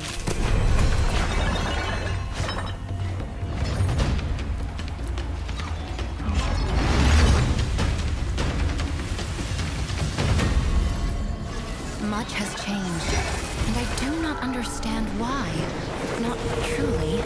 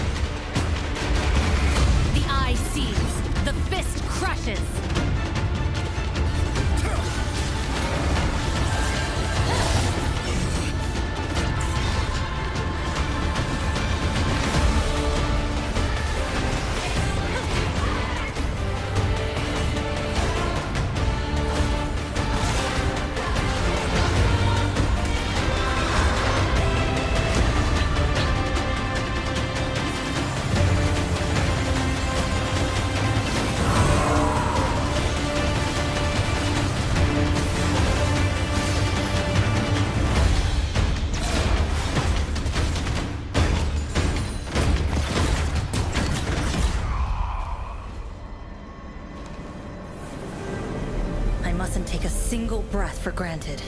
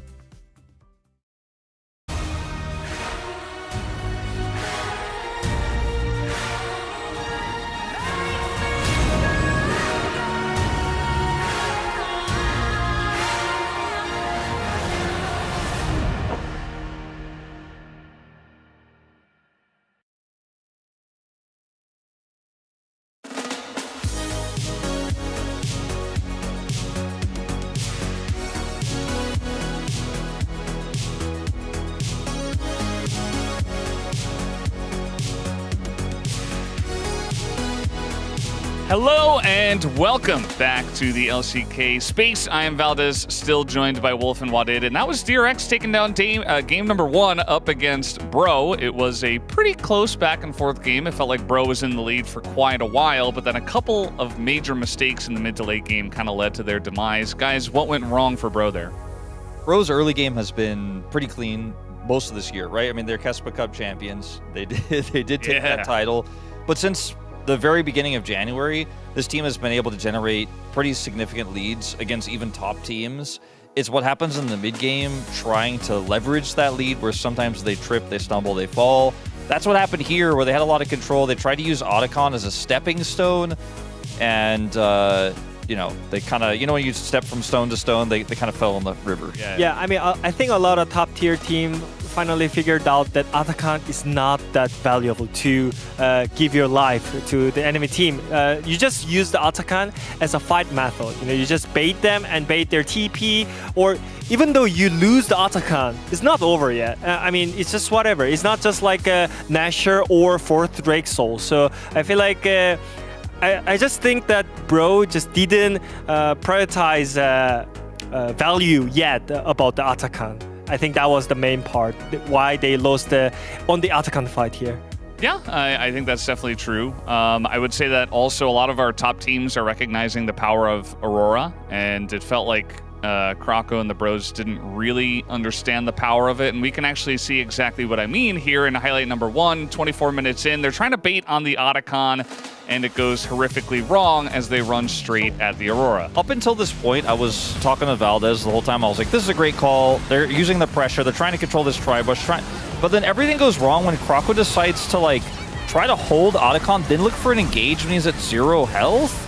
And then it opens everything up because the rest of the team has to kite back, so Teddy is getting value with this MF as he pushes forward. If Bro had looked for a faster turn and played through the choke point, which half of the team was doing, instead of trying to stick onto the Otacon like Krako was doing before he looked for the lackluster turn, I still think this call is correct. It's not because you're trying to get the Otacon, it's because you're trying to use the lead and the control you have over the map to force that fight. But the turn was just so poor. It was so poorly executed that they just got wiped and lost the game over it. Yeah, I think whenever you play around this objective, you have to check the objective HP. I think the level of the HP is the 6k. That's the lowest. So after that, I think you have to stop hitting the objective and turn. But if you are hitting more than that, then that becomes really interesting because it's lower than 6k, then enemy team can actually just have the objective. So at that point, you start to confuse yourself, and I think that's the reason why Bro kind of confused in that point. Yeah, I mean, it can be difficult, you know, to get all 5 players on the same page and to get the exact right turn. It was obvious that this was kind of the opposite of that, the exact not right turn, and immediately DRX were just waiting with open arms to take that one down, and they did so as well in highlight number 2, which was the ending fight of the game, actually, where this Aurora all just gets massive value in this fight. It's an attempted flank here from Bro. They look for the pick, unfortunately, onto the very, very tanky Poppy, and then Wukong, Aurora, you're in the circles, you are in the death chamber. Even this MF ultimate on the side is tangentially relevant. The combo here is so strong for DRX. I mean, just look at your Sion position. It's not structured team fight again. Your Sion is on the bot side. Your tank cannot just be on your front. That means the structure of the team fight is already destroyed. If you get the 1 kill and when you're behind, just be happy with it. Small victory, just set for next play. But I think the overchase is always bad whenever you are behind, and I think it was just a horrible fight at the end. I liked Bro's draft. I like the position they had in this game. If they executed better on Otacon or look for trying to threaten Otacon and instead of trying to hold it or played that topside fight a little bit differently, we're probably looking at a Bro 1-0, right? So you've got to keep yourself mentally on the right page, on the right mindset moving into game 2, knowing that game 1 was a winnable game. You've still got strong drafts in the bag. I mean, or just relax a little bit more. Even though Otacon is up in the map, there is still a Drake and Nasher to go on. And I feel like you're not the one who's like really feeling rushed. You know, if enemy team is behind, they can start the attack. It's more risky, and you can actually go on the objective and take the better fight. But I feel like whenever Bro is ahead, they're just like, oh my god, we are ahead. We have to finish the game earlier, and now like we're panicking because we can't finish the game. But you have to relax and just chill a little bit more in game. And I think whenever they have the early game lead, it feels good. But in the mid-late game, they just need to fix the calls and the plans in game. Yeah, I mean that's how I feel. You know, it's just a little thing, but yeah, just happy with the small victory. Yeah. Also something to mention, you know, Edgar was released from the team, and also they have brought in Duke, so pretty interesting to see what he's going to be able to do with Bro here in rounds 3 to 5 of the LCK. But we're done here on the space, guys. Let's throw it back to Atlas and Chronicler for the cast. Thank you very much, Valdost, for that one. Absolutely fantastic breakdown there of game number 1. And do you know what? Duke has already showed us that he can do it, that he can turn the ship around, because DK beat them in game 1, and by Jove, after that, it did not look close. I had to because of the by Jove. Yeah, I don't know why I went with the that was warranted, right? Yeah, no, fair enough. I can't wait to see what the next game is going to bring us. I think that we are yet again graced with peak LCK. Oh yeah. And what type of peak? That's the beauty of art. It can be anything you want it to be. Exactly. You got to get to the top of the mountain before you know what that peak is going to look like. Have you heard of the game Peak, by the way? Peak? We should play it. It's like you climb a mountain, and it's very funny. Is it like getting over it? No, you climb the mountain in it. It's like co-op. You climb a mountain. Well, actually sounds pretty cool. Yeah, we should. It'll be good. All right. Well, Nico is going to get banned away yet again. Nico, Gwen, and Varus were the bans on the blue side last time around for the Bros. Remember, the Bros had blue side in game 1 and did not quite find the victory. So we might have just mirrored bans here, although the Varus is out of order. Might give away that we are looking at a different choice over the Gwen. Or maybe a Gwen first pick for the Lord. Gwen first pick could be the case. I think not having to deal with this Poppy that seemed to be baiting them into all sorts of frustrating fights.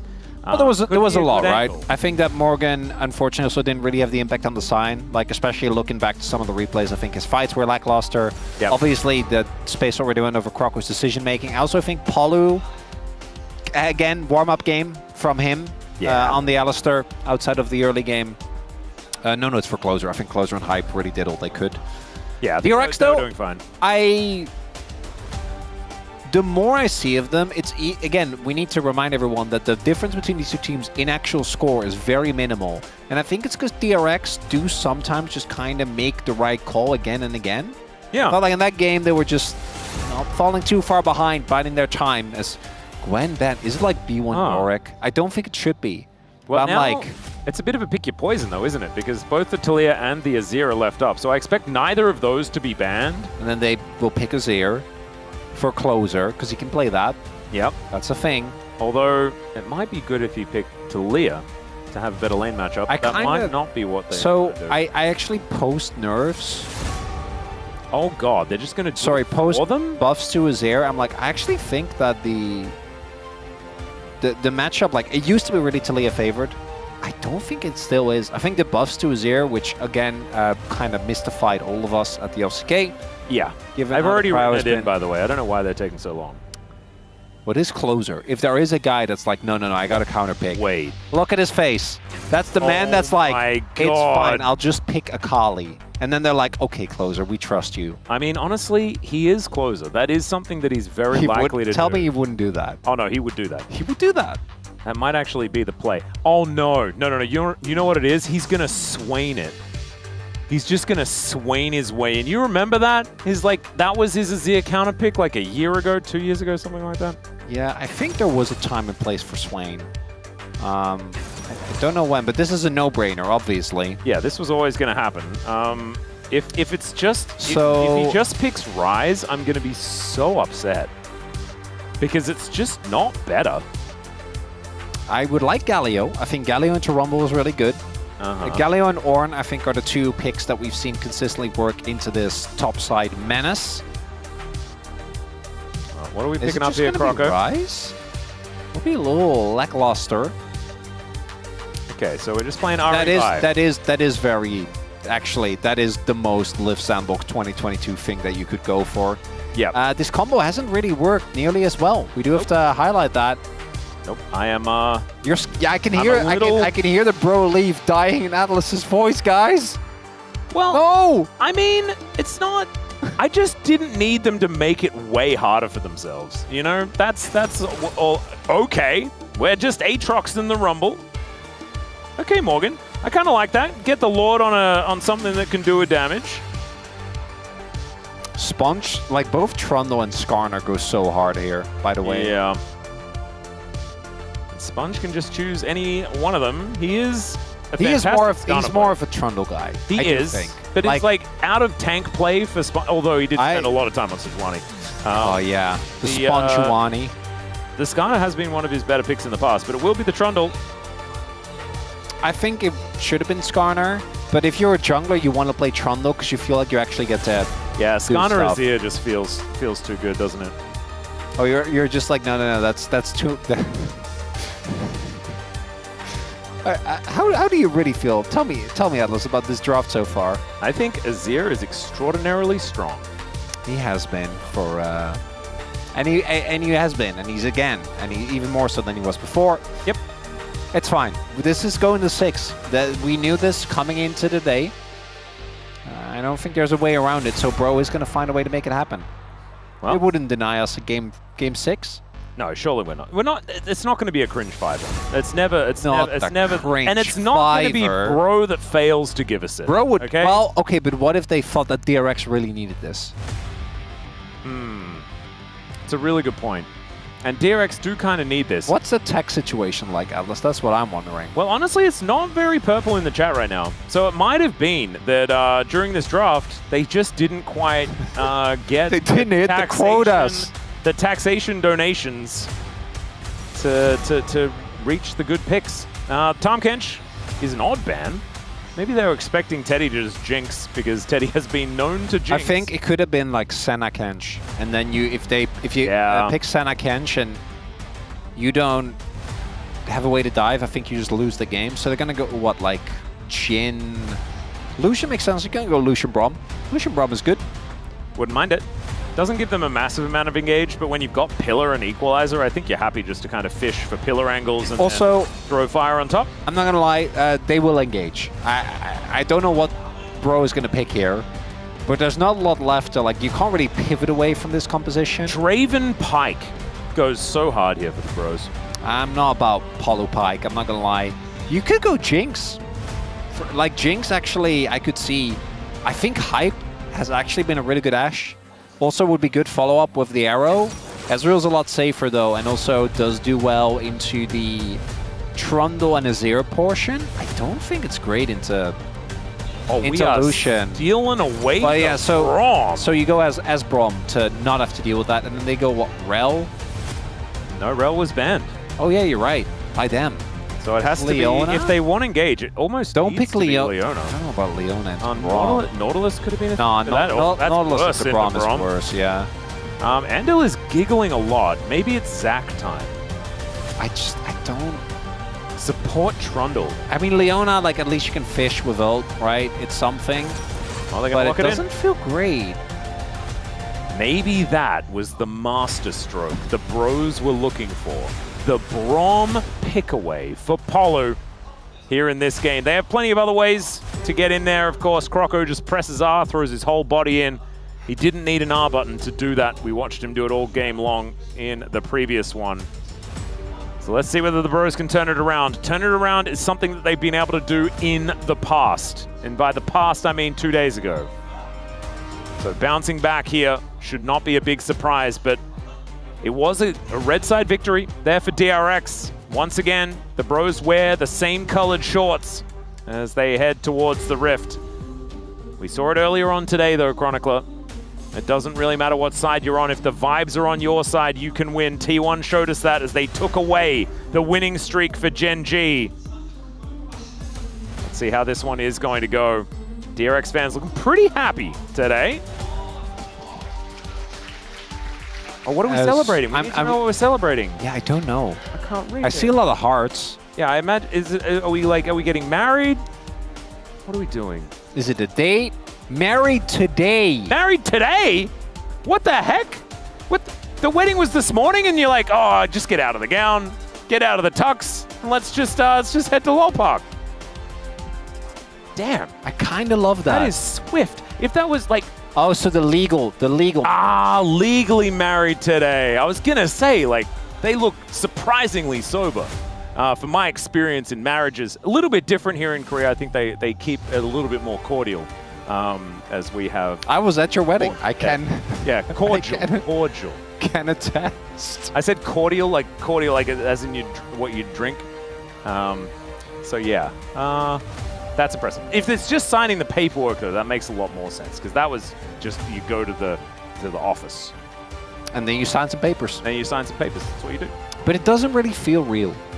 It doesn't. Because we both did that, right? Yeah. I also did it like a year and a half late as well. Cherry and I weren't officially married until like a year and a half after. Oh wait, you did it the other way around. Yeah, we did it the other way. Wait, what? That's... Because I don't really need the government to tell me whether I'm married or not, you know? Well, yeah, I guess, but that is the... I mean, I guess it depends on how you look at it. Arguably the more important part. I mean, it depends. It depends what your situation is, right? Because some people like need... Solid. Especially if you're in a different country and like maybe you need it for visa reasons and stuff like that. But we didn't really need it for any of that. Oh, yeah, I would love a choke-F as well. Well, that's a fun one. That is a really nice... That's actually one of the cutest choke-F drawings I've ever seen. It's very cute. That is adorable. And it's like almost like a bit of a Renekton-y Cho'Gath as well, which is a very Morgan theme, which I kind of really enjoy. It is the mashup. We just realized that there is a pause at this point in time. That's fine. We are having a little bit of a delay getting into the game. I only just noticed now that it's been taking a while after we had a very long conversation. Atlas, I think, I'm not going to lie, I think you're still... No, I think the real reason is you're still upset about the Azir and the Ahri and Vi. I mean, I had kind of forgotten about the draft. I just didn't remember what the champions were by this stage. Is that a happy birthday for Sponge? It looks like a happy birthday for Sponge. The 25th? Happy birthday, Sponge. Happy birthday, Sponge. Well, the 2-0 for DRX could certainly be coming in. Could happen. Unless the fans on this side have their phones out and are in Twitch chat donating, right? Donating the bro tax. That's what you need to get in there. As the guy in chat is actually currently saying, Atlas, start the game. All right. Sorry, mate. Atlas, it's my bad. okay. It's my bad. I should probably... He is currently leaving. Yeah, I should probably pop it. Just give me... All right, he is actually... I'm heading out. I'm just going to jump over... He is... No. Atlas, no. Please. What do you mean? I needed to go and start the game. You can't jump down there. That's dangerous. But I can't walk through the fans and everything, and there's a guy running Yes, you can. Just walk to the stage and press the I'm a very lithe person. Don't... I'm quite lithe. Atlas, I know. You're a tall guy, but just you gotta stay like safe. I think you're dramatic. Oh, I'm overly dramatic and very caring and worrying about your well-being. Oh, did you watch the K-pop Demon Hunters movie? No, but I've heard it's amazing. It's pretty good. So yeah, because I have to watch it with my wife and she's not here yet. She's coming to Korea soon, so we're watching it together. I've heard it's fun. It's pretty good. It's pretty good. I watched it in Korean. Because I watched it with my wife, and it was really interesting because a lot of the songs are in English, right? And so I'm listening to the whole thing in Korean, and the Korean translation is actually super good, for the dubbing or whatever. Yeah. But then they just all of a sudden go into English, and it's for the songs, and it's just kind of odd. Sounds weird. Yeah, so I think I might just watch it again, just in English, see how that goes. But do you know what we're going to watch now? It's a game 2 between the Bros and DRX, and the Azir is on red side. Somehow, let's get onto the Rift.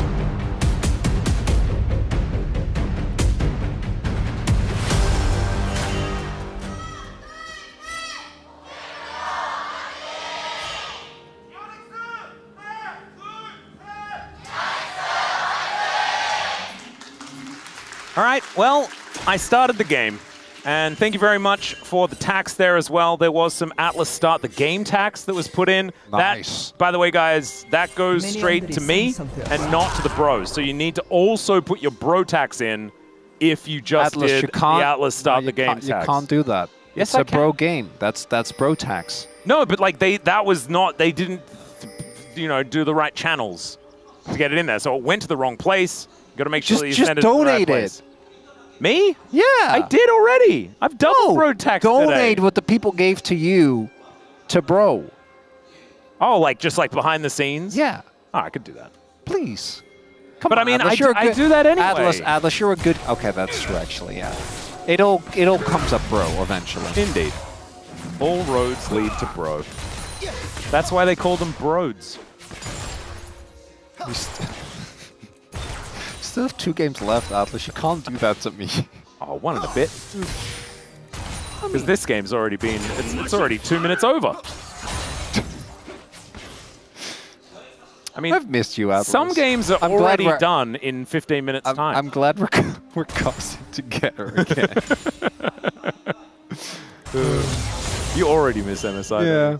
No, it's the opposite. I love MSI, but for me, Andil?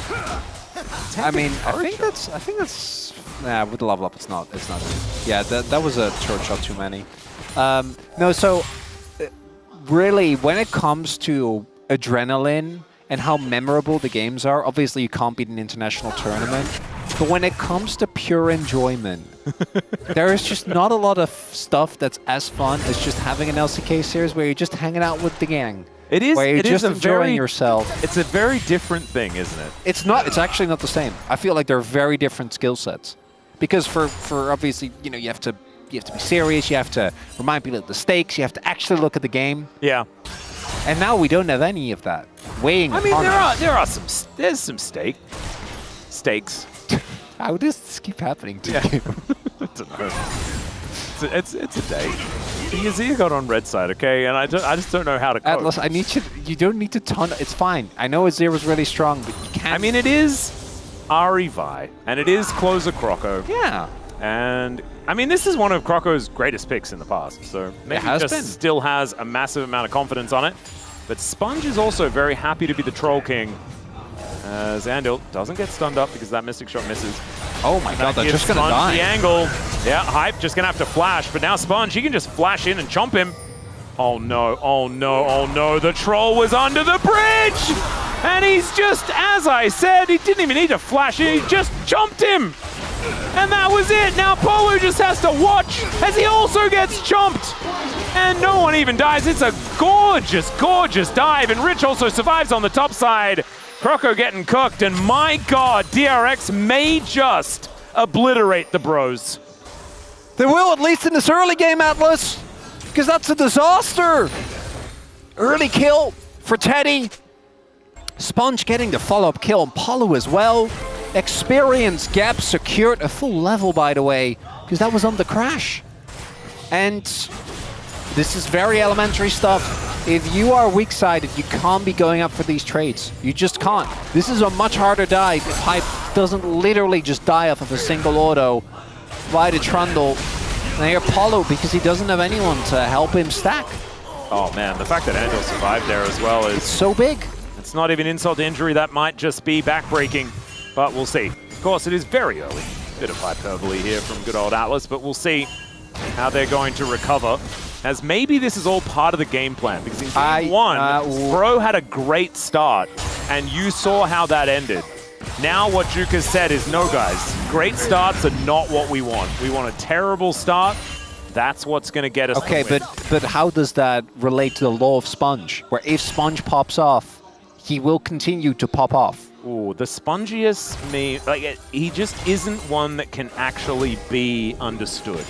That's the way I like to think about it. He is Lord Spongiest. We know what he does. Indeed. Well, yeah. Sometimes. I don't... Okay, let me rephrase it. He is the Troll King and he is 1-0-1, and I'm a little bit worried about that. In a game, before a game, I never know what Sponge does. But if Sponge is winning, I do think generally he just keeps winning. When he's losing, I think he keeps losing. I don't think he's a comeback guy.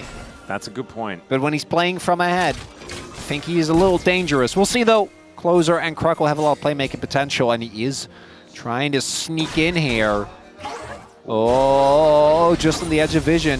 Yeah, not quite able to sneak into that brush. He doesn't have, yeah, he has to, because he doesn't have flash or 6. So, oh, that is costly. Level 6 is the least gained here for Morgan. Does have that World Ender back up. And Hype and Poly just doing their very best to catch waves underneath this turret as Teddy lining a whole bunch of these piercing lights onto Polu, helping soften up this Brom. Shooting shots going awry, and it's looking a little bit rough. Still, it's not exactly end of the world as far as CS is concerned and things like that. He's only down about a wave. Is Hype, so that is going to alleviate if he can stay competitive. But mid lane, extraordinarily even. Top lane, extraordinarily even. And it's all just the jungle and bot lane gaps that are really starting to protrude here. Oh, Croco getting invaded. Yeah, problematic, as that is a really nice Winter's Bite to spot out exactly where Andal is. Still level 5. Yeah, teleport. No, not a teleport. That is a back. That's less aggressive. A little bit unfortunate here for the bros, as they will lose their red buff. Croco. Yeah, it feels like a race to level 6 as the Vi, and he lost. Yeah, I got nothing more. He will be able to hit it off of, but like the vision control, he's not going to be able to punish this bot lane whatsoever. And DRX, a bit of an early game masterclass. We kind of questioned Andil, but it was his early trades that set up the dive. Yeah, and they got both kills off of a very clean setup with Andil living, Sponge and Teddy both picking up a kill. And now the continued invading. Croco, I think, needs to make this gank work. They need to find something on Rich. Guess what, Rich? He's looking for a bit of a back angle. Oh, yep, oh, yeah, there you go. That's going to spot him out. So this ward gives them all the information that they need. Looks like Croco might be able to make his way over to some grubs, but you can see the pings are coming through from Sponge as well. That would not be uncontested. And so slinking back into his jungle, Croco just kind of licking his wounds at this point. Teleport is going to bring Andil towards the top side. And they'll clear out some vision, make sure that these grubs are going to be as safe as possible. Yeah, with control of mid lane, and there is no contesting this. So DRX have so far just controlled everything on the map. And when you're behind with your Vi RE composition, it just kind of falls flat, right? You need to be able to actually find a target. Going ham is, oh, good charm. Yeah, decent charm, but the Empress Divide is still going to connect. This time at least the Foxfire, and the Spirit Rush is going to be able to get him out of the way of Andil. But that's still a win for DRX. DRX are looking at this going, okay, Ari no ult means there's no window. Look at the vision control as well. Like, yes, that is pinged. But even then, I'm pretty sure they knew because Croco was on the top side. Look at the vision that's there in this top side jungle. And before it was in the bot side, they've been tracking Croco from the very beginning. And with Croco not being able to make an impact because he's being tracked, the lanes are really struggling. As DRX, the solo lane is doing a good job. Bot lane we already talked about.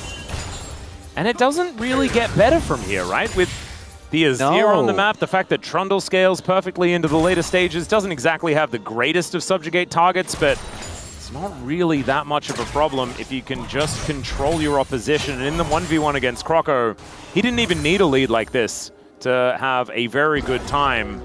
It would be very funny if DRX like somehow 2-0, but the Azir just doesn't matter. Yeah. Well, Morgan does find a world ender angle, and Sponge gives up on the opportunity here. Does just throw down a pillar and realizes that he's a little bit too close to the turret, and they don't exactly have hard CC. So he's allowed to live for the minute. Slight advantage as well as far as CS, like Morgan and Closer are at least farming well. And you can see the money as far as the solo lane's concerned is fine for the bros. It's just elsewhere. It's kind of going catastrophically wrong. Early Drake. Triple grubs as well for DRX, so they're feeling great. The only thing I am a little worried about is that when it comes to setup, they are relying on Andil being there. Without him, I think their CC is pretty lackluster. Yep. You're really only looking at a shuffle and a pillar. Now, I love Trundle pillar, but into the enemy team, like, how good is it really? Yeah, it's not amazing when it's alone. You know, it's well that, but there's also what is it? Umbral Dash. Yep. There is Vault Breaker. Obviously, Arcane stand beside me. There you go. Is it stand beside me or stand beside Brock? He says stand behind Brom. But it is But it's stand called beside me. Stand Beside Me. Yeah. Well, it makes sense because it wouldn't. It'd be weird if the name was. Yeah. I think we're supposed to say Brom. But if you're playing Brom, you can say me. Well, he still says Brom though. Like he talks about himself in the third person. That's kind of weird. He does do that. It is kind of weird. Atlas does that too sometimes. Yeah, I don't like that. Yeah, no, neither do I. Okay. What does Atlas think about it? Nah, he loves it. Second Drake. Be contested here. Look at the item finishes. Item done for Sponge. Item done for Teddy. As well as Rich sitting on a... Yeah, they can contest this. I think they made the right call. But you are Vi and Ari. Yeah. And you're not contesting Drakes. You're down 2.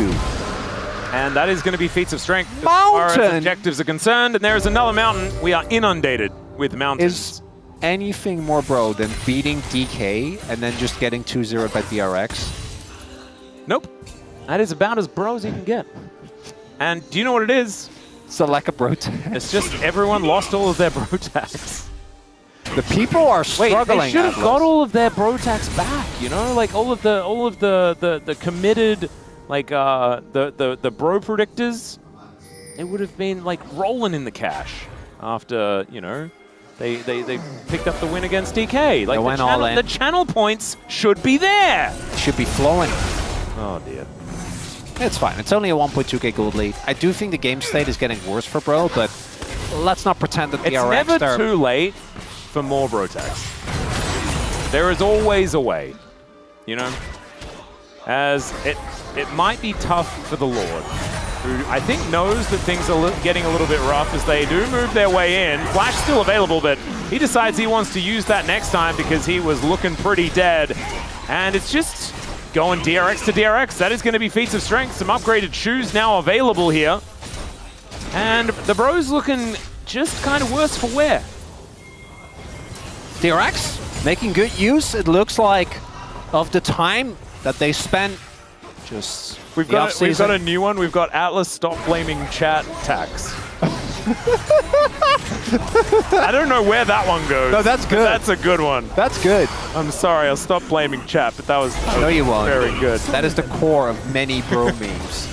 He will not chat. Don't let him get away with it. I love this, actually. Accountability for Atlas. Okay, I apologize. However, you still do need to pay your bro tax. It's not going to stop. No, it's you and Ox are both the kings of getting as much bro tax as possible. Accountability for Ox as well. Well, I mean, it's just you just got to pay your bro tax, man. I'm not the government. No, I'm going to question. I want to question why. Why are we paying our bro tax? Why do we need to do this? So that the bros can stand a chance. Well, but if I've been paying my bro tax and I'm not seeing any of that in the bro performance right now. Yeah, but it would have been way worse if they hadn't paid any bro tax. Well, you got evidence of that?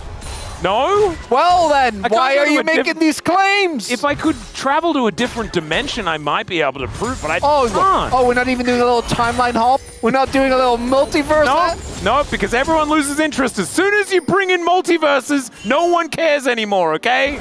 We don't have time. Because nothing matters. We don't have time to talk about the fact that if there is no causality, nothing matters, Atlas. There are stakes. You said it many times. No, we were talking about dinner, weren't we? I said that there wasn't any steak. No, we were talking about vampire steaks. Yeah, I forgot. Oh, now we're back to Leslie, and I'm feeling way better.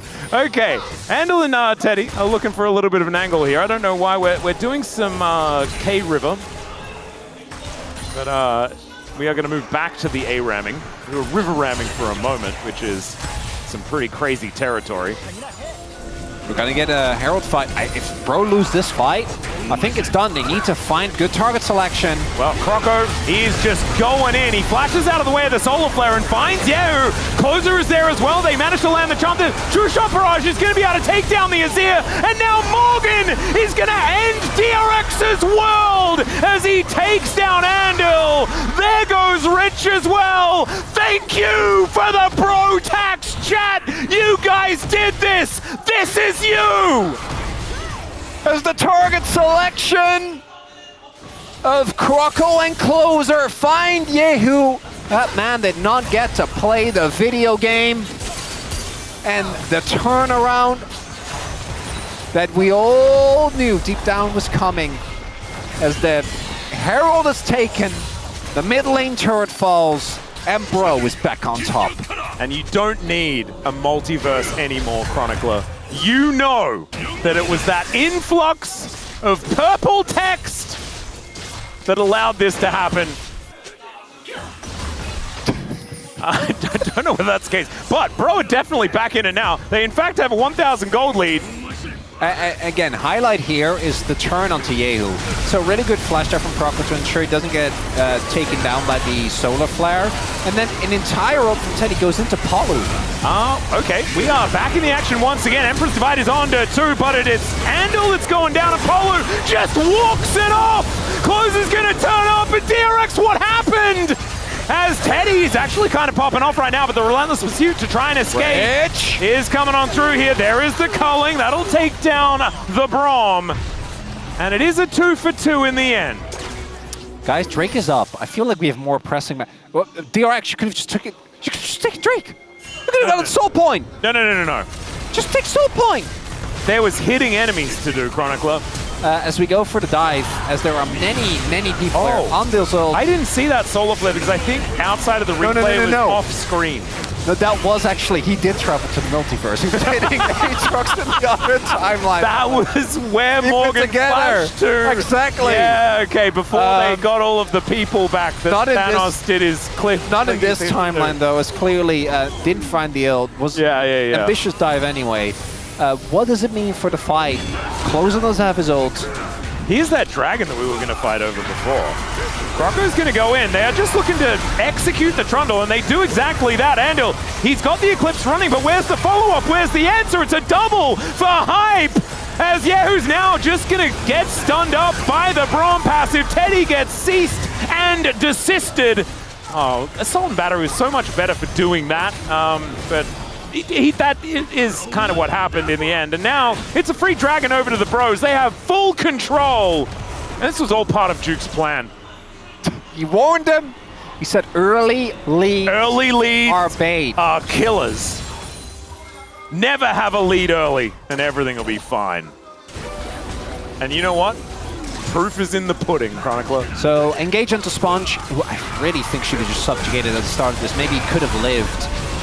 But there's also the question, why are we that far up when we don't have an ultimate on the Azir? Because if Azir is an ultimate, they can't make that play. Because if they try to go that deep, they'll get taken down. And then these segmented plays where Morgan just gets the press Q, they get the stack. The Braum passive, it's 1 by 1 by 1 by 1. Obviously doing a lot better there. Yeah. Now, DRX still in a playable spot in this game. But I mean, this is still Otacon throwable. Yes, for either side, which I do appreciate. Big time. We're going to see that this goal graph is precisely how it looked in the last game, but the other side. Like, almost exactly. It's almost poetry. It's beautiful. As Closer was unable to kill that minion, which is a bit awkward. Poetry needs tension, okay, Atlas? Not everything is perfect. Yeah, that's true. That's true. Light and shade and stuff like that. It's shades of gray, blah blah blah. Not a certain number of them. Okay, no, it's the gray area. I didn't even go there, Atlas. Oh, it's not in the zeitgeist anymore. He scoffed. He scoffed. Yeah, a just little. scoff at you trying to just pilot your way for yet another nonsensical allegory that we're trying to make work. Have you seen that there's an Australian dude that just does really Australian summaries of movies? I have not. There's a Twilight one. It's so good. It's very funny. My the person that was the best man at my wedding actually made me read all the Twilight novels. Really? So I actually did read all of them, yeah. Is that worse, or is me reading them twice on purpose bad? As Sponge, he's going to get taken down very low again, but this time the Subjugate's going to be working out. True Shot Barrage wasn't enough. Oh, the door is there to answer the Lucian. As Closer was dashing over, but doesn't quite find a target. That's getting taken a little low, but looks like DRX doesn't want to commit with their front line so rich. Okay. Well, I guess he had flash, but no longer. Well, he's just going to go home. That was weird. All right. Wait, so you just also read all of them voluntarily? Yeah, I did. It's my one of my best friends in high school was like, these books are great. I was like, all right. They weren't, but I enjoyed it. It was fun. Yeah, it was a bit of a romp. You know, I liked vampires, it as did we were give talking about in the previous It did game. give us Robert Pattinson, which I mean, I don't think he needed the whole Twilight thing, you know? Well, no, but it definitely helped. Yeah. I think if we had have just been able to like skip that bit though and just had the Robert Pattinson. No, I actually think it adds. It adds character. It adds character. Oh, brilliant. Well, DRX are doing that startup Otacon thing. How do we feel about this? Well, we saw what it did for Bro in the last game, so I'm waiting with great interest. Well, we are true-shotting and barraging. Rich There's taking a bit of damage, but it's Morgan in a bit of trouble. Does find some knockups, though. And remember, has a lot of healing. He goes golden, but now Closer is going to show up. The equalizer does nothing. Teddy trying to get out of the way of Polo, but he should be able to get this one done. It's a double as Teddy makes his presence known. Nice charm will connect, but Andal back underneath that Sun Disc. And Bro, don't know about this one. 2 for 2. Croco is dead and Sponge is still up, so it's no Otacon now. Just a 2 for 2. Rich, if he positions his Q a little bit better there with the arm guard, I think he could have actually cooked Morgan. Could have been big, because look at the damage he's able to do here. I think both his ults and his Q right there, timing a little better, and he kills Morgan, and then Morgan doesn't get the reset. Closer also is able to get to the rest of the fight, but it's a bit of a mess, as again, these fights are so split on either side. Yeah. No one gets Otacon, so we look at what has actually been used. So it's Flash for Croco, Flash for Palu, Flash for Yehu as well, and Rich doesn't have his arm guard, which I think is actually a big deal, as Bro are just going to start it up again. I'm not so sure about that, but there is no equalizer right now available, and DRX, I might just have to give this. I mean, there's no ults, apart from the Solar Flare that's coming up pretty soon, but it's just gone. So the Bros, some highway robbery here, as the Otacon is going to be secured. And that's a Magi's. Wow, Closer. Wow, how can you be like, I'm going to build a Banshees and a Magi's? Well, I feel like that's like multiple personalities. No, there is a school of thought that Banshees allows you to play more aggressive. Right, and that lets you hold onto the stacks more effectively. Well, that, but also you can play more aggressively into the opponents because you can tank a skill. True. So like you can ult in more aggressively because you're fine. Well, we'll see whether that is going to remain the case. So far, 306 having a very good time as Yehu may discontinue having a good time. We're playing two sides of the map here. This is risky from Bro. They are. Yeah, I was about to say. They're on a dragon right now. That is going to go down, but can they all get themselves out? That was a little dicey. Why did we did not need to press the Q button? No, they are not going to move into the fog of war. He needed to kill it. Actually needed to kill it as soon as possible because he didn't have smite. Oh. So he did actually really want to try and kill it, even if it ended up with him dying. 2 Drakes now for Bro. They're going to be feeling amazing about that as well. Yeah. Some individual Mountain Drakes also feel pretty good with this composition that doesn't really have a true tank. All right, in goes the buy. Doesn't quite find the Vault Breaker and will just get that back massage and put into the Death Chamber with the Equalizer. Very well played here by DRX to lock down the jungler, but just a little bit of a step too far there by Croco on the bottom side of the map. So they'll lose the turret. DRX, incremental little step back into this game. Unforced arrow there by Croco. Gets the Drake. That was big. If he'd given his life, taken the Drake, I think it wouldn't have felt as bad, but that was just not necessary. Just walks up, tries to go for the Q, and just dies unceremoniously. Very straightforward, doesn't have flash, so you can't use your Q like that, even if he hits it. I don't really think you can do too much with it. 2 item spikes now being hit across the board. There's the stopwatch for Rich. Sterix for Morgan. Man, this really is Closer versus Teddy, isn't it? 5-0-3 on this Lucian.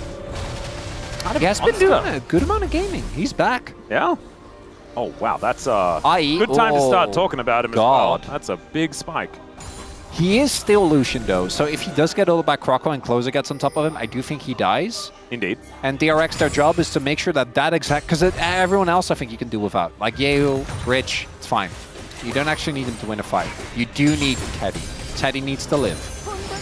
And there's no Mikhails or anything like that, so if a charm hits onto Teddy, he is dead. That's likely what the layering of CC is going to be. Croco goes in, hits him with the cease and desist, and then you just pour everything on top. The vision denial is the main thing, because if you have multiple angles from which you can come, then you can actually take down Teddy. But if he knows you're there, then you're going to have a much tougher time. So denying as many wards as possible is a big deal for Bro here. So DRX doing the opposite, trying to make sure that Ondale can just create as much vision as possible. Yeah, about 1,000 gold here for Morgan, top side of the map. 2 items to 2 and a bit here from Rich. Pretty happy to have the Oblivion Orb as well. True Shot Barrage going to pick the gap. And in fact, there were 4 posts, so that was AFL, 100%. 6 points. Closer pushes this wave in, deals with that at least. 1 level lead here for Morgan. Items aren't necessarily looking too Aatrox favored in this matchup right now, and I think Rich is going to be kind of okay with just picking up this wave as it heads towards the turret. But yeah, Teddy against the world. It's just Jin Air all over again. Why is it always just, it all comes back to Jin Air? Good question. I don't know. Kind of crazy. He is also an AD carry. I do think that they have this situation happen a lot. And then they make one misstep that arguably isn't a misstep and they just die and it's, well, game's done. Ooh, Croco clearing out some vision here. It's DRX. Oh, once Closer gets that death cap, that is a big spike. Oh god. I think DRX might want to look for a fight right now to try and deny that. He has the 10 stacks already completed as well. Oh, that's going to be a ton of AP Atlas. Oh yeah, Hype possibly in trouble, but the Pillar not really doing too much. True Shot Barrage just to spin the wave as best they can. That's an Arcane Shift. As in comes Closer. He's spotted on vision, but what? Andil is just dead. He's just too far up. Just a mistake. Here from the support out of DRX, and you've said it already, he's the only one that can hold people in position. Well, Baron Pit might be doing them some favors here. That's a close and tight corridor. Oh, look at the setup here. Multi and Croco looking. Croco on the angle. Finds their way in. There is the flash forward from Closer, but Teddy is alive, and then he's taken out. Rich also is going to be able to go golden, but that's a see your death type go golden.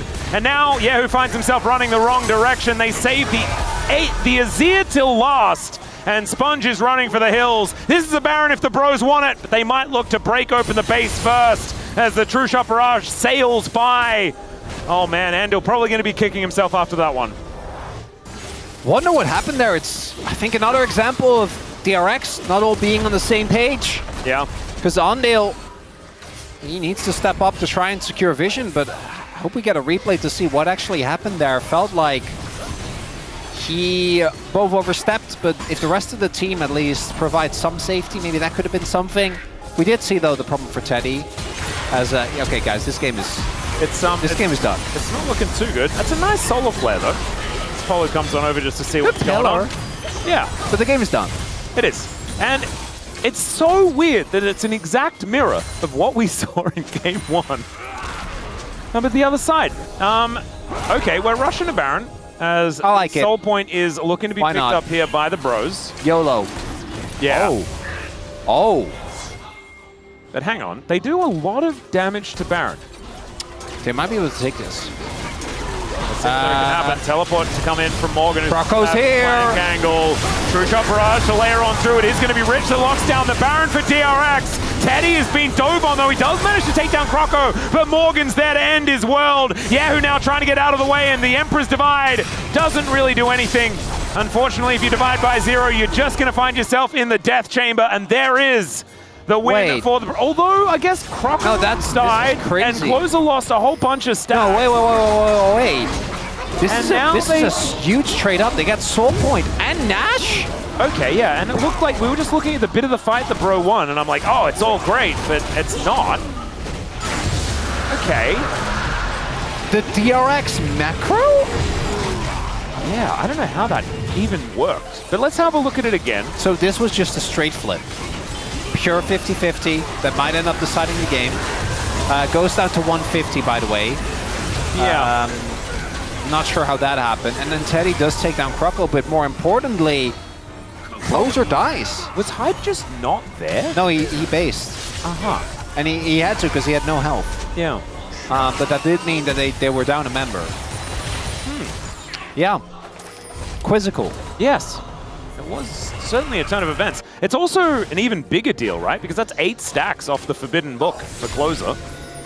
And so it's going to have to find another good team fight. Get me back into the red. I want to see that Goldcraft go up and down. It's not quite a heart monitor unless you have a very, very slow amount of BPM, but we are getting back towards Beat on the other side. Their siege is good. They can set up. Need to actually get to the turret though. And a team fight when it works looks pretty good for DRX as well. Let's see whether some more of these picks can actually come. Oh my god, Rich taking so much damage. Closer having to use the ult just to avoid the culling, but once again, Andal is in no man's land. Emperor's Divide just to buy some space, and it might have actually done so as Teddy down so low, still trying to kite, still trying to do damage as Croco. He can't get there, my god! Teddy, you monster, but he's left the rest of his team! And they are going to fall down. Rich with the teleport in, and then the run away. And wait, was this another DRX straight up? I don't really know. Where did Rich... Well, did he base? I thought he was dead before. What happened? What? I don't know. So, Atlas, this game is getting to me. What is happening? Why are these events transpiring? I'm watching it and trying to yell about it when it's happening, and I still have no idea. I have to admit to you. I think we need another replay. Okay, Yeah. so the poke is really good here from Bro.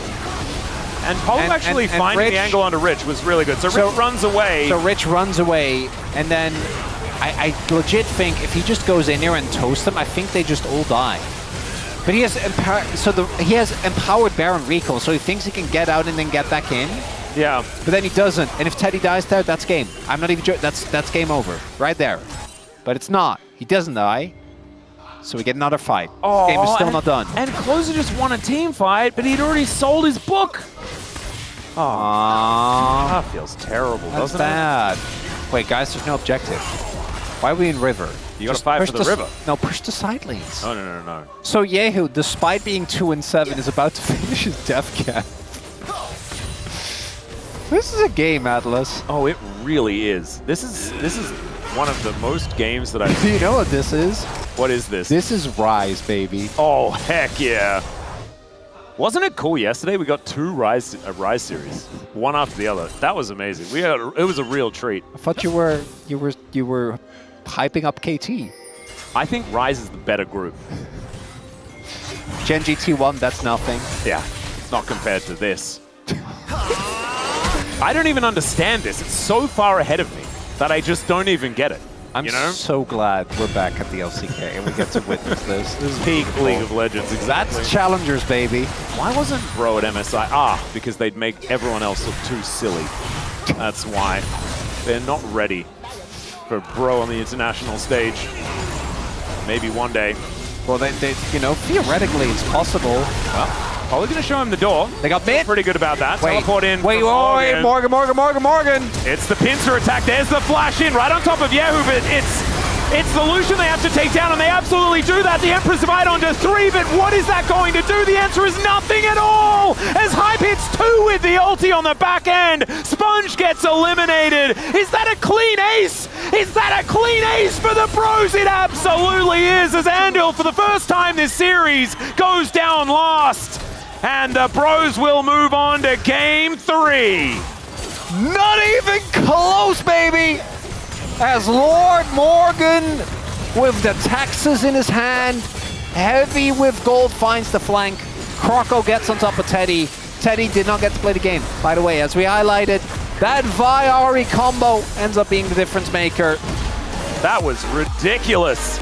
The Lord hasn't never had a performance like this on Aatrox in my recent memory. I just honestly haven't seen it. This is oftentimes a pick that he's not quite found the success on, especially for closing out games.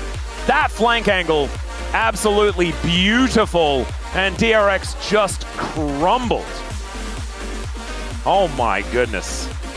We are learning many things. We are learning that early leads are bait. We are learning that Azir is overrated.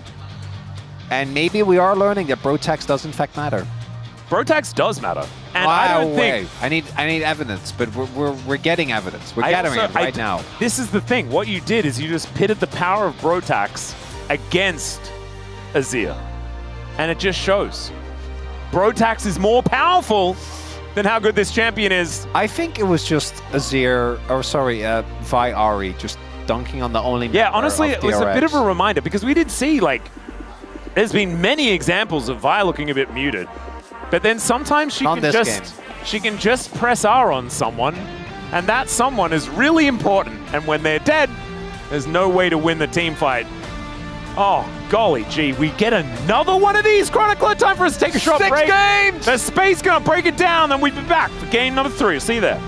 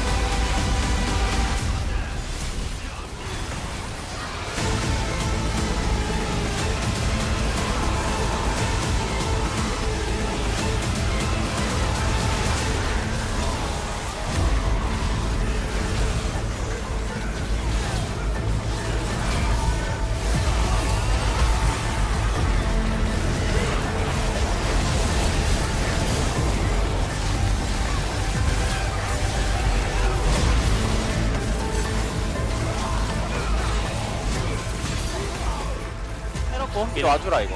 야 나 미드 텔러. 미드 그냥 이거 쌍막 볼래? 야 천천히. 나 루시안 구만 뺄게 이거 한번 뺄게. 나 자리 옮겨. 야강 나와야 돼 이제 방세. 나 정면 그냥 질러줄게. 가보자. 될것 같아. 아들 토식이야. 아지야 루시안. 루시안 아들 사진 막았어. 야 아들 봐봐 아들. 일단 트런들 잡고 미드랑 끝나 이거. 가져가. 끝낼까 나와. 미드 라인 좀 해줘. 할만해. 맞아 이거. 야 미드 할때 이거. 감사합니다. 이거 내가 배트롤. 너무 힘들었다. 미안해. 미안 진짜 너무 힘들어. 내가 너무 트롤 짓 했어. 나도 중간에 트롤 했어. 그날 다른 길을 택했더라면 내 삶은 조금 더 평온했을지도 모르지. 천년의 세월이 흘러도 이 마음은 처음과 다르지 않으니 세상에게 잊혀져도 괜찮아. 오로지 신념을 따라서 나는 이곳을 지키겠어.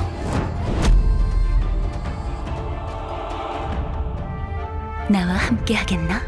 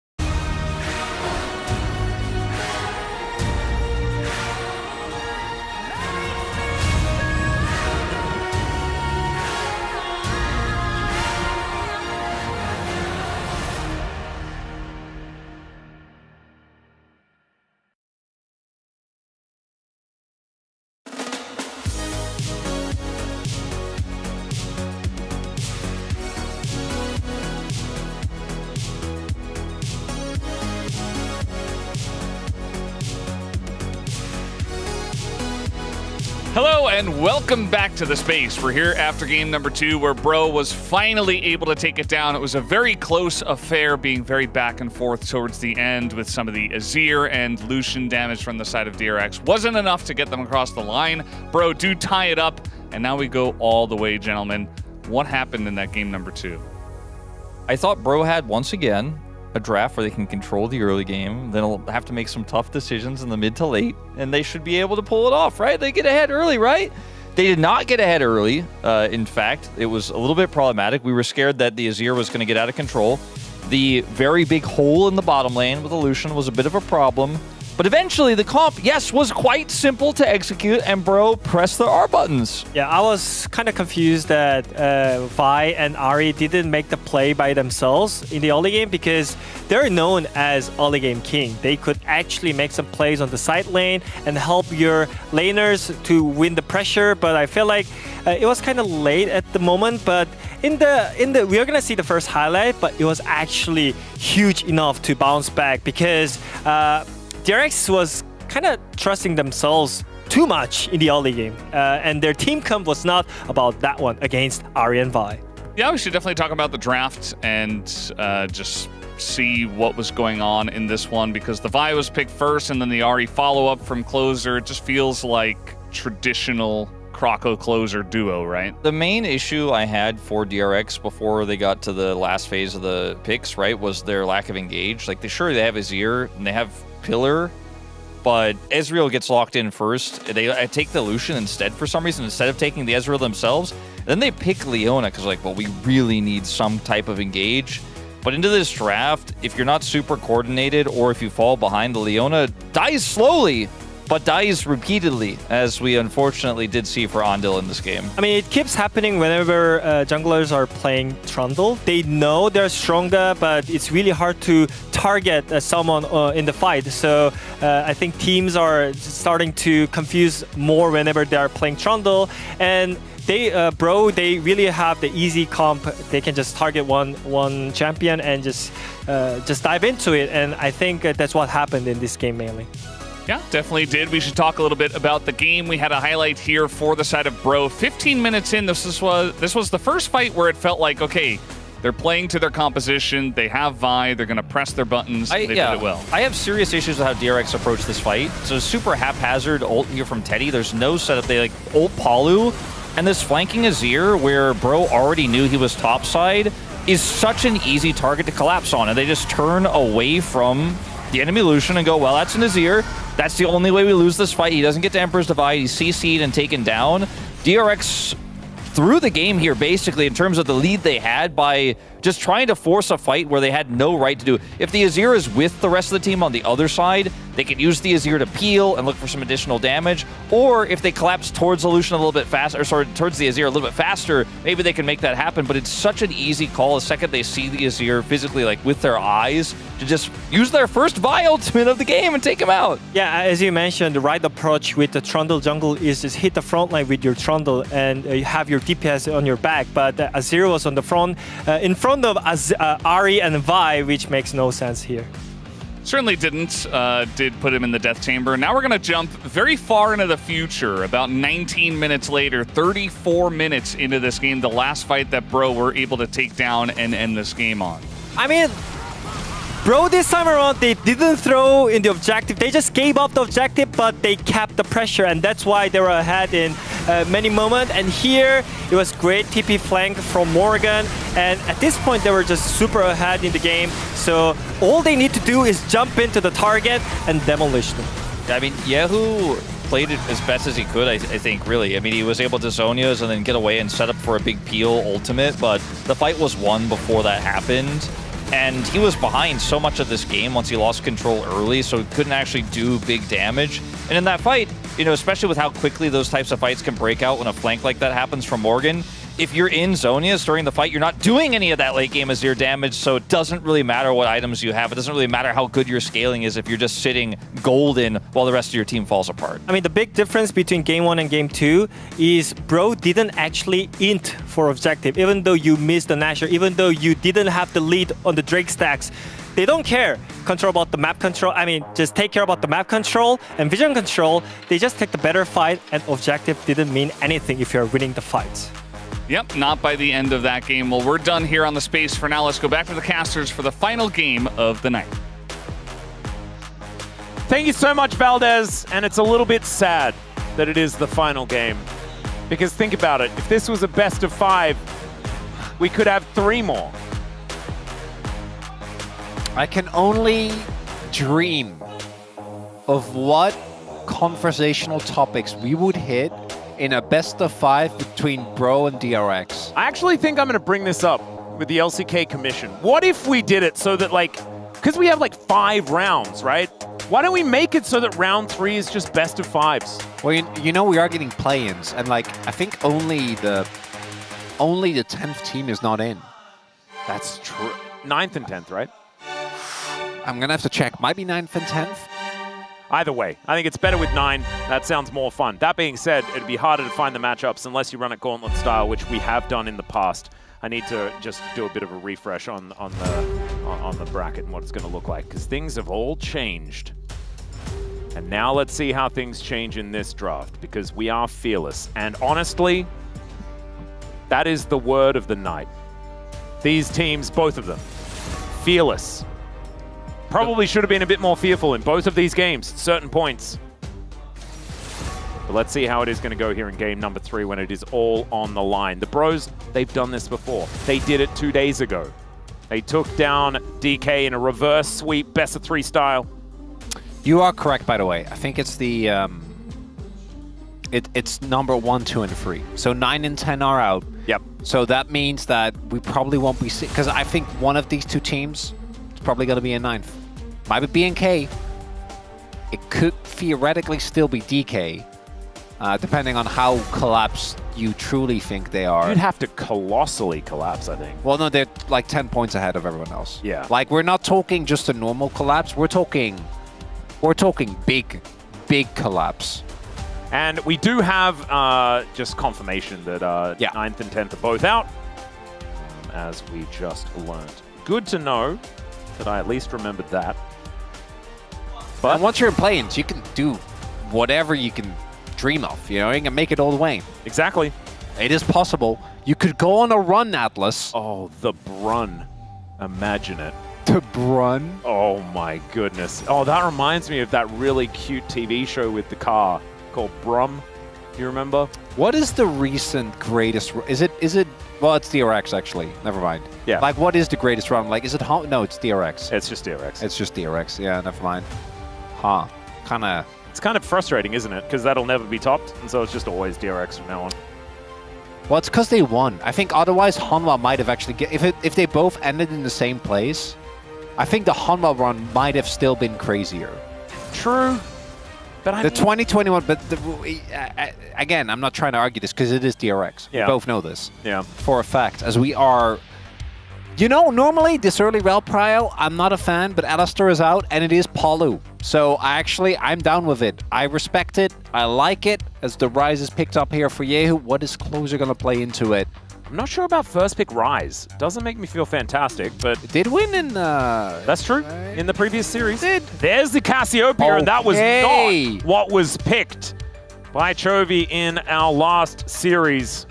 So this time the Snake Lady. We got Horse Pants and Snake Lady. Very, very cool stuff. As Sponge and Yehu, what are we going to be locking away here to augment this composition? Jungle Pool is looking a little thin, especially after the Nocturne and Pantheon were both banned away.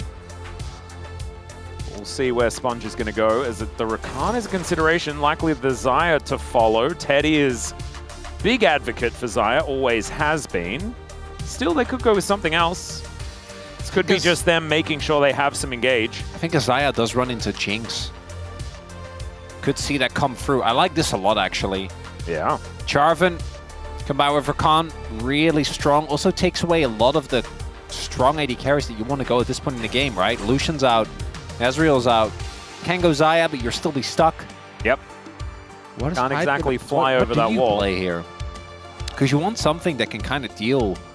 Oh, you could go Organ knows. So you could actually, funnily enough, you could go Renekton and go an AD jungler, and just go Ziggs. I'm not even joking. True. Like Ziggs into like if he ults you just ult yourself and then Satchel and then he dies. Yep. I could see it. I wouldn't hate it actually. More I think about it. See where the hype does want to go there. And then what's the AD jungle that you do decide to pick alongside it? Is it like a Viego or a Zed? I guess Zed's a bit flavor of the month at the moment. I wouldn't mind Zed. What else do we still have open? Pantheon's out, Nocturne's out. Fury. Haven't seen the Fury in a while. Yeah, and I think the Fury's kind of bad Probably now. a Brion. They actually make the... Okay, let's... They actually make the read. Like this a lot. The Zed ban, I think, is very warranted. Like it. Because they do... This jungle pool is going to get well and truly... It is. There's going to be something that we're not thinking of right now that's like super obvious. Oh, God. What? Wait. What? It's Lee. Oh, my God. You're right. Can't believe we're not thinking of the most, arguably the most iconic jungler ever. Is it not that we should be considering well, I don't think the AD carries, though? Because, like, maybe it's a Kai'Sa? You could theoretically Kai'Sa your way out of a Cataclysm. You could Kai'Sa. Yeah, I think Kai'Sa works. But I do think playing Kai'Sa into... Okay, oh my God. Well, they're banning the Lee as well. I am really happy that I mentioned both Zed and Lee, and then they both got banned. I do kind of... That makes me feel good. That was nice. That was nice. Take the win. There you go. Yeah, it's good. Well, now what does Croco play, though? That's the real question. Maybe you just slam Ziggs here and give yourself more time to think about it. Could do it that way. Let's see. It's Croco that we're focusing on at the moment. And, all right, oh well... God, it's my train of thought. Oh, no. I liked yours a lot better, but instead we have got the Croc and the cat, and it's a menagerie. We've got horse, we've got snake, we've got the crocodile, and we got the kitty cat. So what animal can be picked for the bottom lane? What are we playing here? That's hype. You can't go Ziggs anymore. Like, I really... No, absolutely There is no shot. So what do you go? Because everything else that's good runs into the Jarvan problem. Do you know Teddy has played the most Sivir in a single game out of any other player on the planet? Yes, I am aware. I also know that Umpty killed Faker like 90 minutes in. Did he really? What was he playing? Kha'Zix. It was Kha'Zix, wasn't it? It was into the Kassadin, and it was a very cool moment because it was the very end of the game. Anyway, we have now the He's gonna last slam like Ashe or something and just be unhappy. Or just say Kai'Sa. Yeah, that makes sense. Oh no! So like they weren't listening when you were talking. I guess they were listening when you were talking about the Lee and the Zed. And so then they banned that away. Well, it's like so what? But it makes sense because like what? Yeah. No. What else are you gonna play? Are you gonna play like Olaf? That's not a champion. Tarzan showed us that, unfortunately. Yeah. Like I think Neferi's kind of rough. I'm sure there's stuff that we can think of if you just sit there and aren't casting. One or two obvious AD junglers that maybe we're not like Talon. Talon's kind of fun. I don't hate Talon actually. Owner would have picked Talon. Oh no. Well, Cuz would have picked Viego. Okay, but that's bad. Viego is actually bad though. I feel like Talon actually in this spot. That's like I could see it. Yep. Talon Ziggs, I think you feel better. I'm worried for bro. It depends how much they can play around topside. I think that this all comes down to how much Morgan can just crush this lane with Croco's help. Does Croco have his card? We don't know this actually. Because right now, I don't think anyone besides Canyon has the card. Yeah, Peanut had it for a little bit, but he lost it. He definitely does. He's no longer in possession. Yeah, he kind of forgot to re-up the license and lost it, unfortunately. Lucid had it once upon a time. That was nice. Well, you've got a pretty comfy-looking draft here out of DRX moving into this game number 3. And the bros are experimenting. There's certainly going to be some laning prowess that they might be able to find. See how it does go at the start of the Rift.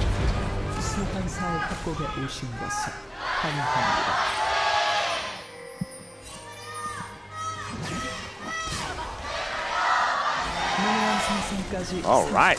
Do really like the vibe in here today.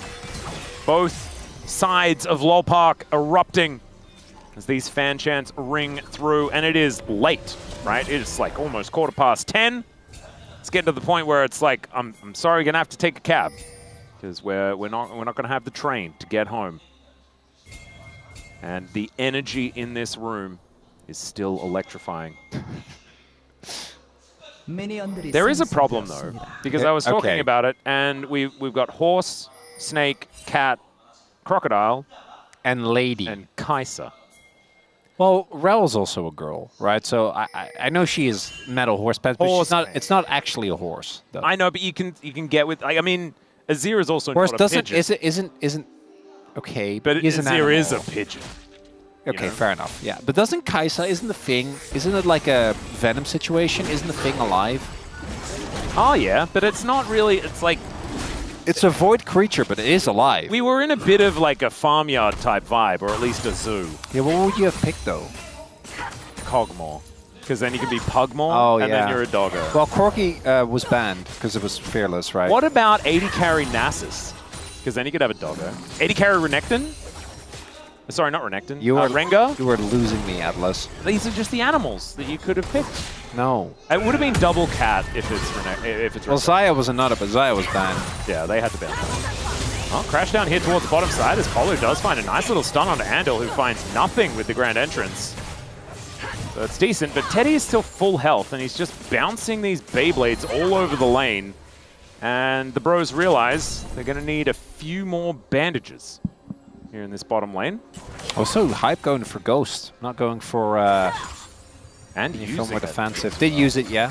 They got a good amount of damage down, but unless they get damage down on Teddy as well, it's a bit rough. I do think that early on Kai'Sa has way more damage, thanks to her passive and her Q, than Sivir does. Lethal tempo as well here for Hype. Now his mid lane matchup closer, known as a very mechanically minded mid lane. There's a reason, right? If you make your name on champions like Aurelia and Akali, those are really mechanic champion first and foremost. Ondil? Yeah, if that passive gets perked, he would have been in a bit of a rough spot, but I guess he's fine. And the thing is, like, Andal just makes himself a target, and then while they're busy trying to kill him, Teddy is just hitting them with buttons. Boomerang Blade comes down. He's just walking at them. He's just walking at them. Croco is here, looking for a bit of an angle. But remember, I mean, Sponge is Jarvan, probably one of the best early ganking junglers in the game. So they have to be so incredibly careful. Croco just going to look for the crab. And Hype needs to be really careful. These little pizzas are really getting scary. I know that's not the skin he's using. In fact, Teddy using a very weird skin. It's like Pack Sivir, or like you just don't pick a skin. They know about this gang, by the way, so I think it's a good call from Croco to dip. Not run the risk. Would have been a time waste if he did. Yeah, I'm not sure. I do know that I did see Croco go for the best Nidalee skin, which is nice. Is it the Canyon skin? It's the Canyon skin, yeah. And there's also Renekton with Renektoy, which is also the best. Oh yeah, Morgan always to be trusted to use the best Renekton skin every single time. Thank you. Oh, look at that. Glorious. Looking good, as per usual. Well, Croco is just going to wrap around, get some traps in, and then wait for his camps. Just suffering from success a little bit when it comes to clearing things out a little bit too quickly. Not going to be going overly aggressive or anything like that, looking for counter jungling at this stage of the game. So the pathing a little measured, a little game 3 here. Oh, this is a long one, Atlas. Oh yeah. We are not going anytime soon. Don't you worry. That means our viewers are secured. Guaranteed, some might say. Cannon was just missed there by I didn't want to talk about it. But guaranteed pure entertainment for at least the next 30 minutes. Yep, and that is a huge advantage that Teddy now has in this lane. You can see he's behind in farm, but ahead in gold. The power of the cannon. Deary me. On the other end, it's cold season for Hype. All right, so just saying we don't really mind what happens in the lane. This is also one of the games where I think DRX feel better about their scaling, but it's not like Bros is bad, you know? Like between the Kai'Sa and the Kai'Sa Rel and Cassio. Yep. You're always going to have good threats. Their front to back is a lot clunkier though than DRX. I think DRX comp is a lot more straightforward to play out. I do think that, yeah, if Bro mess up the initial salvo, right, they can't get on top of Teddy. Teddy just kills everyone, I think. They just don't have the range to deal with Sivir. Well, yeah, but I do think the Kai'Sa to me in late game is just so insanely strong if you can just get on top of the enemy. Because your burst is just kind of out there. But as you say, they do need to actually be cleaning their setups, which Bro have been Sometimes. I think they know Sometimes they not. can do it. Sometimes they decide not to do it. Oh, it's all up. It's all choice. Yeah, well, I believe in the bro. Whenever they yeah. lose, it's just their choice. They get the statement back, like how much tax is actually being accrued. If there's not enough, then, you know, let's just run it down. If there is enough, they perfectly set up, they find the angles, they fight back from any deficit, and they bring us to a 3-game series. Paulo finds a Shattering Strike onto Teddy's Spell Shield. We'll just now vacate the area. Got a bit of a back coming on through there as the Void Seeker does find that one melee minion. And the Ghost back off cooldown, the heal the same thing.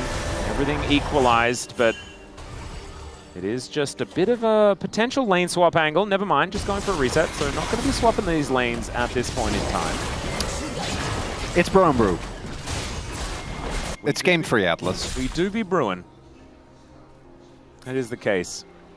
Morgan up here on this top side, though, alone for now. Rich is just passing by. Didn't actually use teleport, neither did Morgan, as he went back and got some steel caps.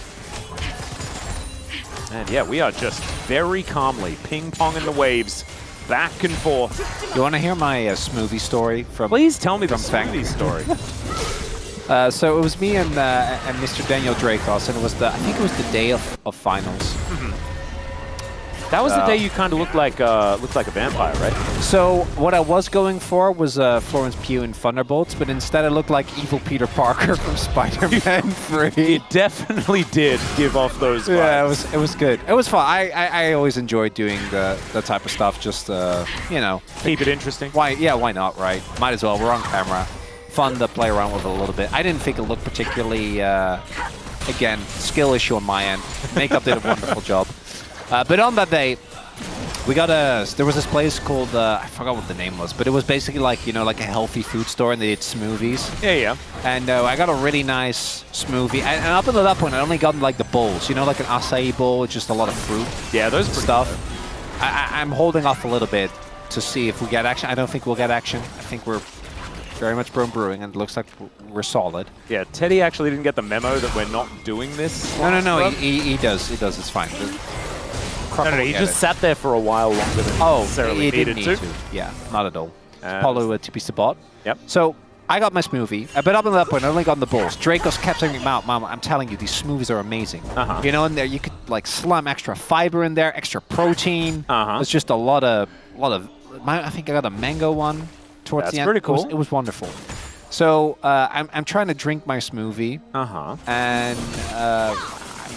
Like, man, this is really good. And then at some point, like, the straw stops working. I'm like, what's happening? Why am I not getting my smoothie? And I asked Drake, and he's like, no, I've never had this issue. Like, maybe blow on it a little bit. So I try to blow just a little bit on the straw. Oh, God. And I don't know if you guess what happened next. How much of it went all over your face and how much went all over your front? So I actually, thanks to my cat... Oh! Never mind, bit of a dive here towards the bottom side, and that is just a dead Sante. That's Rich. Hands up in frustration. And I don't know, yeah, it's... So that's how I felt, actually, right there. Because my entire face and my shoes, I actually didn't get on my shirt, were covered in smoothie. Damn. Yeah, it was a mess. It was the perfect time to get to the end of the story, right as Rich got smoothie all over his face as well. I know. Under the bottom lane out of turret. We're going to have a look at it one more time. It makes sense that you'd feel safe because you're Cassante. But you just don't... Look at these minions, man. Yeah, so the combination of the minions and also... Why are you are on the weak side, my friend. Just sit there. The wave was coming for you. That was why the hands were up. That was an unforced error. Yeah, and it's also one of these times as well where you're against a Renekton. I think you're feeling the pressure as well to not let him get a big lead in the early game. And you did that? I guess you don't really have to care that much, right? But he did. Yeah. Now he's 40 CS down. Yeah, because he just died and lost like 2 waves. And also, Morgan doesn't seem to have been put that far behind by the lane swap either. He was in a 1v2 scenario for quite some time. So the only win for DRX is that Hollow got the kill. That's it. Yep. Well, that's positive. Still going to be getting to that redemption a little bit earlier, if that's what he does decide to go for. I did finish the rest of the smoothie, by the way, and it was really nice. I mean, mango smoothies are just good. Yeah, but it was it was gruesome. It wasn't great. Tell you what really like made my life better? Discovering avocado smoothies. Oh yeah, you've told me about this. Avocado smoothies, just the best place. Yeah, my wife always Really tries good to sell me an avocado juice, which I think is just an avocado smoothie. Yeah, I don't know. That's like strawberry juice. And like, isn't that just a smushed strawberry? No, I think they're a lot more juicy than avocados, but I think it's the same, right? Yeah. Bit of a weird situation. You Australians do love avocados, I have been told. We are, I mean, avocado toast. That's why no one owns a house. Spend all of our money on avocado toast. Yes. It's absolutely true. Certainly. It's Rich and Morgan facing off. Rich actually still holding his own, as we can see. Trying to pull things back. Does have the Bramble Vest, at least. But I think Morgan just pretty happy with how this game has gone. Haven't seen too much of the Croco-Morgan combo. But still relatively early days, I guess. Although 12 minutes, probably about the time where you will have wanted to have your Crocodile and Cat Lady in a somewhat relative vicinity. Wait, he's going AD? Wait, what? Okay. Oh, maybe. Well, actually, it might be like the Shyvana build where you go Shojin into like Liandry's. That's kind of fun. I kind of like that. Let's see how it's going to work here for Croco as in goes Sponge. Magnus going to try and turn this though as Petrifying Gaze doesn't quite get the stuns and down goes Polu. The spears are sort of flying all wayward and Closer is just dead. DRX, they answer back beautifully here. They don't quite know what the plan was there by the bros. I am uncertain what the plan was there. As you're saying, Atlas, I feel like they blew everything into... Oh. Well, Type is possibly also dead. Grand Entrance going to connect this time, but he makes it underneath the turret, utilizing the flash. Oh, that's big. If he dies as well, it would have been a complete disaster. Now it's still not great, but there's a bit of a disaster. Yeah, well, can you have a mild disaster? I feel like then it's just like an inconvenience, right? Yeah, I guess so. But it is a big inconvenience. Like, we're right on the verge between mild disaster and... Because why are we all-inning? We don't need to all-in onto the Sponge here. Maybe they thought they'd find a Killer Instinct angle close to get hype in there. You can't do that. Well, if in doubt, kill Rich seems to be the plan here, as there is the Croco and Morgan show that we were asking for, and that's a 1.5k gold lead for Morgan's Crocodile, guys. And look, there are leads on Renekton's we've seen in the past. This is not any regular lead.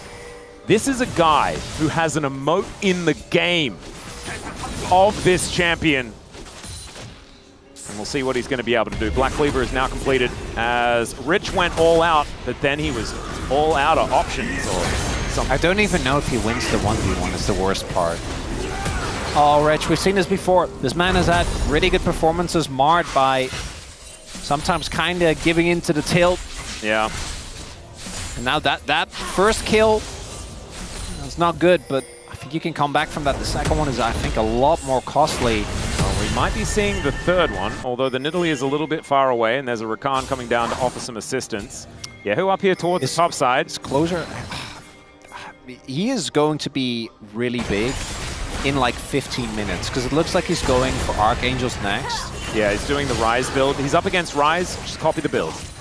You also but really Ryze, like having a bunch of extra mana on Cassiopeia, I guess. I agree, but I do also think you're not going to be doing any damage. No. And Ryze has utility, and you do not. Well, if you're old, but like, how often do we actually see that as utility? Well, it looks like Croco is actually going the... You have the Miasma. That's pretty good. Yeah, it's fine, but I don't think it warrants the champion. They're going to contest! Oh, let's see whether they can actually find the angle as the spear is just avoided here by DRX. Teleport back in from Closer, though, as he's looking for the angle. Croco needs to land some of these, but he's not really hitting them, and there goes the Drake. Void Seeker going to connect onto Rich, and it's going to be a Hextech Soul this game as well. That's massive. Walking down to 50% here as Yehu does spot out where the Renekton is. 1-1 in Drakes, 2-2 in kills. That's how I like my Ryze group matches, Atlas. Oh yeah. Legend group could never. All right. Spear doesn't find anything. Void Seeker doesn't find anything. The Rift Herald is just going to be secured here by DRX. Bros still retain a 2,000 gold lead off the back end of this. It's kind of crazy that they're able to get that far ahead. Of course, most of it is on the Crocodile. And it's largely because they've just taken more farm. As you can see, mid lane pretty even, AD carry pretty even. There's a catastrophically massive gap between Rich and Morgan right now. Shh, if we don't talk about it too much, it's not real. Oh, but it is. No, it is. And I've talked about it a lot. You do love talking about Morgan. I just tend to talk. Well, and actually mainly about Morgan. I was about to say. All goes back to 2021, Atlas. The Morgan Camille. I still have all of the trading cards. Every single Morgan trading card. Oh, you know I'm sitting on an empty card. Oh, heck yeah. Oh yeah. I've got an effort card as well. I think I have like 9 of them. Looking forward to it. I also have Pace, which obviously I'm very happy about. Yeah, that's a goodie. Bunch of Zeus cards. It's nice. I got a faker. I don't know whether it was like a holographic faker. Like the foil? Yeah.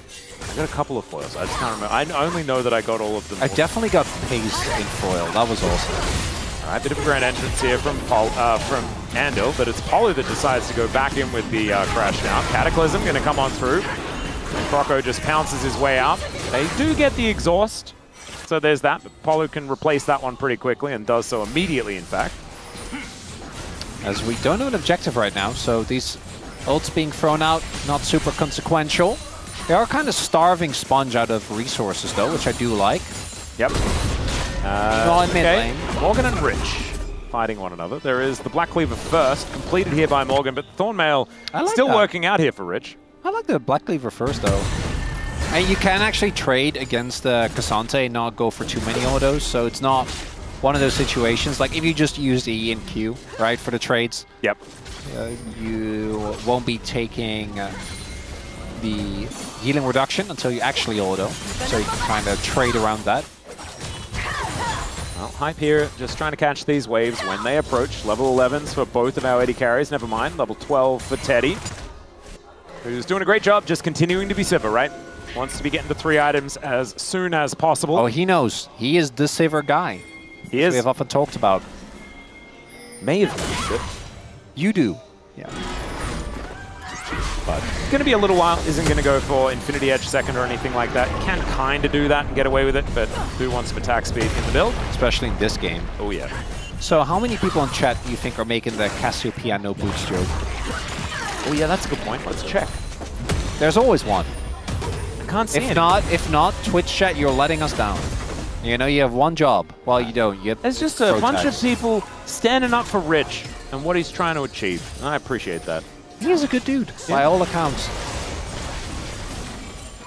All right, well, Croco going to be taking this crab, and the bros retaining control of the map. They are slowly getting further and further ahead. Most of that gold is just on the Crocodile, but let's not kid ourselves. A very fed Renekton with Otacon and the next Drake coming up is a pretty big deal. As Paulo gets the blue. So going for Zeeks, haven't seen that in a while. That's an odd move. 2 items done for Teddy now. Not quite there yet for Hype, but he is probably going to look to get that on his... Because did cash out the call on the next wave, maybe? But he needs the base, because he needs to get a second item before this Drake contest comes through. He does have a few moments in order to do it, so if he does go back now... Yeah, there's the Hex Gates, actually. He should be fine. Does he have the money, though? Well, that's the main thing. Needs a Crit Cloak and to complete the recipe, so maybe not. He did buy relatively recently. Split I guess the gap not. there. There's Ooh, Croco. that's big. Paulo TPing in. He does have his Merc Treads now complete. Remember, the next kill, that's what secures feats of strength as well. Any sort of pick is going to be even more meaningful for either team, as it's going to be upgrading their shoes. Closer's shoes not going to be upgraded, but Teddy. Cassiopeia still gets a bit upgraded. It's okay. Teddy is so big. I think with the 2-item spike on the AD carry. Oh. Sometimes you just want to press R. Yeah, I think he was trying to predict Sponge's EQ, and then he just didn't. Yeah, it was a bit weird. Well, Closer's going to stand his ground here. Miasma does go down as Andil. Not going to be dashing off that one, but he still takes a lot of damage. Croco getting out of there because he does the same thing. Primal Surge might be able to keep him around, though. The sustain here for the bros is going to be a little bit better. Both top laners are backing, looking to TP in. This could be the fight that decides the game. Yep, Morgan, very scary on this Crocodile, as we know, but it looks like Bro might be giving this up. Let's see how this one's going to go. The teleport comes in, and Morgan with the rest of his team, and he's just walking forward. He's like, guys, I am huge, and I will be able to take these guys down. Sponge gets out of the pit. Croco gets in. There's the Magnet Storm, and they've caught two out of position. Down goes the Rise. Yeah, who didn't get the memo that they were backing away, and they secure the Dragon. The Bros are looking to try and do it again. That's Feats of Warfare as well, locked down, and they get the second Drake for themselves. Might not just be that. They might be looking for Otacon as well. Is this a bridge too far? The answer is probably not, because there's no Rise for another 20 seconds. There's no Teddy. He's walking way over from mid lane. I don't think they have to damage. Yeah, he doesn't have On the Hunt available. Right, Sponge. As there's a little knockback onto Morgan. They're going to look for the turn angle. Cataclysm onto Closer, who's standing his ground. Teddy gets stunned up, but he's doing a pretty good job standing his ground. There's the dash around from the Cassante, but he just doesn't have any money. Oh God, Sponge! Highway robbery as Polu comes on over, but he's not able to stop him. Teddy will go down as the slices and dices come in, but Otacon is such a big prize, and Yahoo! He's going to turn back up. The triple knock up from Sponge. They take down the Kai'Sa, and it's DRX that are able to get it done. Morgan will go down, and I have a feeling that that emote is going to be necessary. The shaky hands for the Renekton out of frustration here for the Bros, unless they can get some sort of psycho turn. I don't know about that one. As out goes Croco, and he's not even able to get his Raptors, I don't think. Man, it was so good when they took the Dragon, and that was when we needed to cut the video. I'm a bit perplexed. I'm a bit at a loss for words there, Atlas, because that game should have been donezo. And I want to highlight what happens here is, bro, I think kind of get lost in the sauce, because what happens is we have a complete turn. If they just help Closer, they win the fight. Yeah. If they just kill Rich immediately, they win the fight. But the fact that DRX get to keep the leash, get the TP in, get the Otacon as well as the fight win, might end up deciding the game. Now, I want to make very clear, the game is not done. This was big for DRX, but they were losing. Gold lead, I think, is still about 1.5K for Bro. Yeah, something like that. But Otacon is a lot, right? Otacon is actually incredibly high value. Basically, it's even, is what we're saying. Polu died. Polu died again. Okay. Not ideal. Croco is making rifts. He's looking to make another Summoner's Rift. Yahoo give it got another try. kill. Yeah, he's 5-1. Yup. That's a... Wow. It's a big rise. Yeah, I just don't quite remember when that happened. Oh, he's been involved with 6 out of the 7 kills. Yeah, he's having a great game. Polu. Oh dear. Just, very straightforward. Was caught in a place on the map that he wasn't allowed to be. Just trying to clear vision as Morgan might have to take matters into his own hands. Can he get the plasma stack for Hype? Now he's going to try as Rich goes all out, and then he's all out of options, unfortunately. And Hype comes on over. That is going to be another one picked up. He now has his Infinity Edge done, so this Kai'Sa now able to fight on a little bit more even footing. Teddy is going to make it a little bit uneven after he finishes his Infinity Edge, but it's taking a little while. And it's even a slight gold advantage here for Hype as well. Actually, with Riftmaker did Croco. Yeah. So, kind of cool. It's a build. He's building some items, making some stuff happen. Curious as to what's happening next, as far as that build is concerned. Maybe it is just going to be Leandri's coming in afterwards, just pretend to be Rumble after this. Might be kind of the way to do it. At this point, just go Redemption, bro. Just embrace the Redemption Olaf energy. Honestly, you're going for, I'm not even joking, Redemption into the DRX comp actually goes really hard. Or just Rabadon so that your Primal Surge just does so much more healing. Yeah, but it's not team-wide, right? No, it's not. It's nice. But maybe you don't need your team to live, you just need Morgan. Well, I would say you just need Hype, actually.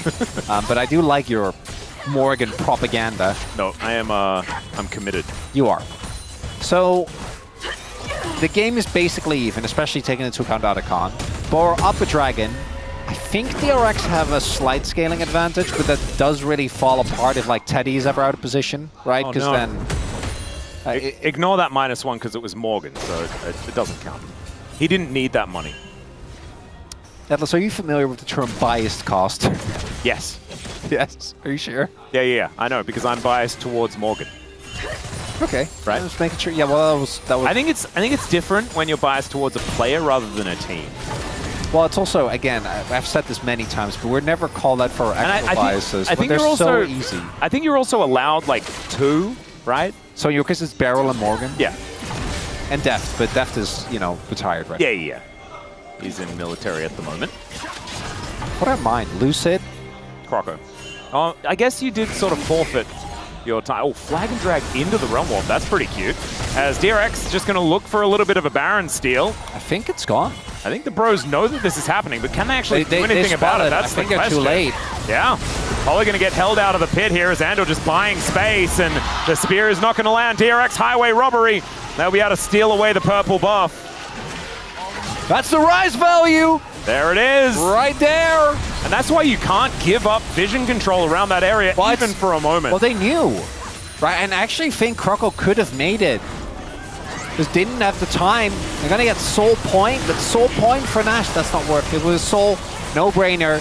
Now they got to hold on tight and pray that they get the opportunity to get themselves to the Hextech Soul somehow. It's going to be the big one. Sponge and Yahoo getting to work on this inner turret. That is going to extend the gold lead here for DRX. As they move to about, 3K. Rebel Baron power play here. And Croco possibly caught out of position unless it's a cunning ruse. Rich making his way over. Hype, we know that he's in danger. Does he know? That's the real question, as there's Yahoo flashing on top. The flash out immediately there from Hype as well. Shattering Strike, not something that Rich really cares about. As DRX keep all these Barons alive, look for a bit of a reset. I know what the other one was. It was Pace. Ah, there it is. Yeah, there you go. Easy. Well, Yahoo has a cool hat. I actually have a lot, now that I think about it. Yeah, there's a few. And I'm sure it's not just Morgan and Beryl for me as well. As Yahoo, as you highlight, picks up the Rabadons, was already a complete menace, machine gunning down everyone in his sight. Morgan should be finishing his third item. This is a huge swing, though. The gold was it is pretty big. Firmly in Bro's favor. That said, Bro can actually just sit and not do anything for the next, 8.5 minutes. They can, right? Because they're sitting at Soul Point. DRX is nowhere near. The real issue, again, is what do you actually skill towards? And it really is just Cassio and Hype. It's a bit cute. On the Hunt does come down. That's a good charm on a closer, but they don't really get any real damage. On the Hunt, now on cooldown. In fact, both bottom laners using their buttons. 50Ps! Oh, God, okay. Both top laners going to join the backside of this fight as Morgan, he wants out.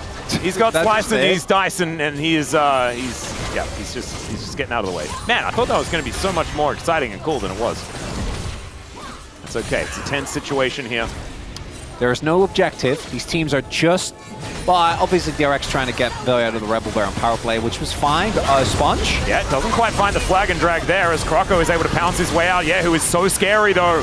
And they do back out of the way of this rise. Even the ricochets, man. Oh, Teddy is really starting to hurt. And late game is where this man thrives. You can see the nerves. They know how important. This match is really big deal. Want to highlight, again, bottom 2 are out. DNF, they're not technically locked yet, but they are in, obviously, a very deep hole right now. Yeah. But it's probably going to be one of these 2 teams in 9th place. Yeah. It's them or BNK, most likely. So getting a direct win over your opponents is a really big deal. And for Brion, really, a lot of their wins, funnily enough, came against teams on the other side. Group. Exactly. Legend group, not against their direct compatriots. Here in the Rise group for DRX, what a big win it would be. Means that they equalized the score. This is kind of crazy, though, because the Baron is now worn off. Yes, they eliminated all the inner turrets. They got themselves a decent gold lead, but it's only decent. It's only 3K. Yep. We have another fight that's going to happen in a minute and a half, approximately, on this Hextech Dragon. And it's going to lead directly into a Baron immediately afterwards. Depends how much milling about we're going to do to see whether both of these objectives are up at the same time or not. But man, this has gotten very tense, very, very close.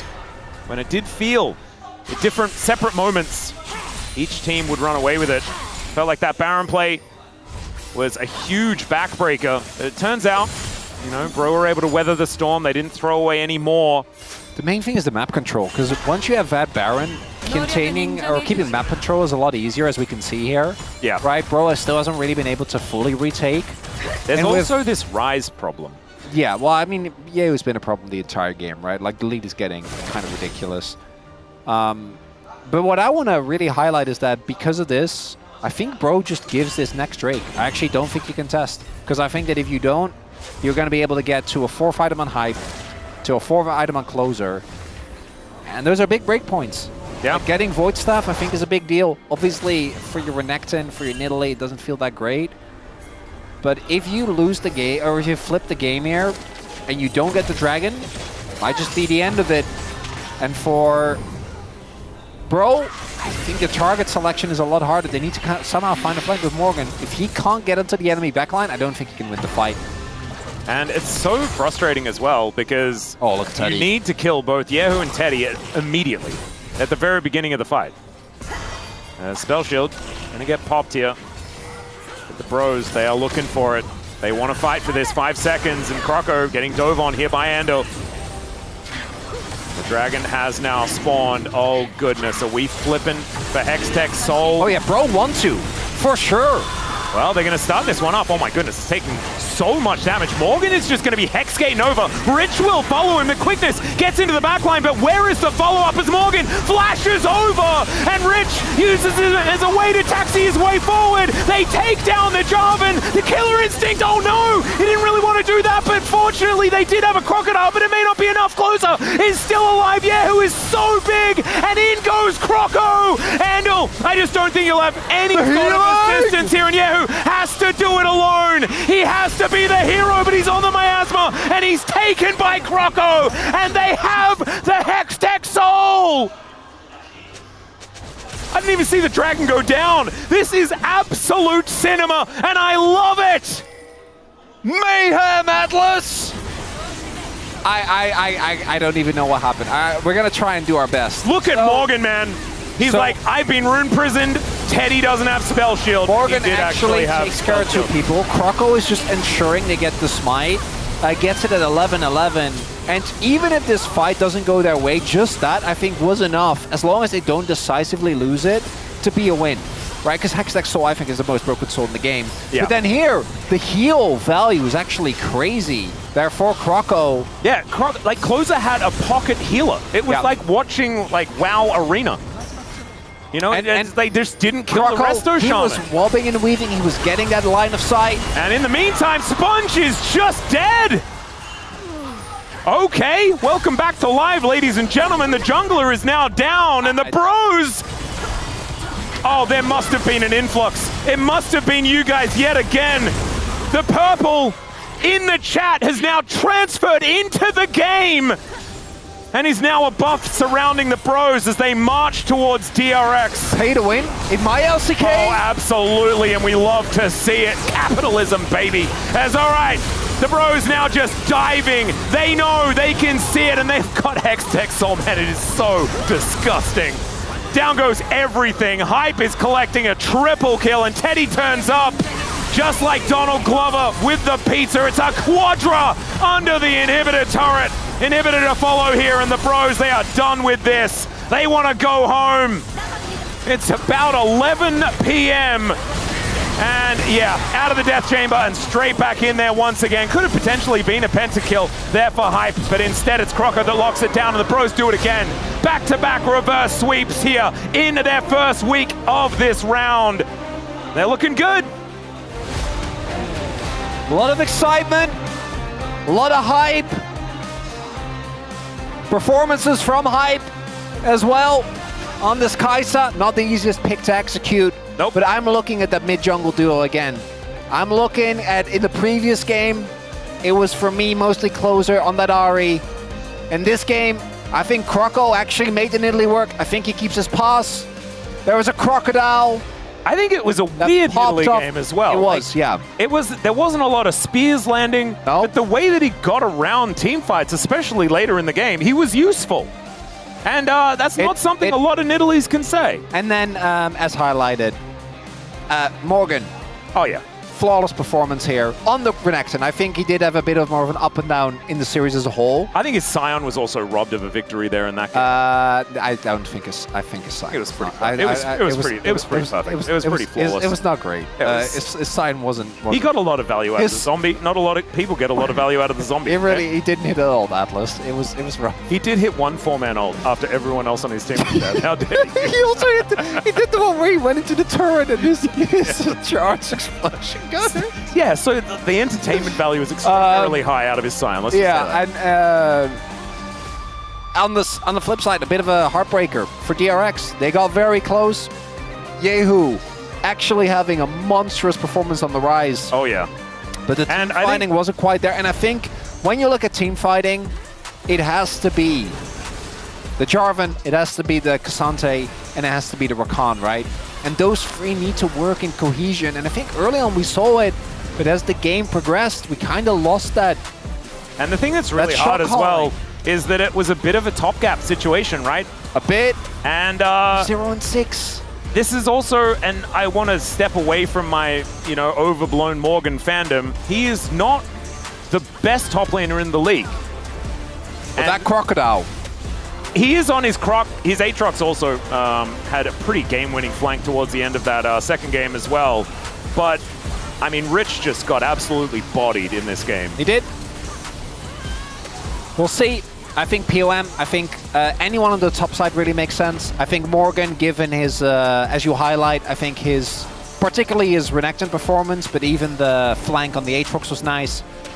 Closer is a no-brainer. I think this game he really struggled, but I think in the other two games he was really good. And then Croco, for me, consistently over the series, I think just did a great job with his early impact.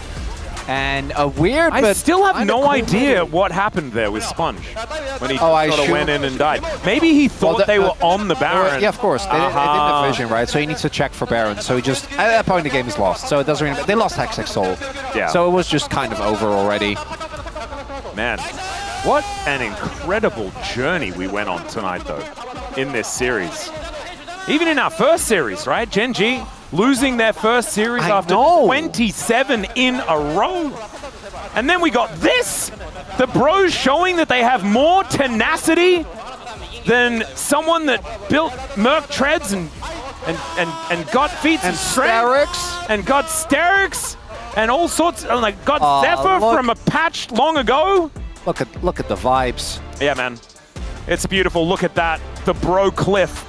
They showed them the island, and then they threw them off, and they drowned in the ocean. That's a trench right there, Atlas. Yeah, it really is. Really is. You got to be careful of tsunamis with a trench like that. Yeah, this final game at closer, not the best Cassiopeia performance. I don't think POM was a tick in the mid box. No, I did not go for that. This one, pretty intelligent. 3-0-11 actually on the Nidalee towards the end. I think that the Vi target selection saved them the game in game number 2. Well, you come on, Atlas. We talked about, but you know why he went for. It was Morgan, right? It was Croco.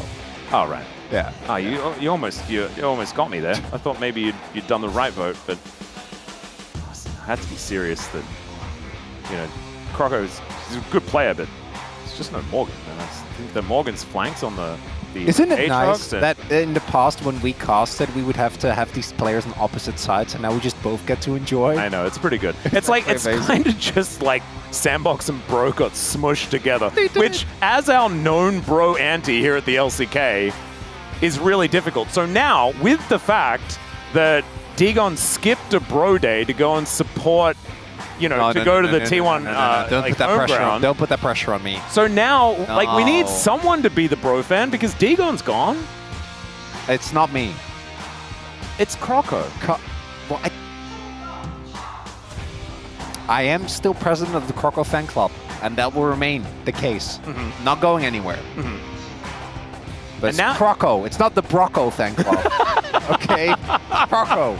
Specifically. I think the Brocco fan club actually has a really nice ring to it. That actually sounds amazing, doesn't it? Yeah. I'll consider it. I'll see what I can do. All right. I will raise get a petition or something. I'll raise the issue, with the board, and we'll see what we can do. Yep, we'll raise the bro tax in the meantime. Time for us to head over to the interview with Croco, though.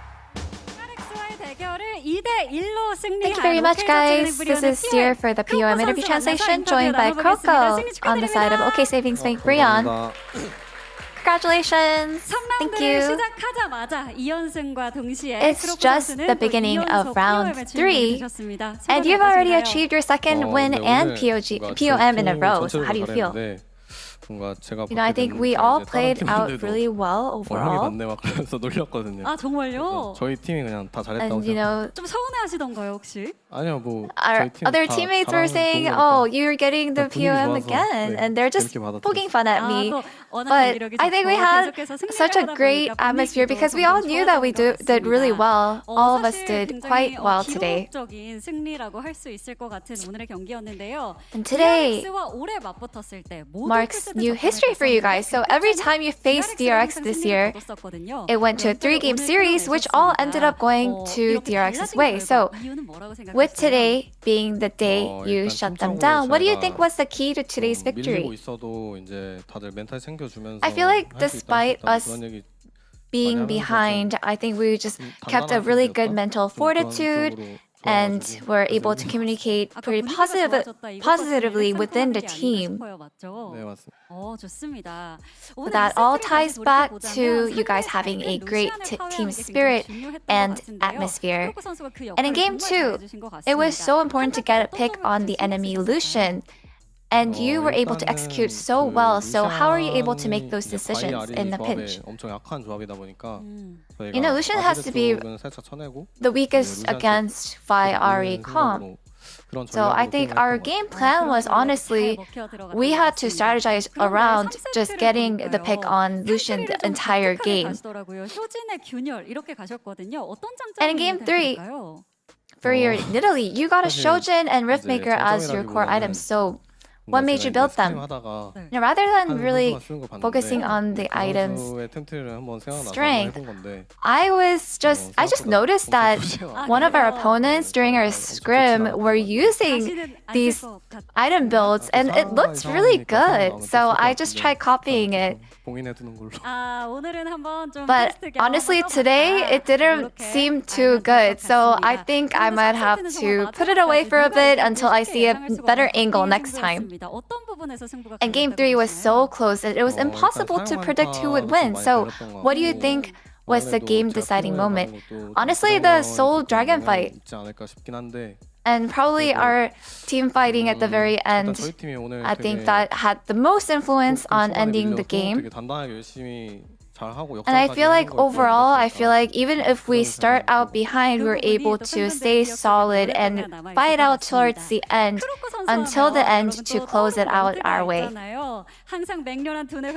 Croco, of course, there is a famous line from you, which is the jungle role is all about sharp decision making and intense mind games. So did you have any moment that stood out for you today? I think for the Vi game, I think I was able to dodge and juke the enemy skill shots and go in at the right time to get a pick during those team fights. So I think that's what really stands out in terms of outplaying my opponent today. Now that you start out round 3 strong, what goals does OK Savings Bank Brion have? I think we really want to focus on improving our performance and obviously our results and outcome and improve our standings. And I think that's just the best that we can do from our position. And that makes your next match against BNK PRX so important. So what would you like to say about those? You know, I think we have a really good feeling. We had always been losing against DRX and BNK PRX, so I think this is the moment that we can actually turn it all around and create a good momentum. And that's the end of the interview with Croco, and back to the space. Thank you. Thank you so much, dear, for that awesome translation. We made it to the end, and Bro was able to take the victory just barely. It was very close down to the wire, but then they kind of stomped that last fight. So very well deserved by the Bros for picking it up tonight. Any thoughts on that last game, gentlemen? Please don't build Nidalee like that. Who was the scrim terrorist? Who did it? Who's the guy? Who infected Krako's brain? I think we need to reveal the player. Peanut, I think next time we have to. Don't say that, Valdez! All right, well, we did have to vote for some palms. You know, there were a lot of thoughts about who was going to be the palm for the side of DRX, and then they had to go for Bro at the end. Soup and Tizik once again kind of not on the same page with us here. Understandable. V and Cass going for Morgan. What do you guys think about that? It's okay. It's Aatrox, yeah. Jungle mid is probably the way to go, just because Krako and Closer controlled the REVI game, and then. I mean, in fact, they had really good skirmishes. Yeah. It was he played Cassiopeia, and that's very fun, which might be why Soup and Chijizik voted. Not sure about that. Probably. So we're going to take a look at some of the comments as well and see what people thought about this one. Crocodiled in. Yeah, it's like, because he's a crocodile. He's crocodiled in. You know? Yeah. Nobody says dialed in anymore. Everyone says focused up, locked in, whatever. But like, if you want to make the pun work. You could have done like crocodiled in a while crocodile. Take it like even one step further. Anyways, let's take a look at the next comment. All right. Even though you blame the item build, his item build actually saved him at the last moment. When you remember Rise got the triple kill in the Drake pit? Yeah, the third item, Seeker's Arm Guard. He could actually jump left and right because of his item build, because he was a lot tankier than any other build, you know? That saved the team. But I don't want to see the item build once again. That was so bad. That's why he has a fan club, yells Chronicler from the caster desk. Thankfully, his, Croco the one jump athlete. See? Kind of makes sense, you know? Yeah. Throw the spear, and then you have the increased jump range. No. That item build doesn't care about the spear. All what he matter is just jumping into the enemy team. And let's not give any credence to this build. Come on. The star of Rise are the junglers, like that. Okay. Yeah. Cool. Yep. Yeah. Makes sense. All right. Anything else? Anything else from the Korean side? A ray of light in a dizzying game. Sure. Cloud Templar keeping it real. I want to hear if there's anything that's said about mid. Any closer voters? You just want to blame. No, I'm just curious what they have to say. All right. There is, right? KR Cast. Yep. Okay. Surpass me. Okay, Pony. All right, Pony. So how do you rate that? How do you rate that? I mean, he did get the last laugh in the end, so I suppose he didn't get surpassed. He did in the gold and in the damage that was done in the game. But not in game 2, where he just crushed him and the 0 was like 1 and 5, and the REVI worked out. Simple, easy to execute composition. Yeah. Best individual year. Yeah. Yeah. Closers, you know, if you're voting for like best individual year, then I understand those palm votes. Otherwise, yeah, no more Cassiopeia. Let's take a look at the standings here after that game, because these two teams were kind of close. You know, Bro was ahead, and now they're going to take one step further into the lead. And DRX will remain in 4th place of the Rise group, which is technically 9th. It's a 2-0 week for Bro. Their next opponent is BNK, who they're tied with in wins.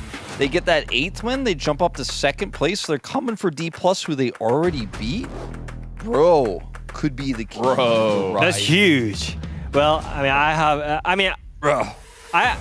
have a huge disappointment for today's game from DRX, because the last game was definitely winnable, but I could see Reach was tilting, and he was like just straight up dying 4 times in a row, even though the game was winnable. So I feel like if DRX can fix that mental issue, they have the fundamentals. Yeah, we were watching, and you pointed out he got his teleport canceled like, what was it, 4 minutes into the game? Yeah, and he was actually since fuming. That moment, his mental was out the windows. Game got 3 was like getting 3 late. plates after that for free. Yeah. Oh, he was very far behind. So, tomorrow, Wolf and I are going to be casting this. It's been a late day. It's an early morning tomorrow with the earlier start.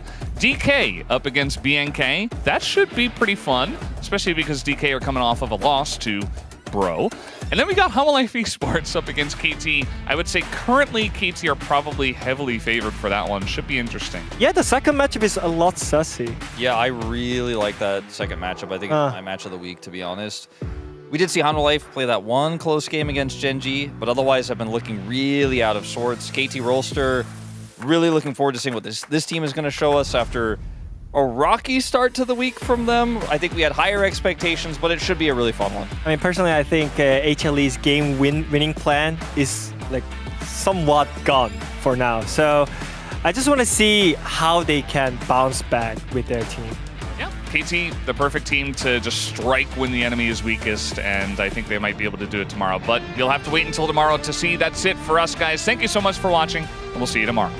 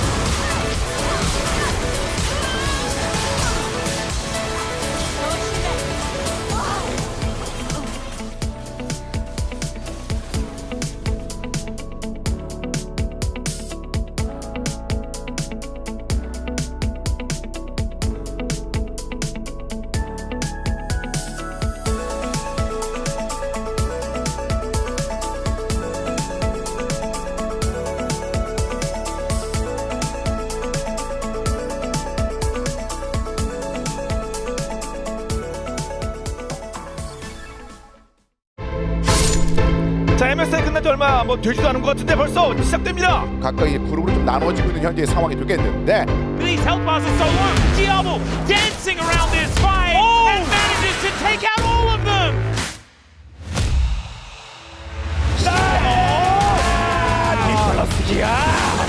라이브가 끝난 게 아니잖아요. 잘 극복하고 올라오는 것도 필요해 보입니다. Doesn't kill me, makes me stronger.